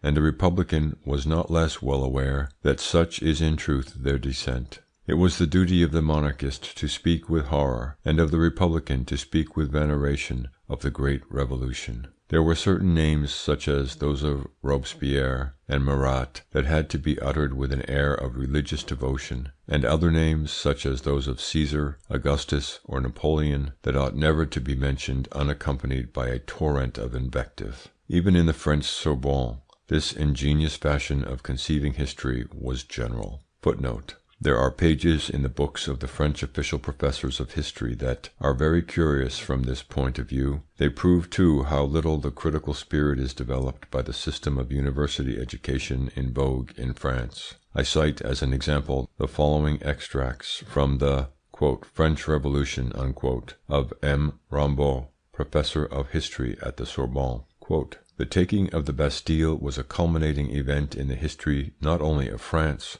but of all Europe, and inaugurated a new epoch in the history of the world!" Unquote. With respect to Robespierre, we learn with stupefaction that "his dictatorship was based more especially on opinion, persuasion, and moral authority. It was a sort of pontificate in the hands of a virtuous man!" Unquote. Pages 91 and 220.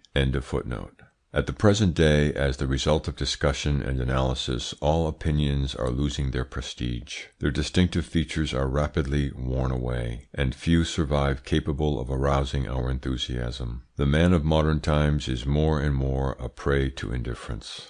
The general wearing away of opinions should not be too greatly deplored. That it is a symptom of decadence in the life of a people cannot be contested. It is certain that men of immense, of almost supernatural insight, that apostles, leaders of crowds, men, in a word, of genuine and strong convictions, exert a far greater force than men who deny, who criticise, or who are indifferent. But it must not be forgotten that, given the power possessed at present by crowds, were a single opinion to acquire sufficient prestige to enforce its general acceptance, it would soon be endowed with so tyrannical a strength that everything would have to bend before it, and the era of free discussion would be closed for a long time. Crowds are occasionally easy-going masters, as were Heliogabalus and Tiberius, but they are also violently capricious. A civilization, when the moment has come for crowds to acquire a high hand over it, is at the mercy of too many chances to endure for long. Could anything postpone for a while the hour of its ruin, it would be precisely the extreme instability of the opinions of crowds and their growing indifference with respect to all general beliefs. Section 9. Book 3. The Classification and Description of the Different Kinds of Crowds. Chapter 1. The Classification of Crowds. The general divisions of crowds. Their classification. 1. Heterogeneous crowds. Different varieties of them. The influence of race. The spirit of the crowd is weak in proportion as the spirit of the race is strong. The spirit of the race represents the civilized state, and the spirit of the crowd the barbarian state. Homogeneous crowds. Their different varieties, sects, castes, and classes. We have sketched in this work the general characteristics common to psychological crowds. It remains to point out the particular characteristics which accompany those of a general order in the different categories of collectivities, when they are transformed into a crowd under the influences of the proper exciting causes. We will, first of all, set forth in a few words a classification of crowds. Our starting point will be the simple multitude. Its most inferior form is met with when the multitude is composed of individuals belonging to different races. In this case, its only common bond of union is the will, more or less respected, of a chief. The barbarians of very diverse origin who during several centuries invaded the Roman Empire may be cited as a specimen of multitudes of this kind. On a higher level than these multitudes composed of different races are those which, under certain influences, have acquired common characteristics, and have ended by forming a single race. They present at times characteristics peculiar to crowds, but these characteristics are overruled to a greater or less extent by racial considerations. These two kinds of multitudes may, under certain influences investigated in this work, be transformed into organized or psychological crowds. We shall break up these organized crowds into the following divisions. A. Heterogeneous crowds. 1. A. Anonymous crowds, street crowds, for example. 2. A. Crowds not anonymous, juries, parliamentary assemblies, etc.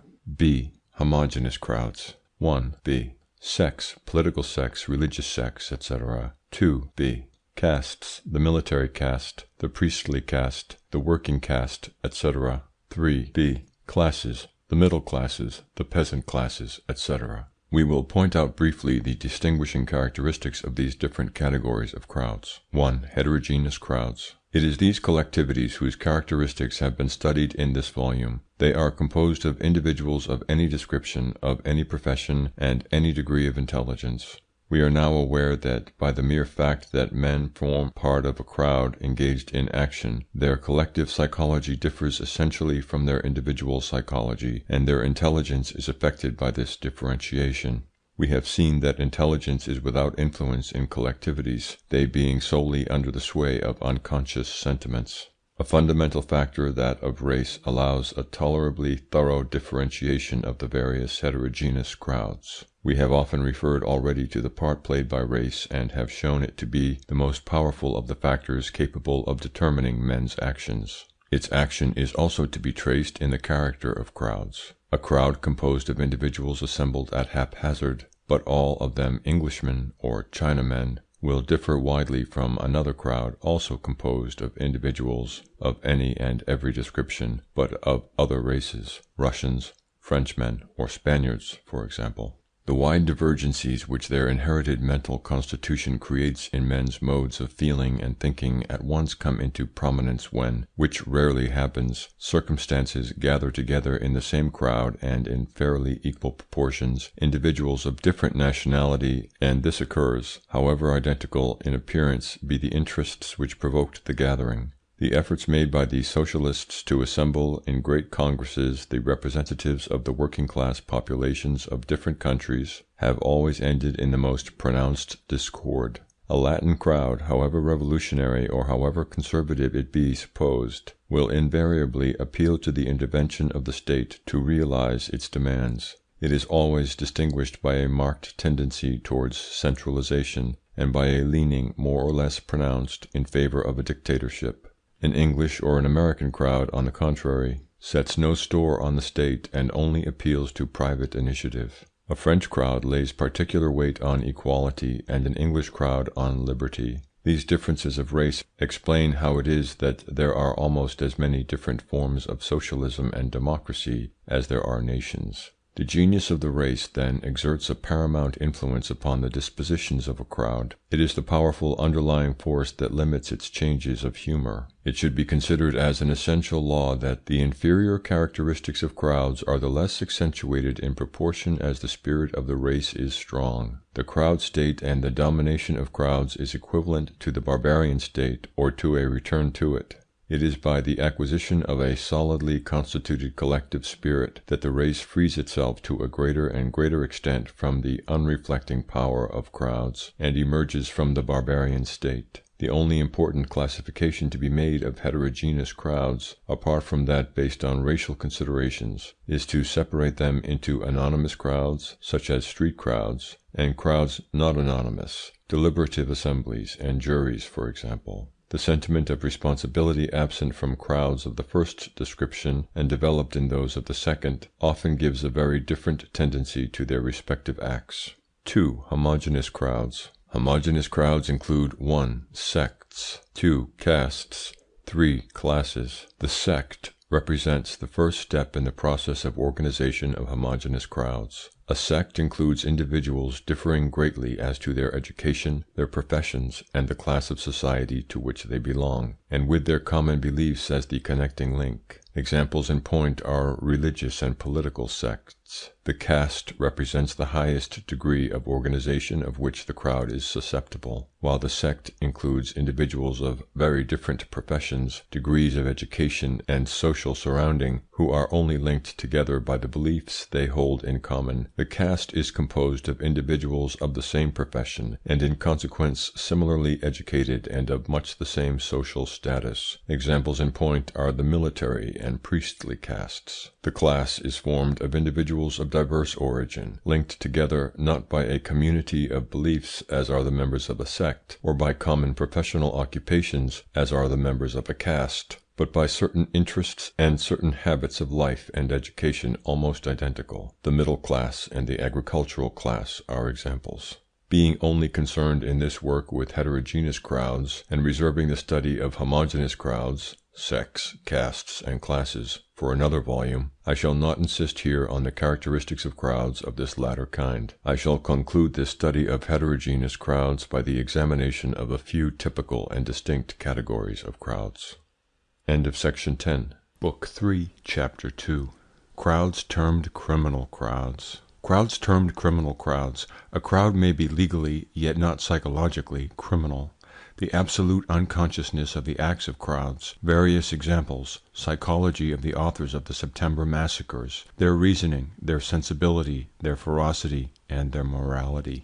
Owing to the fact that crowds, after a period of excitement, enter upon a purely automatic and unconscious state in which they are guided by suggestion, it seems difficult to qualify them in any case as criminal. I only retain this erroneous qualification because it has been definitely brought into vogue by recent psychological investigations. Certain acts of crowds are assuredly criminal, if considered merely in themselves, but criminal in that case in the same way as the act of a tiger devouring a Hindu after allowing its young to maul him for their amusement. The usual motive of the crimes of crowds is a powerful suggestion, and the individuals who take part in such crimes are afterwards convinced that they have acted in obedience to duty, which is far from being the case with the ordinary criminal. The history of the crimes committed by crowds illustrates what precedes.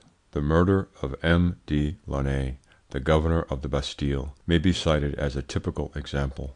After the taking of the fortress, the governor, surrounded by a very excited crowd, was dealt blows from every direction. It was proposed to hang him, to cut off his head, to tie him to a horse's tail. While struggling, he accidentally kicked one of those present. Someone proposed, and his suggestion was at once received with acclamation by the crowd, that the individual who had been kicked should cut the governor's throat. Quote, "The individual in question, a cook out of work, whose chief reason for being at the Bastille was idle curiosity as to what was going on, esteems that, since such is the general opinion, the action is patriotic, and even believes he deserves a medal for having destroyed a monster. With a sword that is lent him he strikes the bared neck, but the weapon being somewhat blunt and not cutting, he takes from his pocket a small black-handled knife, and, in his capacity of cook he would be experienced in cutting up meat, successfully effects the operation." Unquote. The working of the process indicated above is clearly seen in this example. We have obedience to a suggestion, which is all the stronger because of its collective origin, and the murderer's conviction that he has committed a very meritorious act, a conviction the more natural seeing that he enjoys the unanimous approval of his fellow citizens. An act of this kind may be considered crime legally, but not psychologically. The general characteristics of criminal crowds are precisely the same as those we have met with in all crowds: openness to suggestion, credulity, mobility, the exaggeration of the sentiments, good or bad, the manifestation of certain forms of morality, etc. We shall find all these characteristics present in a crowd which has left behind it in French history the most sinister memories, the crowd which perpetrated the September massacres. In point of fact, it offers much similarity with the crowd that committed the St. Bartholomew massacres. I borrow the details from the narration of M. Taine, who took them from contemporary sources. It is not known exactly who gave the order or made the suggestion to empty the prisons by massacring the prisoners. Whether it was Danton, as is probable, or another does not matter. The one interesting fact for us is the powerful suggestion received by the crowd charged with the massacre. The crowd of murderers numbered some 300 persons and was a perfectly typical heterogeneous crowd. With the exception of a very small number of professional scoundrels, it was composed in the main of shopkeepers and artisans of every trade, bootmakers, locksmiths, hairdressers, masons, clerks, messengers, etc. Under the influence of the suggestion received, they are perfectly convinced, as was the cook referred to above, that they are accomplishing a patriotic duty. They fill a double office, being at once judge and executioner, but they do not for a moment regard themselves as criminals. Deeply conscious of the importance of their duty, they begin by forming a sort of tribunal, and in connection with this act the ingenuousness of crowds and their rudimentary conception of justice are seen immediately. In consideration of the large number of the accused, it is decided that, to begin with, the nobles, priests, officers, and members of the king's household, in a word, all the individuals whose mere profession is proof of their guilt in the eyes of a good patriot, shall be slaughtered in a body, there being no need for a special decision in their case. The remainder shall be judged on their personal appearance and their reputation. In this way the rudimentary conscience of the crowd is satisfied. It will now be able to proceed legally with the massacre, and to give free scope to those instincts of ferocity whose genesis I have set forth elsewhere, they being instincts which collectivities always have it in them to develop to a high degree. These instincts, however, as is regularly the case in crowds, will not prevent the manifestation of other and contrary sentiments, such as tender-heartedness, often as extreme as the ferocity. They have the expansive sympathy and prompt sensibility of the Parisian working man.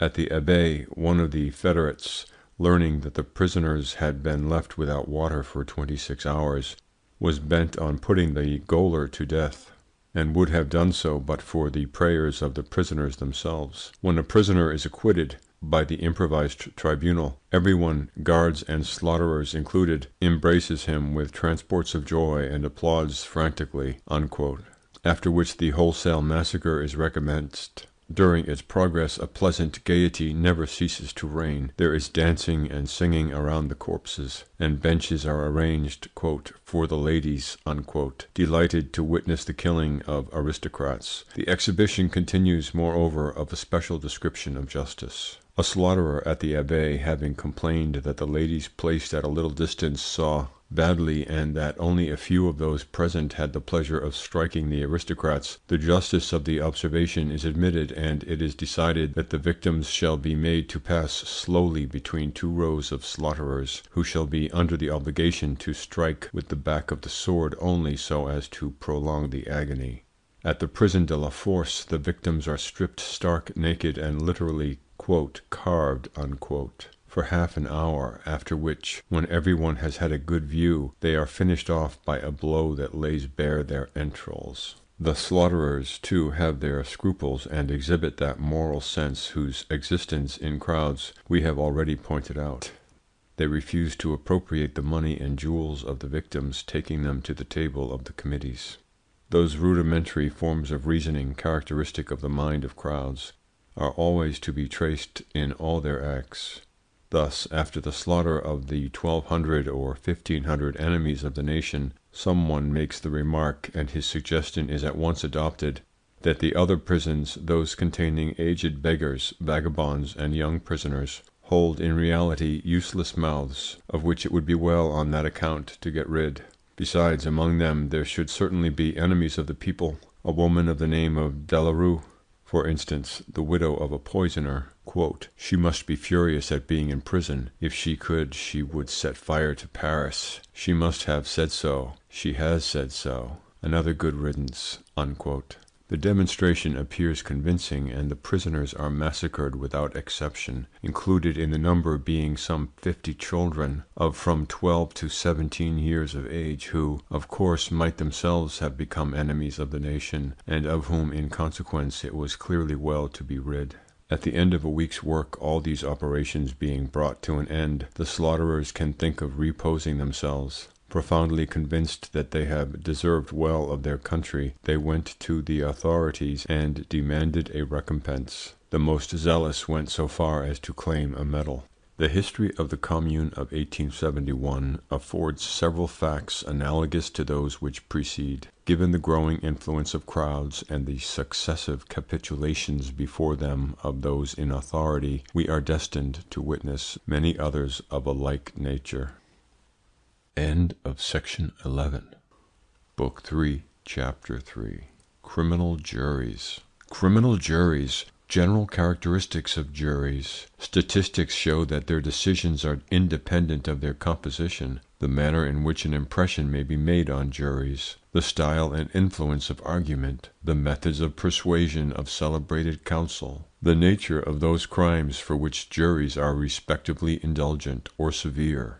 The utility of the jury as an institution, and the danger that would result from its place being taken by magistrates. Being unable to study here every category of jury, I shall only examine the most important, that of the juries of the Court of Assize. These juries afford an excellent example of the heterogeneous crowd that is not anonymous. We shall find them display suggestibility and but slight capacity for reasoning, while they are open to the influence of the leaders of crowds, and they are guided in the main by unconscious sentiments. In the course of this investigation we shall have occasion to observe some interesting examples of the errors that may be made by persons not versed in the psychology of crowds.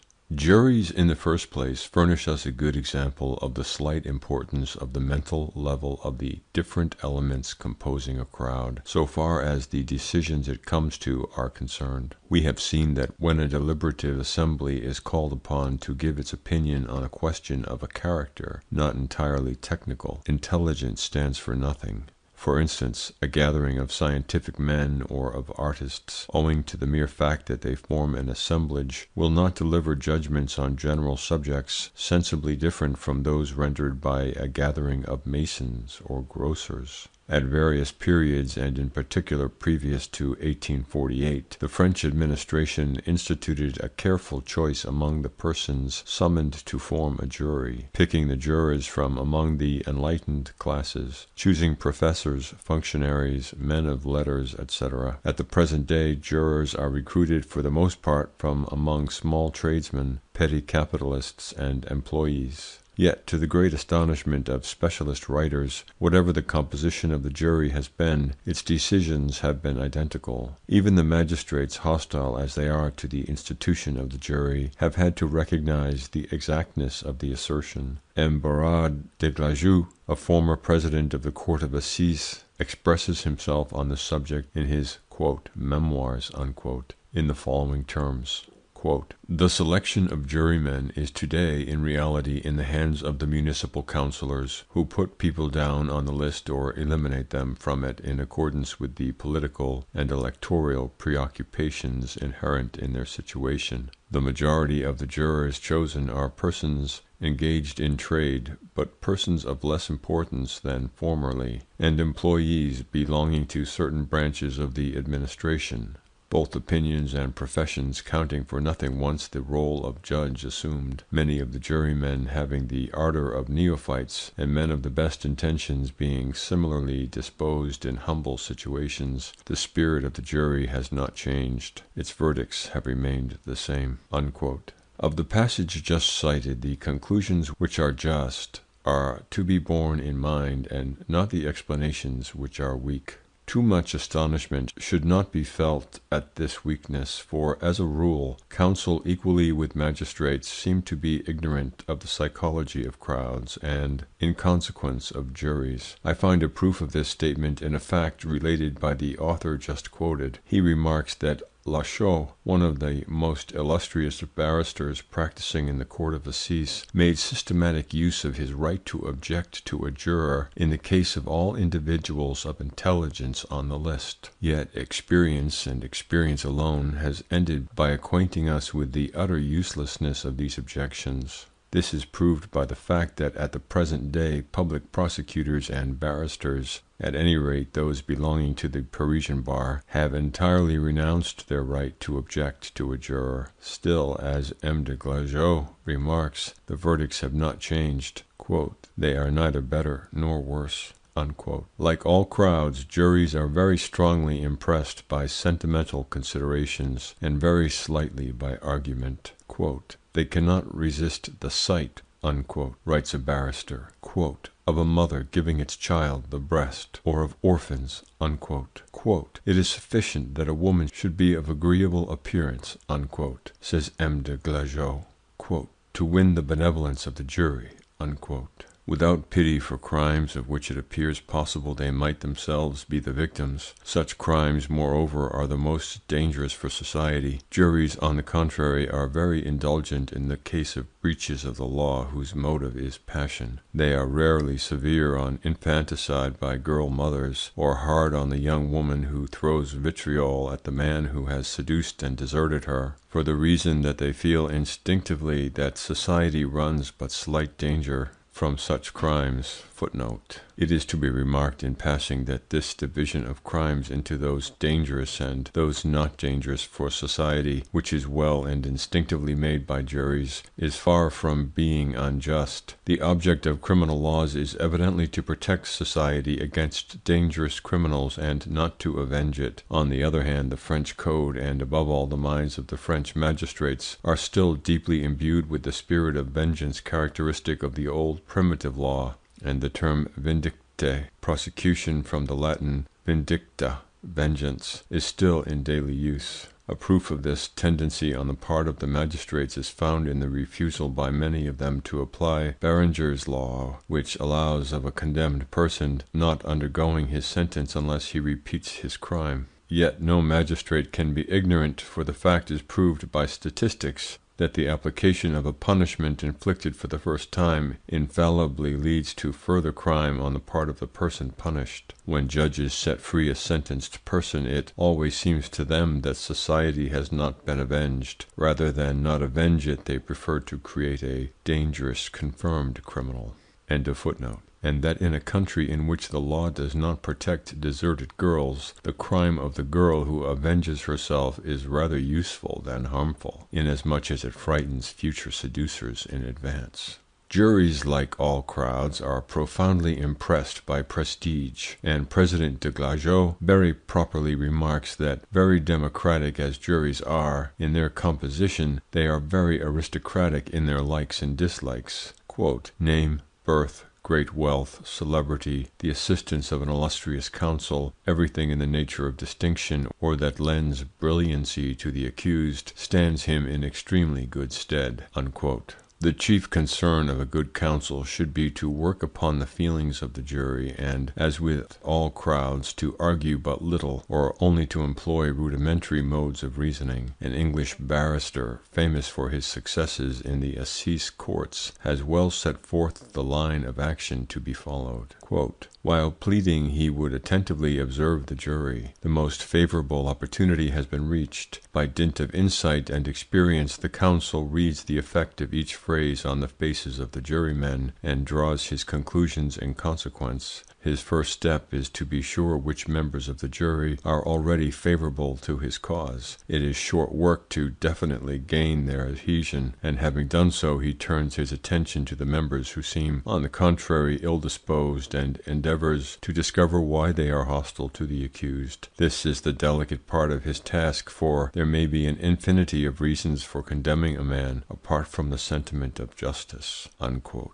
These few lines resume the entire mechanism of the art of oratory, and we see why the speech prepared in advance has so slight an effect, it being necessary to be able to modify the terms employed from moment to moment in accordance with the impression produced. The orator does not require to convert to his views all the members of a jury, but only the leading spirits among it, who will determine the general opinion. As in all crowds, so in juries there are a small number of individuals who serve as guides to the rest. Quote, I have found by experience, unquote, says the counsel cited above, quote, that one or two energetic men suffice to carry the rest of the jury with them. Unquote. It is those two or three whom it is necessary to convince by skilful suggestions. First of all, and above all, it is necessary to please them. The man forming part of a crowd whom one has succeeded in pleasing is on the point of being convinced, and is quite disposed to accept as excellent any arguments that may be offered him. I detach the following anecdote from an interesting account of M. Lachaud alluded to above. Quote, it is well known that during all the speeches he would deliver in the course of an assize sessions, Lachaud never lost sight of the two or three jurymen whom he knew or felt to be influential but obstinate. As a rule, he was successful in winning over these refractory jurors. On one occasion, however, in the provinces, he had to deal with a juryman whom he plied in vain for 3/4 of an hour with his most cunning arguments. The man was the 7th juryman, the first on the second bench. The case was desperate. Suddenly, in the middle of a passionate demonstration, Lachaud stopped short, and addressing the president of the court said, quote, "Would you give instructions for the curtain there in front to be drawn? The seventh juryman is blinded by the sun." Unquote. The juryman in question reddened, smiled, and expressed his thanks. He was won over for the defense.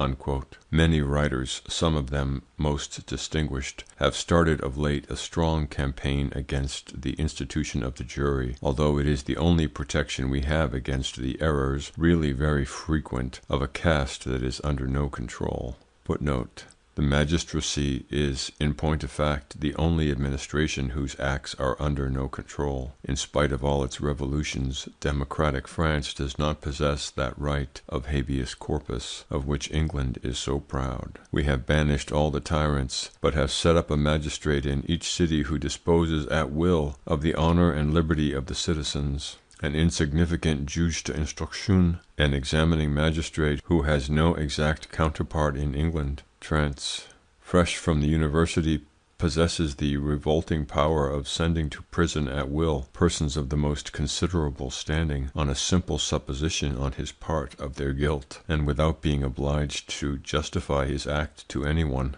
Under the pretext of pursuing his investigation, he can keep these persons in prison for 6 months. Or even a year, and free them at last without owing them either an indemnity or excuses. The warrant in France is the exact equivalent of the lettre de cachet, with this difference, that the latter, with the use of which the monarchy was so justly reproached, could only be resorted to by persons occupying a very high position, while the warrant is an instrument in the hands of a whole class of citizens, which is far from passing for being very enlightened or very independent.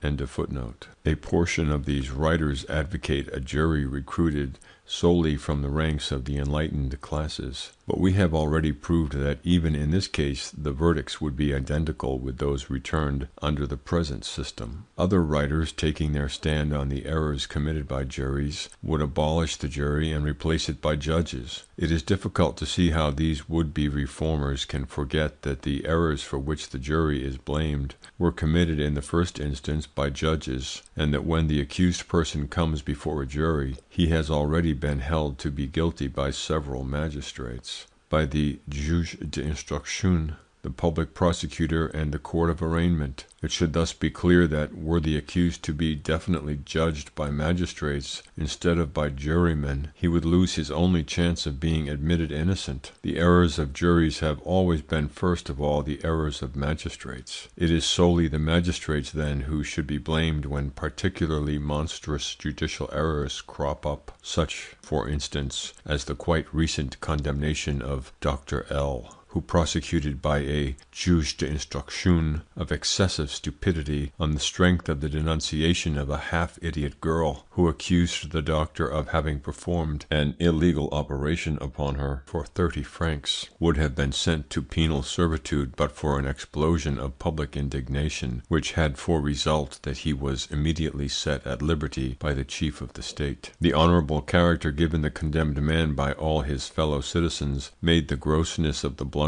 self-evident. The magistrates themselves admitted it, and yet out of caste considerations they did all they could to prevent the pardon being signed. In all similar affairs the jury, confronted with technical details it is unable to understand, naturally hearkens to the public prosecutor, arguing that, after all, the affair has been investigated by magistrates trained to unravel the most intricate situations. Who, then, are the real authors of the error, the jurymen or the magistrates? We should cling vigorously to the jury. It constitutes perhaps the only category of crowd that cannot be replaced by any individuality. It alone can temper the severity of the law, which, equal for all, ought in principle to be blind and to take no cognizance of particular cases. Inaccessible to pity, and heeding nothing but the text of the law, the judge in his professional severity would visit with the same penalty the burglar guilty of murder and the wretched girl whom poverty and her abandonment by her seducer have driven to infanticide.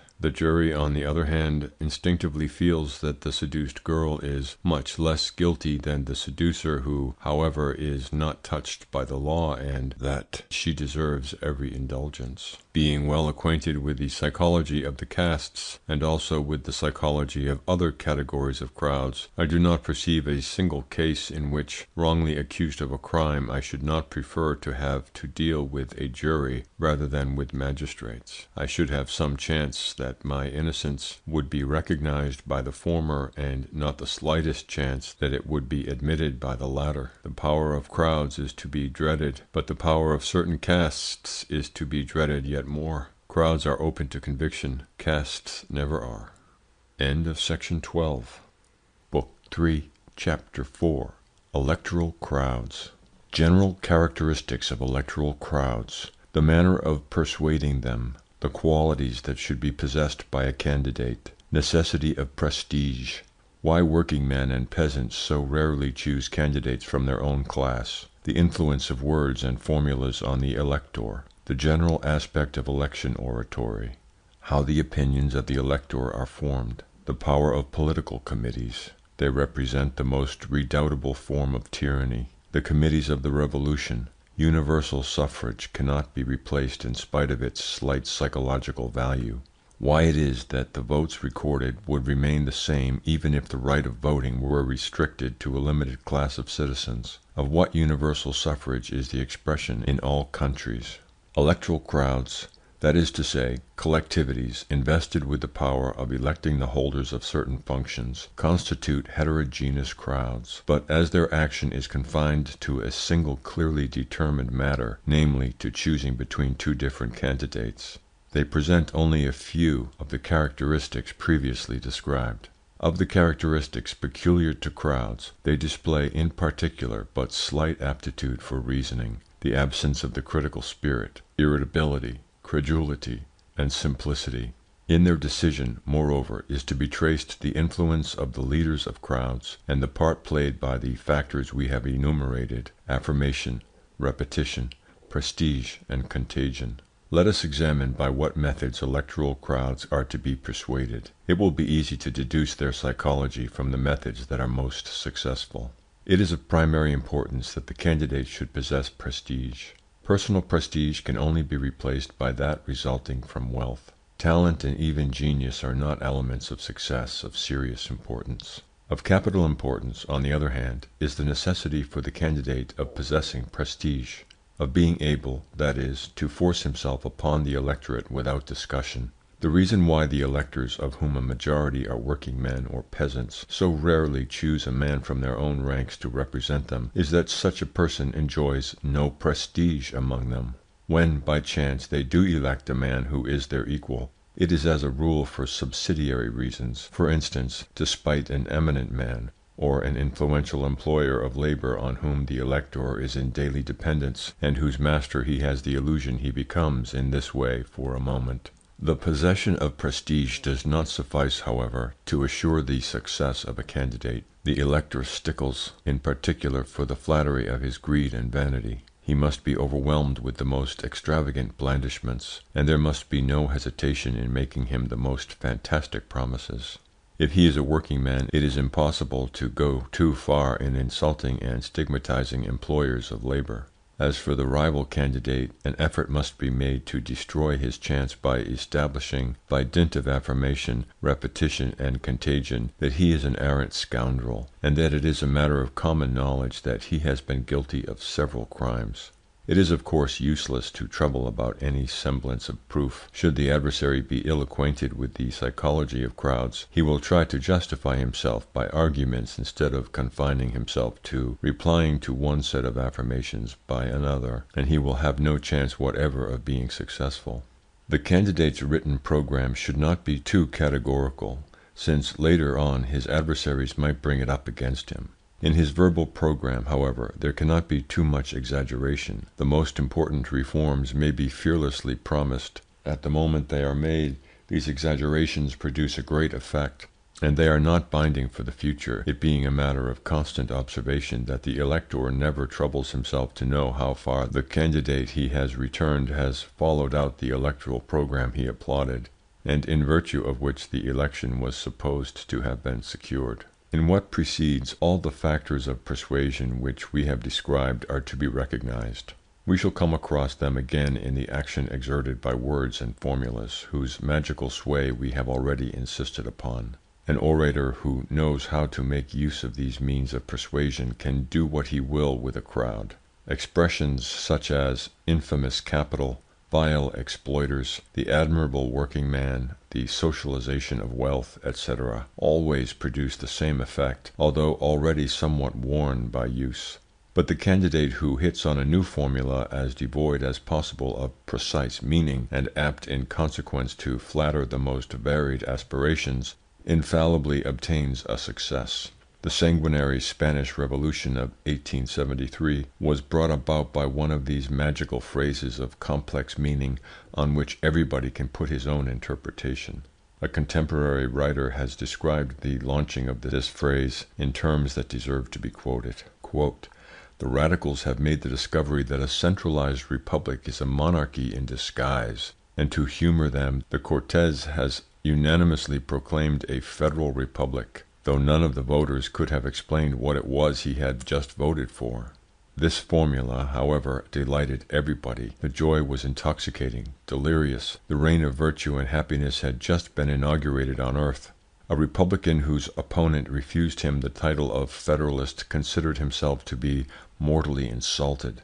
People addressed each other in the streets with the words, 'Long live the Federal Republic,' after which the praises were sung of the mystic virtue of the absence of discipline in the army and of the autonomy of the soldiers.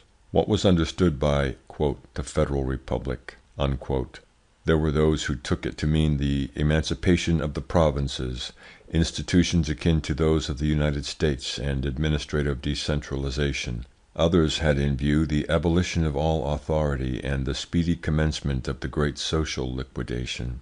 The socialists of Barcelona and Andalusia stood out for the absolute sovereignty of the communes. They proposed to endow Spain with 10,000 independent municipalities, to legislate on their own account, and their creation to be accompanied by the suppression of the police and the army. In the southern provinces the insurrection was soon seen to spread from town to town and village to village. Directly a village had made its pronunciamento, its first care was to destroy the telegraph wires and the railway lines so as to cut off all communication with its neighbours and Madrid. The sorriest hamlet was determined to stand on its own bottom. Federation had given place to cantonalism, marked by massacres, incendiarism, and every description of brutality, and bloody saturnalia were celebrated throughout the length and breadth of the land." Unquote. With respect to the influence that may be exerted by reasoning on the minds of electors, to harbour the least doubt on this subject can only be the result of never having read the reports of an electioneering meeting. In such a gathering, affirmations, invectives, and sometimes blows are exchanged, but never arguments. Should silence be established for a moment, it is because some one present, having the reputation of a, quote, "tough customer," unquote, has announced that he is about to heckle the candidate by putting him one of those embarrassing questions which are always the joy of the audience. The satisfaction, however, of the opposition party is short-lived, for the voice of the questioner is soon drowned in the uproar made by his adversaries. The following reports of public meetings, chosen from hundreds of similar examples and taken from the daily papers, may be considered as typical. Quote, "One of the organizers of the meeting having asked the assembly to elect a president, the storm bursts. The anarchists leap on to the platform to take the committee table by storm. The socialists make an energetic defence, blows are exchanged, and each party accuses the other of being spies in the pay of the government, etc. A citizen leaves the hall with a black eye. The committee is at length installed. At best it may be in the midst of the tumult, and the right to speak devolves upon Comrade X. The orator starts a vigorous attack on the socialists, who interrupt him with shouts of idiots, scoundrel, blackguard, etc., epithets to which Comrade X replies by setting forth a theory according to which the socialists are idiots or jokers. The Alemanist party had organized yesterday evening in the Hall of Commerce in the Rue du Faubourg du Temple a great meeting preliminary to the workers' fête of the 1st of May. The watchword of the meeting was calm and tranquillity. Comrade G alludes to the socialists as idiots and humbugs. At these words there is an exchange of invectives, and orators and audience come to blows. Chairs, tables, and benches are converted into weapons, etc., etc. It is not to be imagined for a moment that this description of discussion is peculiar to a determined class of electors and dependent on their social position. In every anonymous assembly whatever, though it be composed exclusively of highly educated persons, discussion always assumes the same shape. I have shown that when men are collected in a crowd, there is a tendency towards their mental levelling at work, and proof of this is to be found at every turn. Take, for example, the following extract from a report of a meeting composed exclusively of students, which I borrow from the Temps of 13th of February, 1895. Quote, "The tumult only increased as the evening went on. I do not believe that a single orator succeeded in uttering 2 sentences without being interrupted. At every instant there came shouts from this or that direction, or from every direction at once. Applause was intermingled with hissing. Violent discussions were in progress between individual members of the audience. Sticks were brandished threateningly. Others beat a tattoo on the floor, and the interrupters were greeted with yells of 'Put him out!' or 'Let him speak!'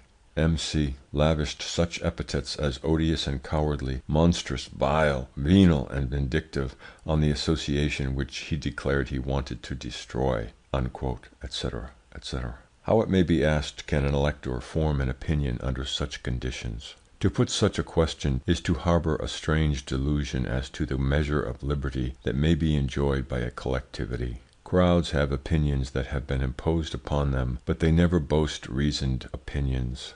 In the case under consideration, the opinions and votes of the electors are in the hands of the election committees, whose leading spirits are, as a rule, publicans, their influence over the working men, to whom they allow credit, being great.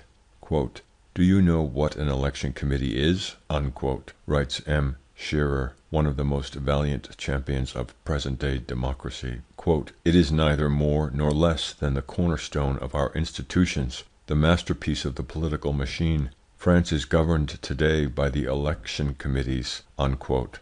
Footnote. Committees under whatever name, clubs, syndicates, etc., constitute perhaps the most redoubtable danger resulting from the power of crowds. They present in reality the most impersonal and in consequence the most oppressive form of tyranny. The leaders who direct the committees, being supposed to speak and act in the name of a collectivity, are freed from all responsibility, and are in a position to do just as they choose.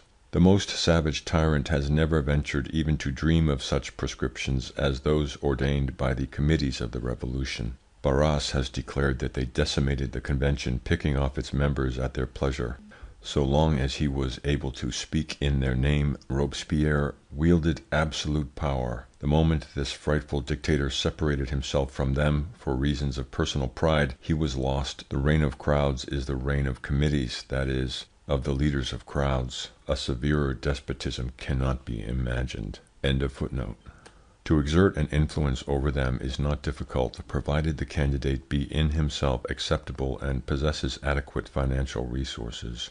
According to the admissions of the donors, 3 millions of francs sufficed to secure the repeated elections of General Bollinger. Such is the psychology of electoral crowds. It is identical with that of other crowds, neither better nor worse. In consequence, I draw no conclusion against universal suffrage from what precedes. Had I to settle its fate, I should preserve it as it is for practical reasons, which are to be deduced in point of fact from our investigations of the psychology of crowds. On this account I shall proceed to set them forth. No doubt the weak side of universal suffrage is too obvious to be overlooked. It cannot be gainsaid that civilization has been the work of a small minority of superior intelligences, constituting the culminating point of a pyramid, whose stages, widening in proportion to the decrease of mental power, represent the masses of a nation. The greatness of a civilization cannot assuredly depend upon the votes given by inferior elements boasting solely numerical strength. Doubtless, too, the votes recorded by crowds are often very dangerous. They have already cost us several invasions, and in view of the triumph of socialism, for which they are preparing the way, it is probable that the vagaries of popular sovereignty will cost us still more dearly. Excellent, however, as these objections are in theory, in practice they lose all force, as will be admitted if the invincible strength be remembered of ideas transformed into dogmas.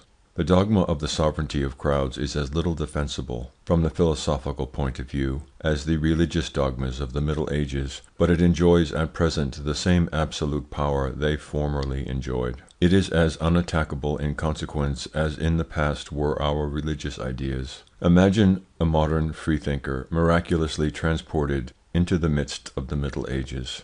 Do you suppose that, after having ascertained the sovereign power of the religious ideas that were then in force, he would have been tempted to attack them? Having fallen into the hands of a judge disposed to send him to the stake under the imputation of having concluded a pact with the devil, or of having been present at the witches' Sabbath, would it have occurred to him to call in question the existence of the devil or of the Sabbath? It were as wise to oppose cyclones with discussion as the beliefs of crowds. The dogma of universal suffrage possesses today the power the Christian dogmas formerly possessed. Orators and writers allude to it with a respect and adulation that never fell to the share of Louis XIV. In consequence, the same position must be taken up with regard to it as with regard to all religious dogmas. Time alone can act upon them. Besides, it would be the more useless to attempt to undermine this dogma, inasmuch as it has an appearance of reasonableness in its favour, "in an era of equality." Tocqueville justly remarks, "Men have no faith in each other on account of their being all alike. Yet this same similitude gives them an almost limitless confidence in the judgment of the public, the reason being that it does not appear probable that, all men being equally enlightened, truth and numerical superiority should not go hand in hand."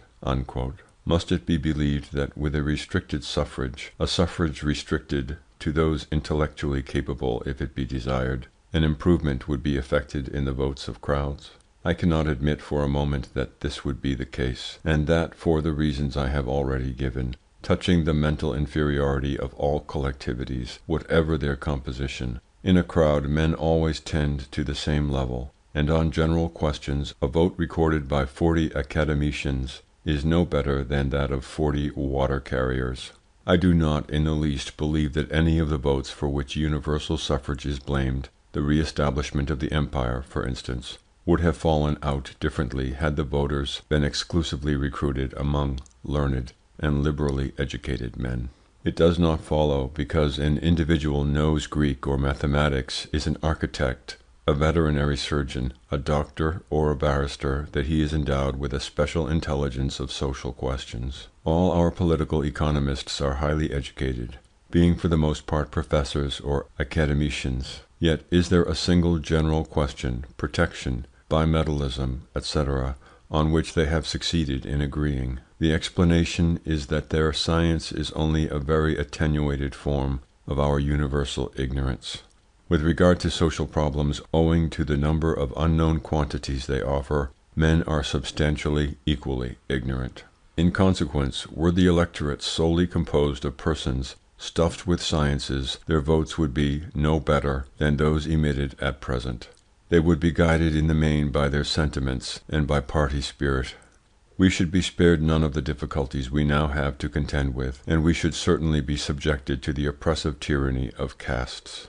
Whether the suffrage of crowds be restricted or general, whether it be exercised under a republic or a monarchy, in France, in Belgium, in Greece, in Portugal, or in Spain, it is everywhere identical. And when all is said and done, it is the expression of the unconscious aspirations and needs of the race. In each country the average opinions of those elected represent the genius of the race, and they will be found not to alter sensibly from one generation to another. It is seen then that we are confronted once more by the fundamental notion of race, which we have come across so often, and on this other notion, which is the outcome of the first, that institutions and governments play but a small part in the life of a people. Peoples are guided in the main by the genius of their race, that is, by that inherited residue of qualities, of which the genius is the sum total. Race and the slavery of our daily necessities are the mysterious master causes that rule our destiny. End of section 13. Book 3, Chapter 5. Parliamentary Assemblies.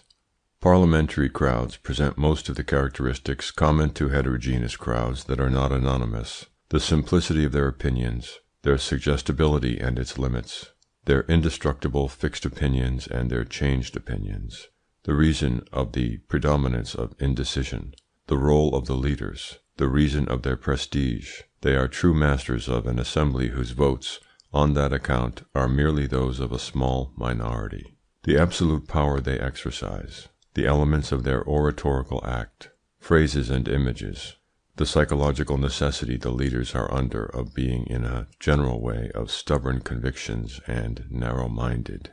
It is impossible for a speaker without prestige to obtain recognition for his arguments. The exaggeration of the sentiments, whether good or bad, of assemblies. At certain moments they become automatic. The sittings of the convention, cases in which an assembly loses the characteristics of crowds. The influence of specialists when technical questions arise. The advantages and dangers of a parliamentary system in all countries. It is adapted to modern needs, but it involves financial waste and the progressive curtailment of all liberty. Conclusion. In parliamentary assemblies we have an example of heterogeneous crowds that are not anonymous. Although the mode of election of their members varies from epoch to epoch and from nation to nation, they present very similar characteristics. In this case, the influence of the race makes itself felt to weaken or exaggerate the characteristics common to crowds, but not to prevent their manifestation. The parliamentary assemblies of the most widely different countries of Greece, Italy, Portugal, Spain, France, and America present great analogies in their debates and votes, and leave the respective governments face to face with identical difficulties. Moreover, the parliamentary system represents the ideal of all modern civilized peoples. The system is the expression of the idea, psychologically erroneous, but generally admitted, that a large gathering of men is much more capable than a small number of coming to a wise and independent decision on a given subject. The general characteristics of crowds are to be met with in parliamentary assemblies: intellectual simplicity, irritability, suggestibility, the exaggeration of the sentiments, and the preponderating influence of a few leaders. In consequence, however, of their special composition, parliamentary crowds offer some distinctive features, which we shall point out shortly. Simplicity in their opinions is one of their most important characteristics. In the case of all parties, and more especially so far as the Latin peoples are concerned, an invariable tendency is met with in crowds of this kind to solve the most complicated social problems by the simplest abstract principles and general laws applicable to all cases. Naturally, the principles vary with the party, but owing to the mere fact that the individual members are a part of a crowd, they are always inclined to exaggerate the worth of their principles and to push them to their extreme consequences. In consequence, parliaments are more especially representative of extreme opinions. The most perfect example of the ingenuous simplification of opinions peculiar to assemblies is offered by the Jacobins of the French Revolution. Dogmatic and logical to a man, and their brains full of vague generalities, they busied themselves with the application of fixed principles, without concerning themselves with the events. It has been said of them with reason that they went through the revolution without witnessing it. With the aid of the very simple dogmas that served them as guide, they imagined they could recast society from top to bottom, and cause a highly refined civilization to return to a very anterior phase of the social evolution. The methods they resorted to realize their dream wore the same stamp of absolute ingenuousness. They confined themselves in reality to destroying what stood in their way. All of them, moreover, Girondists, the men of the mountain, the Thermidorians, etc., were alike animated by the same spirit. Parliamentary crowds are very open to suggestion, and, as in the case of all crowds, the suggestion comes from leaders possessing prestige. But the suggestibility of parliamentary assemblies has very clearly defined limits, which it is important to point out. On all questions of local or regional interest, every member of an assembly has fixed, unalterable opinions, which no amount of argument can shake. The talent of a Demosthenes would be powerless to change the vote of a deputy on such questions as protection or the privilege of distilling alcohol, questions in which the interests of influential electors are involved. The suggestion emanating from these electors and undergone before the time to vote arrives sufficiently outweighs suggestions from any other source to annul them and to maintain an absolute fixity of opinion. Footnote: the following reflection of an English parliamentarian of long experience doubtless applies to these opinions. Fixed beforehand and rendered unalterable by electioneering necessities, "During the 50 years that I have sat at Westminster, I have listened to thousands of speeches, but few of them have changed my opinion, not one of them has changed my vote." End of footnote. On general questions, the overthrow of a cabinet, the imposition of a tax, etc., there is no longer any fixity of opinion, and the suggestions of leaders can exert an influence, though not in quite the same way as in an ordinary crowd. Every party has its leaders who possess occasionally an equal influence. The result is that the deputy finds himself placed between two contrary suggestions, and is inevitably made to hesitate. This explains how it is that he is often seen to vote in contrary fashion in an interval of a quarter of an hour, or to add to a law an article which nullifies it. For instance, to withdraw from employers of labour the right of choosing and dismissing their workmen, and then to very nearly annul this measure by an amendment. It is for the same reason that every chamber that is returned has some very stable opinions, and other opinions that are very shifting. On the whole, the general question being the more numerous, indecision is predominant in the chamber, the indecision which results from the ever-present fear of the elector, the suggestion received from whom is always latent, and tends to counterbalance the influence of the leaders. Still, it is the leaders who are definitely the masters in those numerous discussions, with regard to the subject matter of which the members of an assembly are without strong preconceived opinions. The necessity of these leaders is evident, since under the name of heads of groups they are met with in the assemblies of every country.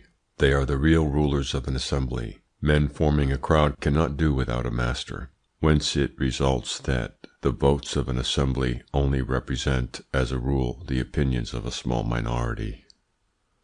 The influence of the leaders is due in very small measure to the arguments they employ, but in a large degree to their prestige. The best proof of this is that should they by any circumstance lose their prestige, their influence disappears. The prestige of these political leaders is individual and independent of name or celebrity, a fact of which M. Jules Simon gives us some very curious examples in his remarks on the prominent men of the Assembly of 1848, of which he was a member. 2 months before he was all-powerful, Louis Napoleon was entirely without the least importance. Victor Hugo mounted the tribune. He failed to achieve success. He was listened to as Felix Pyat was listened to, but he did not obtain as much applause. "I don't like his ideas," Vaulabelle said to me, speaking of Felix Pyat, "but he is one of the greatest writers and the greatest orator of France." Edgar Quinet, in spite of his exceptional and powerful intelligence, was held in no esteem whatever. He had been popular for a while before the opening of the Assembly. In the Assembly he had no popularity. "The splendour of genius makes itself less felt in political assemblies than anywhere else. They only give heed to eloquence appropriate to the time and place and to party services, not to services rendered the country. For homage to be rendered Lamartine in 1848 and Thiers in 1871, the stimulant was needed of urgent, inexorable interest. As soon as the danger was past, the parliamentary world forgot in the same instant its gratitude and its fright." I have quoted the preceding passage for the sake of the facts it contains, not of the explanations it offers, their psychology being somewhat poor. A crowd would at once lose its character of a crowd were it to credit its leaders with their services, whether of a party nature or rendered their country. The crowd that obeys a leader is under the influence of his prestige, and its submission is not dictated by any sentiment of interest or gratitude. In consequence, the leader endowed with sufficient prestige yields almost absolute power. The immense influence exerted during a long series of years, thanks to his prestige, by a celebrated deputy, footnote, M. Clemenceau, note of the translator, end of footnote, beaten at the last general election in consequence of certain financial events, is well known. He had only to give the signal and cabinets were overthrown. A writer has clearly indicated the scope of his action in the following lines, quote, "It is due, in the main, to M.X. that we paid 3 times as dearly as we should have done for Tonkin, that we remained so long on a precarious footing in Madagascar, that we were defrauded of an empire in the region of the Lower Niger, and that we have lost the preponderating situation we used to occupy in Egypt. The theories of M.X. have cost us more territories than the disasters of Napoleon I." Unquote. We must not harbour too bitter a grudge against the leader in question. It is plain that he has cost us very dear, but a great part of his influence was due to the fact that he followed public opinion, which in colonial matters was far from being at the time what it has since become. A leader is seldom in advance of public opinion. Almost always all he does is to follow it and to espouse all its errors. The means of persuasion of the leaders we are dealing with, apart from their prestige, consist in the factors we have already enumerated several times. To make a skilful use of these resources, a leader must have arrived at a comprehension, at least in an unconscious manner, of the psychology of crowds, and must know how to address them. He should be aware, in particular, of the fascinating influence of words, phrases, and images. He should possess a special description of eloquence, composed of energetic affirmations, unburdened with proofs, and impressive images, accompanied by very summary arguments. This is a kind of eloquence that is met with in all assemblies, the English Parliament included, the most serious though it is of all. Quote, "Debates in the House of Commons," unquote, says the English philosopher Maine, quote, "may be constantly read in which the entire discussion is confined to an exchange of rather weak generalities and rather violent personalities. General formulas of this description exercise a prodigious influence on the imagination of a pure democracy.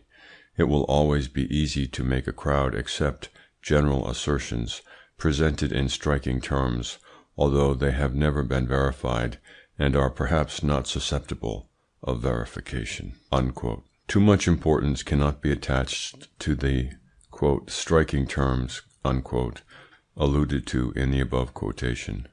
We have already insisted on several occasions on the special power of words and formulas. They must be chosen in such a way as to evoke very vivid images. The following phrase, taken from a speech by one of the leaders of our assemblies, affords an excellent example. Quote, "When the same vessel shall bear away to the fever-haunted lands of our penitentiary settlements the politician of shady reputation and the anarchist guilty of murder, the pair will be able to converse together, and they will appear to each other as the two complementary aspects of one and the same state of society." Unquote. The image thus evoked is very vivid, and all the adversaries of the speaker felt themselves threatened by it. They conjured up a double vision of the fever-haunted country and the vessel that may carry them away, for is it not possible that they are included in the somewhat ill-defined category of the politicians menaced? They experienced the lurking fear that the men of the Convention must have felt, whom the vague speeches of Robespierre threatened with the guillotine, and who, under the influence of this fear, invariably yielded to him. It is all to the interest of the leaders to indulge in the most improbable exaggerations. The speaker of whom I have just cited a sentence was able to affirm, without arousing violent protestations, that bankers and priests had subsidized the throwers of bombs, and that the directors of the great financial companies deserved the same punishment as anarchists. Affirmations of this kind are always effective with crowds. The affirmation is never too violent, the declamation never too threatening. Nothing intimidates the audience more than this sort of eloquence. Those present are afraid that if they protest, they will be put down as traitors or accomplices. As I have said, this peculiar style of eloquence has ever been of sovereign effect in all assemblies. In times of crisis its power is still further accentuated. The speeches of the great orators of the assemblies of the French Revolution are very interesting reading from this point of view. At every instant they thought themselves obliged to pause in order to denounce crime and exalt virtue, after which they would burst forth into imprecations against tyrants, and swear to live free men or perish. Those present rose to their feet, applauded furiously, and then, calmed, took their seats again. On occasion the leader may be intelligent and highly educated, but the possession of these qualities does him, as a rule, more harm than good. By showing how complex things are, by allowing of explanation and promoting comprehension, intelligence always renders its owner indulgent, and blunts in a large measure the intensity and violence of conviction needful for apostles. The great leaders of crowds of all ages, and those of the Revolution in particular, have been of lamentably narrow intellect, while it is precisely those whose intelligence has been the most restricted who have exercised the greatest influence. The speeches of the most celebrated of them, of Robespierre, frequently astound one by their incoherence. By merely reading them no plausible explanation is to be found of the great part played by the powerful dictator.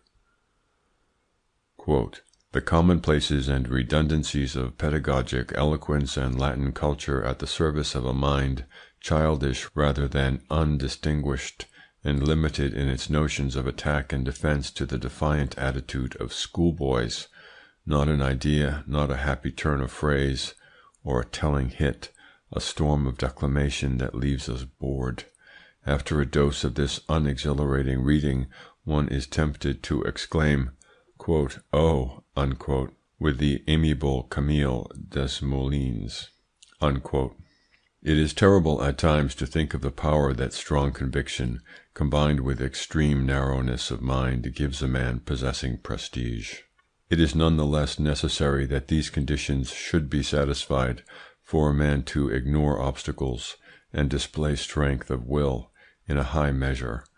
Crowds instinctively recognize in men of energy and conviction the masters they are always in need of. In a parliamentary assembly the success of a speech depends almost solely on the prestige possessed by the speaker, and not at all on the arguments he brings forward. The best proof of this is that when for one cause or another a speaker loses his prestige, he loses simultaneously all his influence, that is, his power of influencing votes at will. When an unknown speaker comes forward with a speech containing good arguments, but only arguments, the chances are that he will only obtain a hearing. A deputy who is a psychologist of insight, M. Desaubes, has recently traced in the following lines the portrait of the deputy who lacks prestige. Quote, "When he takes his place in the tribune he draws a document from his portfolio, spreads it out methodically before him, and makes a start with assurance. He flatters himself that he will implant in the minds of his audience the conviction by which he is himself animated. He has weighed and reweighed his arguments. He is well primed with figures and proofs. He is certain he will convince his hearers. In the face of the evidence he is to adduce, all resistance would be futile. He begins confident in the justice of his cause, and relying upon the attention of his colleagues, whose only anxiety, of course, is to subscribe to the truth. He speaks and is at once surprised at the restlessness of the House, and a little annoyed by the noise that is being made. How is it silence is not kept? Why this general inattention? What are those deputies thinking about who are engaged in conversation? What urgent motive has induced this or that deputy to quit his seat? An expression of uneasiness crosses his face. He frowns and stops. Encouraged by the president, he begins again, raising his voice. He is only listened to all the less. He lends emphasis to his words, and gesticulates. The noise around him increases. He can no longer hear himself, and again stops. Finally, afraid that his silence may provoke the dreaded cry, "The closure," he starts off again. The clamour becomes unbearable. When parliamentary assemblies reach a certain pitch of excitement, they become identical with ordinary heterogeneous crowds, and their sentiments, in consequence, present the peculiarity of being always extreme. They will be seen to commit acts of the greatest heroism or the worst excesses. The individual is no longer himself, and so entirely is this the case that he will vote measures most adverse to his personal interests. The history of the French Revolution shows to what an extent assemblies are capable of losing their self-consciousness and of obeying suggestions most contrary to their interests. It was an enormous sacrifice for the nobility to renounce its privileges, yet it did so without hesitation on a famous night during the sittings of the Constituent Assembly. By renouncing their inviolability, the men of the Convention placed themselves under a perpetual menace of death, and yet they took this step and were not afraid to decimate their own ranks, though perfectly aware that the scaffold to which they were sending their colleagues today might be their own fate tomorrow. The truth is they had attained to that completely automatic state which I have described elsewhere, and no consideration would hinder them from yielding to the suggestions by which they were hypnotized. The following passage from the memoirs of one of them, Billaud Varennes, is absolutely typical on this score. "The decisions with which we have been so reproached," he says, "were not desired by us 2 days, a single day before they were taken. It was the crisis and nothing else that gave rise to them." Nothing can be more accurate. The same phenomena of unconsciousness were to be witnessed during all the stormy sittings of the Convention. "They approved and decreed measures," says Taine, "which they held in horror, measures which were not only stupid and foolish, but measures that were crimes, the murder of innocent men, the murder of their friends. The left, supported by the right, unanimously and amid loud applause, sent to the scaffold Danton, its natural chief, and the great promoter and leader of the revolution. Unanimously and amid the greatest applause, the right, supported by the left, votes the worst decrees of the revolutionary government. Unanimously and amid cries of admiration and enthusiasm, amid demonstrations of passionate sympathy for Collot d'Herbois, Couthon, and Robespierre, the Convention, by spontaneous and repeated re-elections, keeps in office the homicidal government which the plain detests because it is homicidal, and the mountain detests because it is decimated by it. The plain and the mountain, the majority and the minority, finish by consenting to help on their own suicide. The 22 Prairial, the entire Convention, offered itself to the executioner. The 8th Thermidor, during the first quarter of an hour that followed Robespierre's speech, it did the same thing again." This picture may appear sombre, yet it is accurate. Parliamentary assemblies, sufficiently excited and hypnotized, offer the same characteristics. They become an unstable flock, obedient to every impulsion. The following description of the Assembly of 1848 is due to M. Spuller, a parliamentarian whose faith in democracy is above suspicion. I reproduce it from the Revue littéraire, and it is thoroughly typical. It offers an example of all the exaggerated sentiments which I have described as characteristic of crowds, and of that excessive changeableness which permits of assemblies passing from moment to moment from one set of sentiments to another entirely opposite. "The Republican party was brought to its perdition by its divisions its jealousies, its suspicions, and, in turn, its blind confidence and its limitless hopes. Its ingenuousness and candour were only equalled by its universal mistrust. An absence of all sense of legality, of all comprehension of discipline, together with boundless terrors and illusions.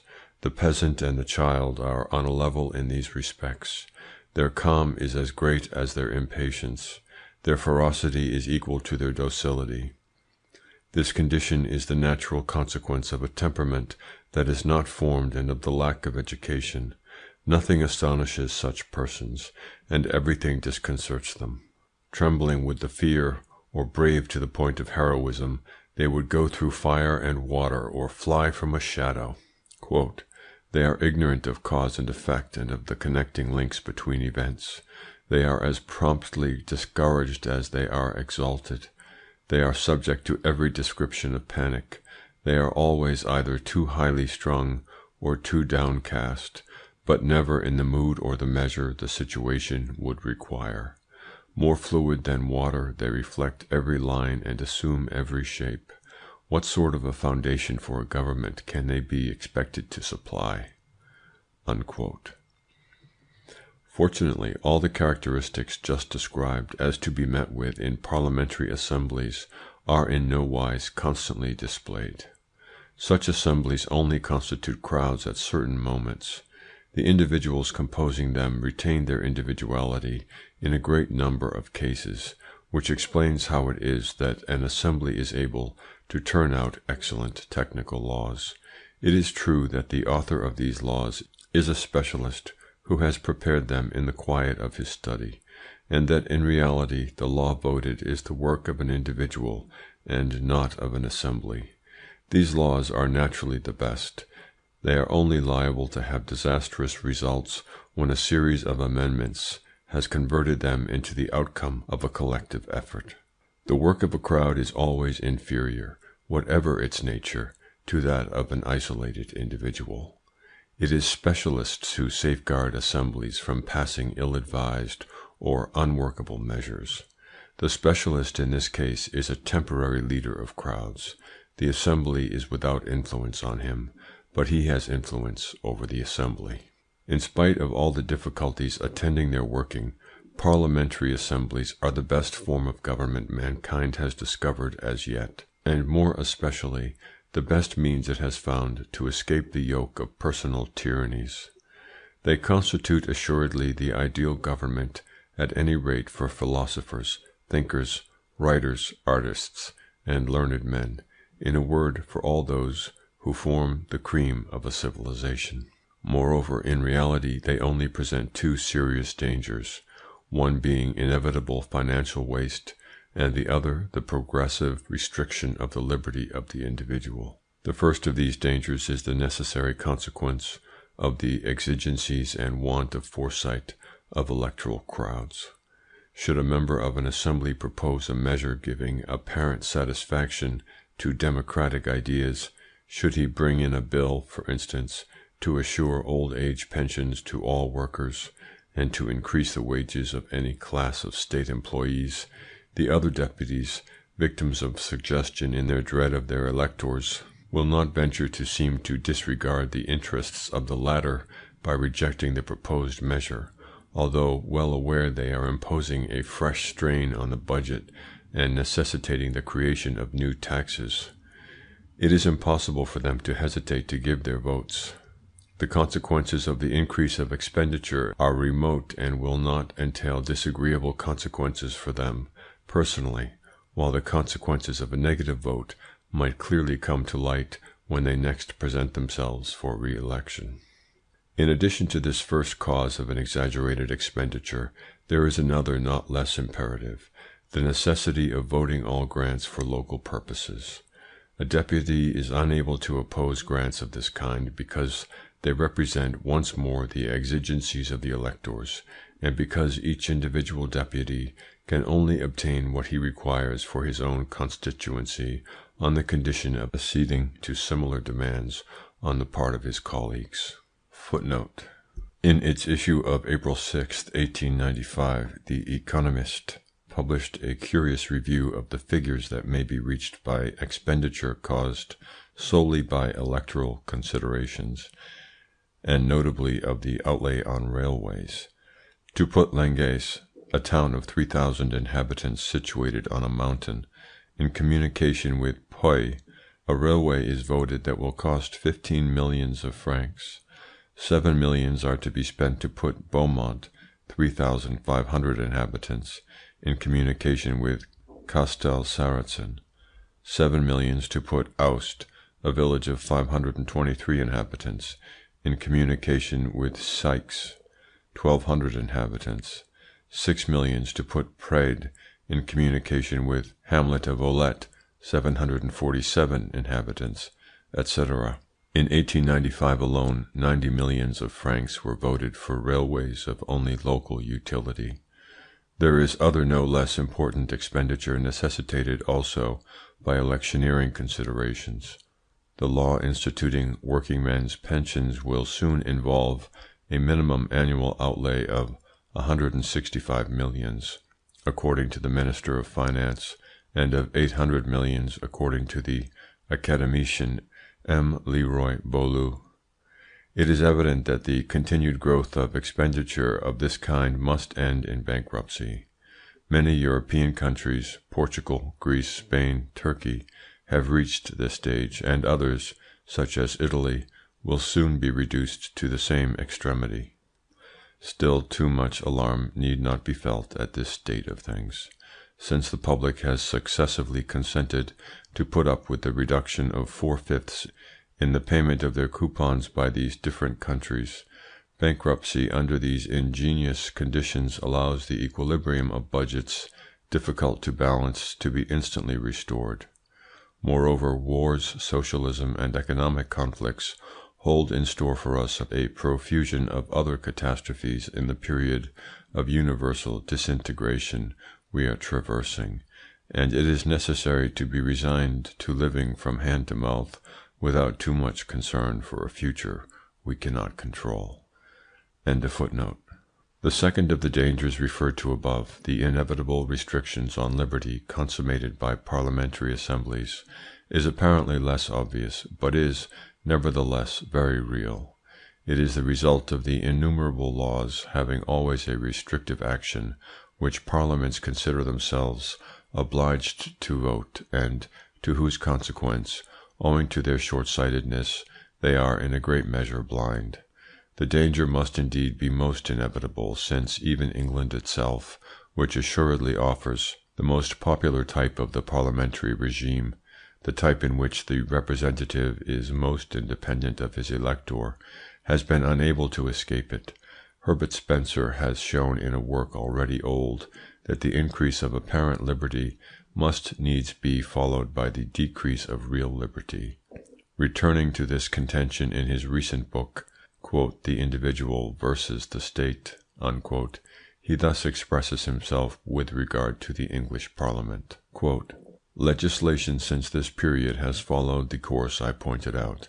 Rapidly multiplying dictatorial measures have continually tended to restrict individual liberties, and this in two ways. Regulations have been established every year in greater number, imposing a constraint on the citizen in matters in which his acts were formerly completely free, and forcing him to accomplish acts which he was formerly at liberty to accomplish, or not to accomplish at will. At the same time, heavier and heavier public, and especially local, burdens have still further restricted his liberty by diminishing the portion of his profits he can spend as he chooses, and by augmenting the portion which is taken from him to be spent according to the good pleasure of the public authorities." This progressive restriction of liberties shows itself in every country in a special shape which Herbert Spencer has not pointed out. It is that the passing of these innumerable series of legislative measures, all of them in a general way of a restrictive order, conduces necessarily to augment the number, the power, and the influence of the functionaries charged with their application. These functionaries tend in this way to become the veritable masters of civilized countries. Their power is all the greater owing to the fact that, amidst the incessant transfer of authority, the administrative caste is alone in being untouched by these changes, is alone in possessing irresponsibility, impersonality, and perpetuity. There is no more oppressive despotism than that which presents itself under this triple form. This incessant creation of restrictive laws and regulations, surrounding the pettiest actions of existence with the most complicated formalities, inevitably has for its result the confining within narrower and narrower limits of the sphere in which the citizen may move freely. Victims of the delusion that equality and liberty are the better assured by the multiplication of laws, nations daily consent to put up with trammels increasingly burdensome. They do not accept this legislation with impunity. Accustomed to put up with every yoke, they soon end by desiring servitude, and lose all spontaneousness and energy. They are then no more than vain shadows, passive, unresisting, and powerless automata. Arrived at this point, the individual is bound to seek outside himself the forces he no longer finds within him. The functions of governments necessarily increase in proportion as the indifference and helplessness of the citizens grow. They it is who must necessarily exhibit the initiative, enterprising, and guiding spirit in which private persons are lacking. It falls on them to undertake everything, direct everything, and take everything under their protection. The state becomes an all-powerful God. Still, experience shows that the power of such gods was never either very durable or very strong. This progressive restriction of all liberties in the case of certain peoples, in spite of an outward license that gives them the illusion that these liberties are still in their possession, seems at least as much a consequence of their old age as of any particular system. It constitutes one of the precursory symptoms of that decadent phase which up to now no civilization has escaped. Judging by the lessons of the past and by the symptoms that strike the attention on every side, several of our modern civilizations have reached that phase of extreme old age which precedes decadence. It seems inevitable that all peoples should pass through identical phases of existence, since history is so often seen to repeat its course. It is easy to note briefly these common phases of the evolution of civilizations, and I shall terminate this work with a summary of them. The rapid sketch will perhaps throw some gleams of light on the causes of the power at present yielded by crowds. If we examine in their main lines the genesis of the greatness and of the fall of the civilizations that preceded our own, what do we see? At the dawn of civilization, a swarm of men of various origin, brought together by the chances of migrations, invasions, and conquests, of different blood and of equally different languages and beliefs, the only common bond of union between these men is the half-recognized law of a chief. The psychological characteristics of a crowd are present in an eminent degree in these confused agglomerations. They have the transient cohesion of crowds, their heroism, their weakness, their impulsiveness, and their violence. Nothing is stable in connection with them. They are barbarians. At length time accomplishes its work. The identity of surroundings, the repeated intermingling of races, the necessities of life in common exert their influence. The assemblage of dissimilar units begins to blend into a whole to form a race, that is, an aggregate possessing common characteristics and sentiments to which heredity will give greater and greater fixity. The crowd has become a people, and this people is able to emerge from its barbarous state. However, it will only entirely emerge therefrom when, after long efforts, struggles necessarily repeated, and innumerable recommencements, it shall have acquired an ideal. The nature of this ideal is of slight importance, whether it be the cult of Rome, the might of Athens, or the triumph of Allah. It will suffice to endow all the individuals of the race that is forming with perfect unity of sentiment and thought. At this stage a new civilization with its institutions, its beliefs, and its arts may be born. In pursuit of its ideal, the race will acquire in succession the qualities necessary to give it splendor, vigor, and grandeur. At times, no doubt, it will still be a crowd, but henceforth beneath the mobile and changing characteristics of crowds is found a solid substratum, the genius of the race, which confines within narrow limits the transformations of a nation and overrules the play of chance. After having exerted its creative action, time begins that work of destruction from which neither gods nor men escape. Having reached a certain level of strength and complexity, a civilization ceases to grow, and having ceased to grow, it is condemned to a speedy decline. The hour of its old age has struck. This inevitable hour is always marked by the weakening of the ideal that was the mainstay of the race, in proportion as this ideal pales all the religious, political, and social structures inspired by it begin to be shaken. With the progressive perishing of its ideal, the race loses more and more the qualities that lent it its cohesion, its unity, and its strength. The personality and intelligence of the individual may increase, but at the same time this collective egoism of the race is replaced by an excessive development of the egoism of the individual, accompanied by a weakening of character and a lessening of the capacity for action. What constituted a people, a unity, a whole, becomes in the end an agglomeration of individualities lacking cohesion, and artificially held together for a time by its traditions and institutions. It is at this stage that men, divided by their interests and aspirations, and incapable any longer of self-government, require directing in their pettiest acts, and that the state exerts an absorbing influence. With the definite loss of its old ideal, the genius of the race entirely disappears. It is a mere swarm of isolated individuals and returns to its original state, that of a crowd. Without consistency and without a future, it has all the transitory characteristics of crowds. Its civilization is now without stability and at the mercy of every chance. The populace is sovereign and the tide of barbarism mounts.